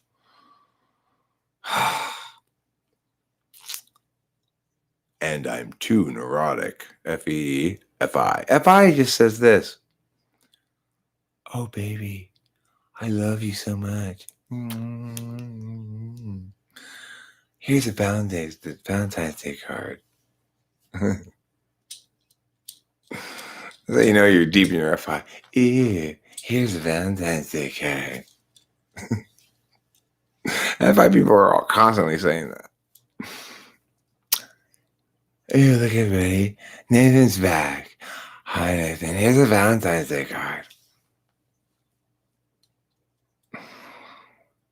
4 hours and 12 minutes. It's funny. It's like I didn't take a lot of speed or anything, but when I start a bottle, it doesn't matter. It's like, here's that gross of flats worth of thwack you ordered. A flat of thwack. Can I get a flat of thwack, please, and half a bale of hay? Yeah, can I get 2 barrels of the light crude, half a barrel of the dark crude, and what else you got over here? Yeah, I'm only buying units of measurement that are unusual. Oh, can I get 3 furlongs of that cloth over there, please?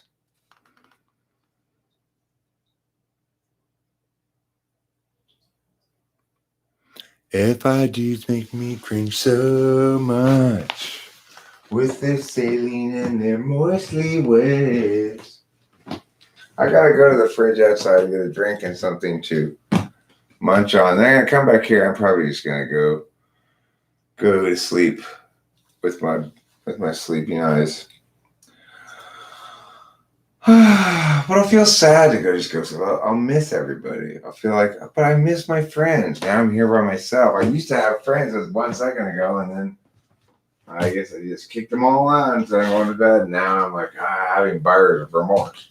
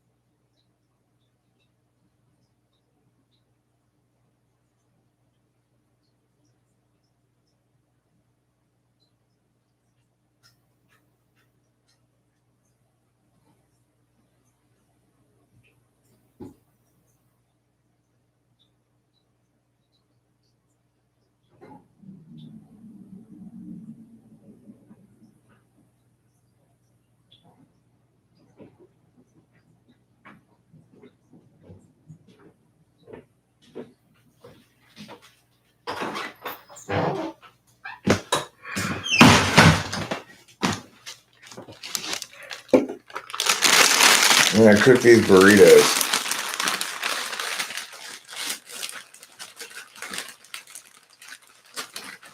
Don't try to stop me. I've got my mind made up.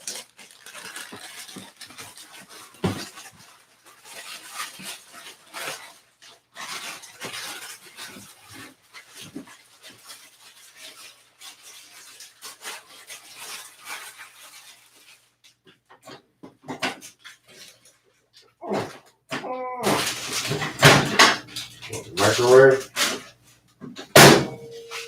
Yeah.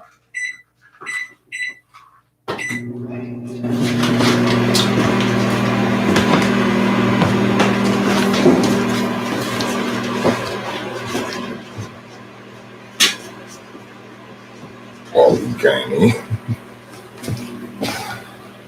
Hey, trust me, it sounds a lot better in Greek.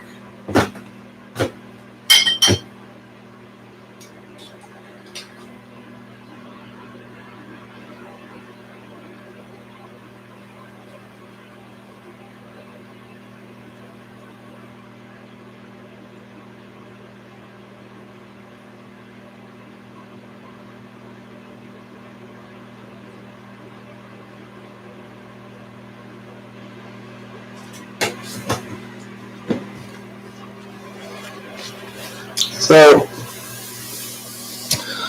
I guess I'm pretty pleased to hear that in the sequel, Ethan Hawke ends up getting with Frenchie.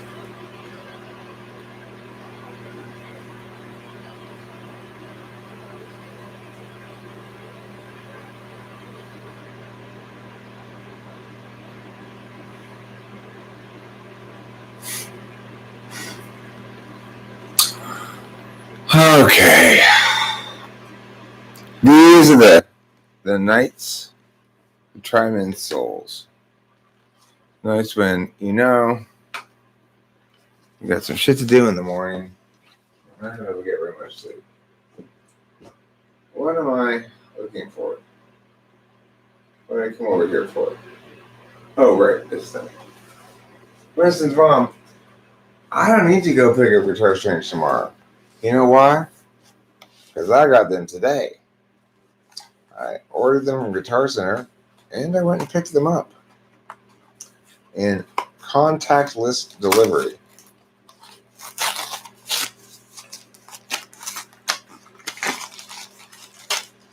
I don't have, I'm not afraid of getting pregnant either.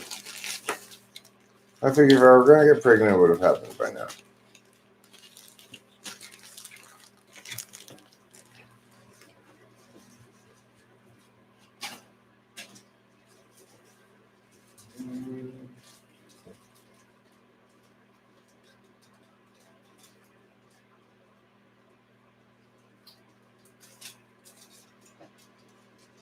Gyno plus gyno equals double gyno.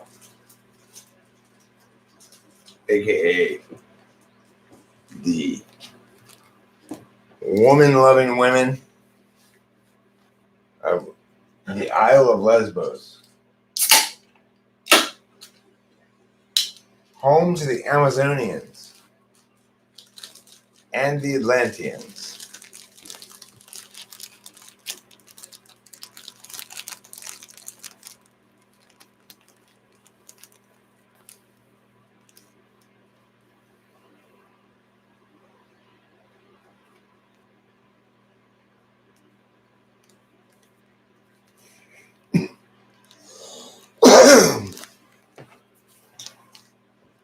Listen, Mom, I sometimes think about that part of your story.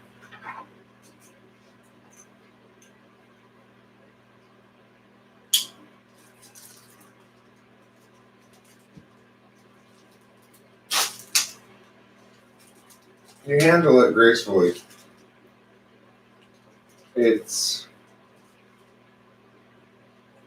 one of those things that's too much to deal with.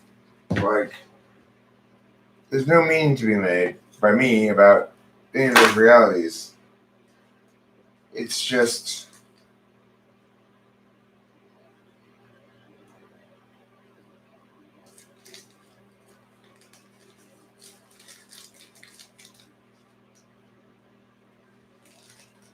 You know,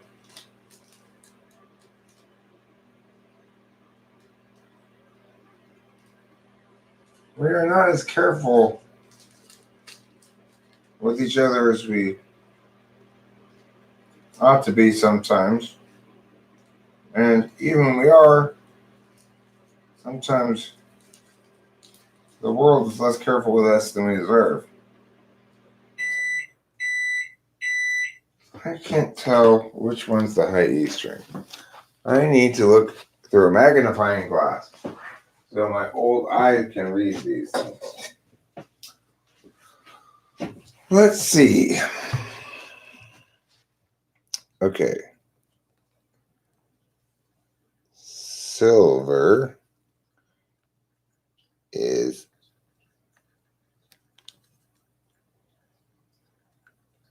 eighth. Why do they have 8 strings? They don't have 8 strings in here, do they? They have 8 strings? Why? What colors? Oh, yeah. He is silver. Okay.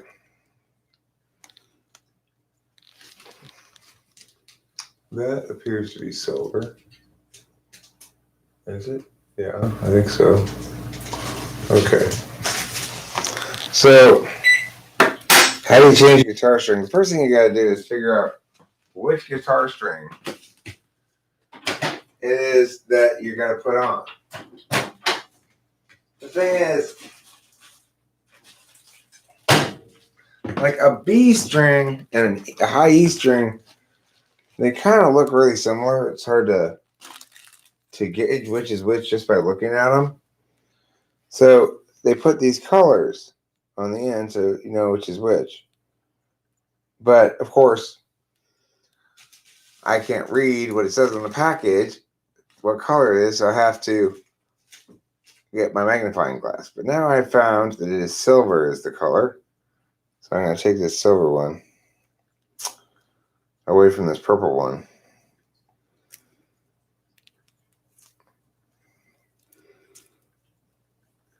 Okay. There we go.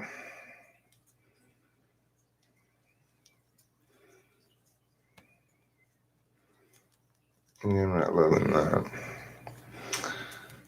Come on now. Who decided to put these in here like this? There we go. Okay, so I've got the high E string out now. I'm gonna wind up the B string and put it back in the package.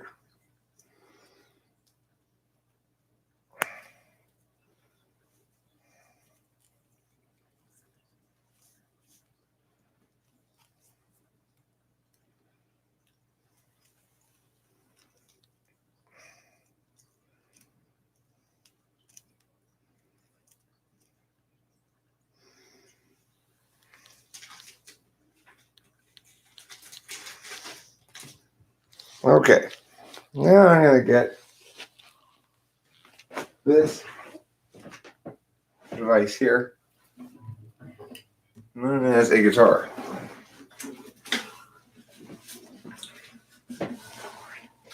Okay, so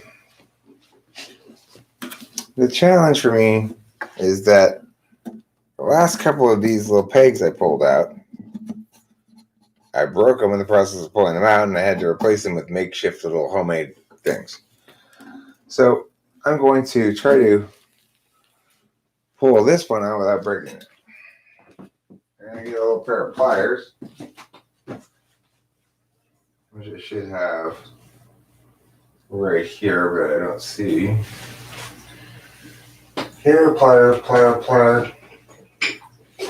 Here, pliers.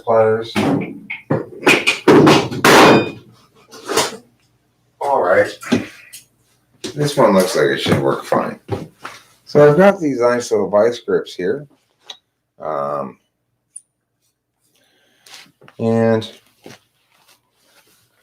I'm going to attempt to learn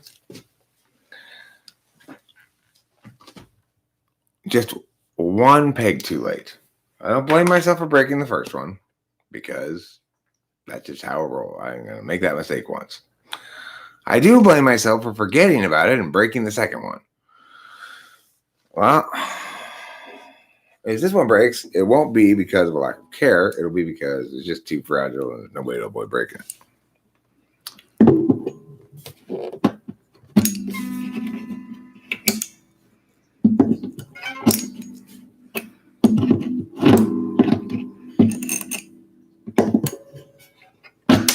There.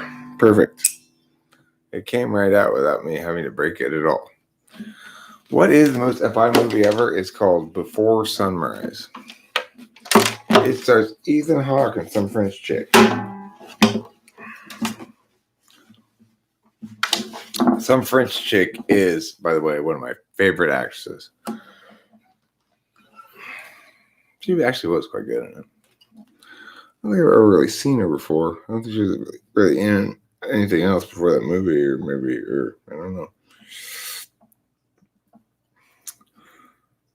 Okay. You go in there like that. So, what?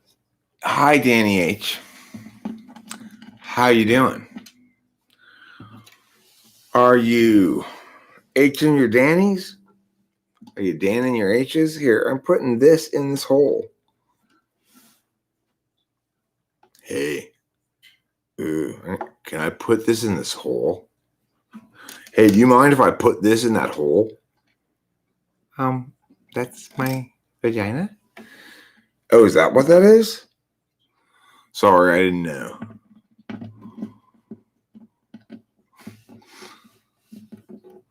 I mean,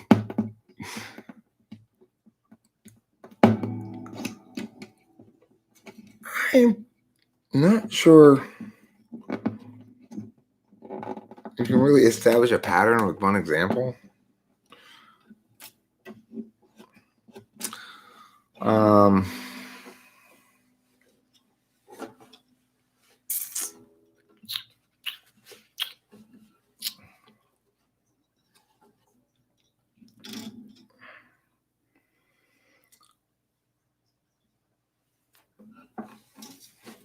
Now this is going to go into this thing up here. This little doodad right here.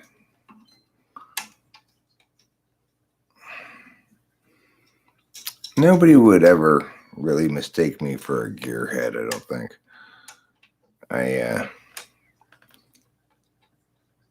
Like anybody, I'm kind of smitten with the TE stuff of music. Like, I would love to go buy some expensive gear and shit, but that would be sort of specifically purposeful for doing certain things. I don't care about gear in and of itself on its own merits. This is hard to see. Go in the hole. Listen, I said go in the hole. Stop ignoring me. Go through there. Go all the way through there. Why is this so difficult? Because you're blind, Eric. You can't see without your magnifying glass. You're an old man who can't see without his magnifying glass. Which, of course, you've lost. You're rewatching the show starting season 1. Which show is that? CGI Miami? That doesn't sound like a good show, really. Am I comfortable?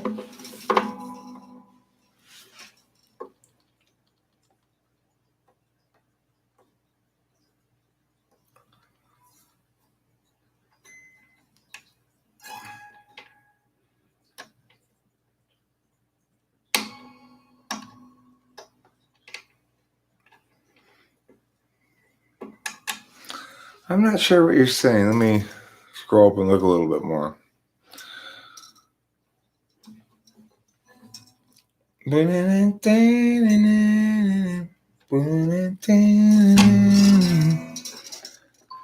Okay. Did I get through? Oh, Jesus. Come on. Is it through? It is. I got through. It's amazing. Okay, cool. That's goes like now. And then I just that turns the little doodad.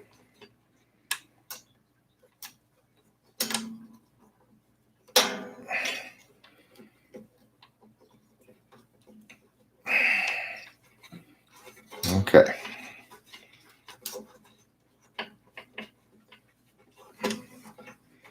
Come on, batty wings.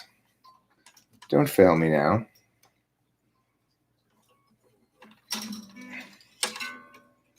All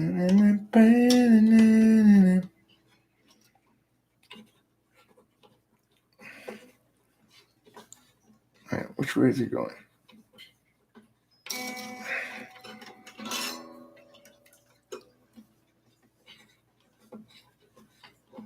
That's the wrong way. This way. Okay. We're making progresso soup. I'm making minestrone, and you're making mushroom radish. Nathan Long is making split pea. Together, we're the team that makes soup. Or soup team.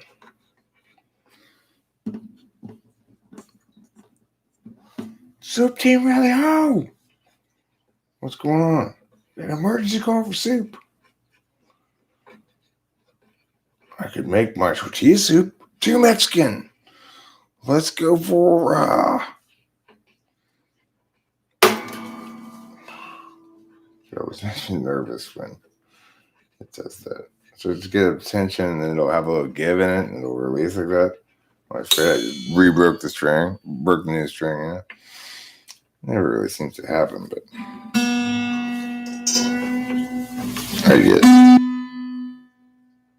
worrisome. Like that chicken's in curry, son.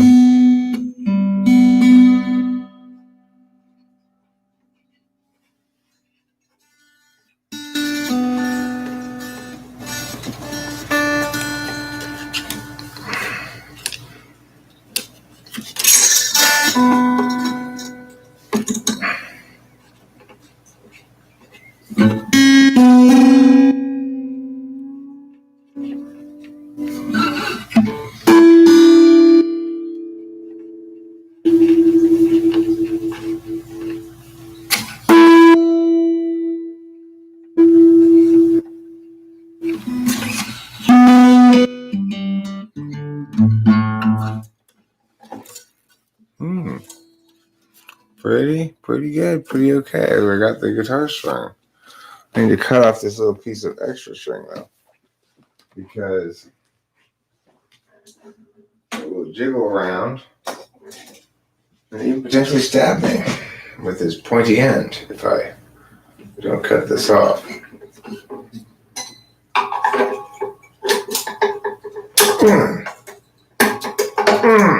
Cut. Oh. Come on, motherfucker, cut. Oh yeah, that's a good cut.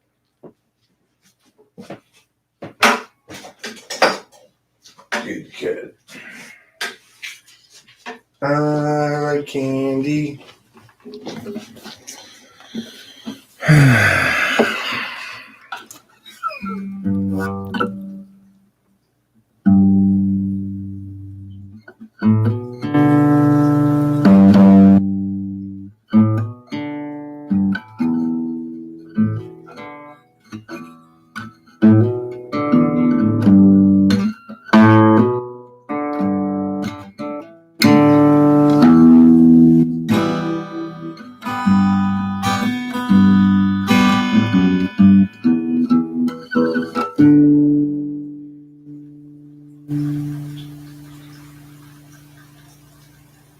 That's my soda making that sound. That's what it is. All right, y'all. I gotta go to bed. I got stuff I gotta do in the morning. And thank you for being here. Good night.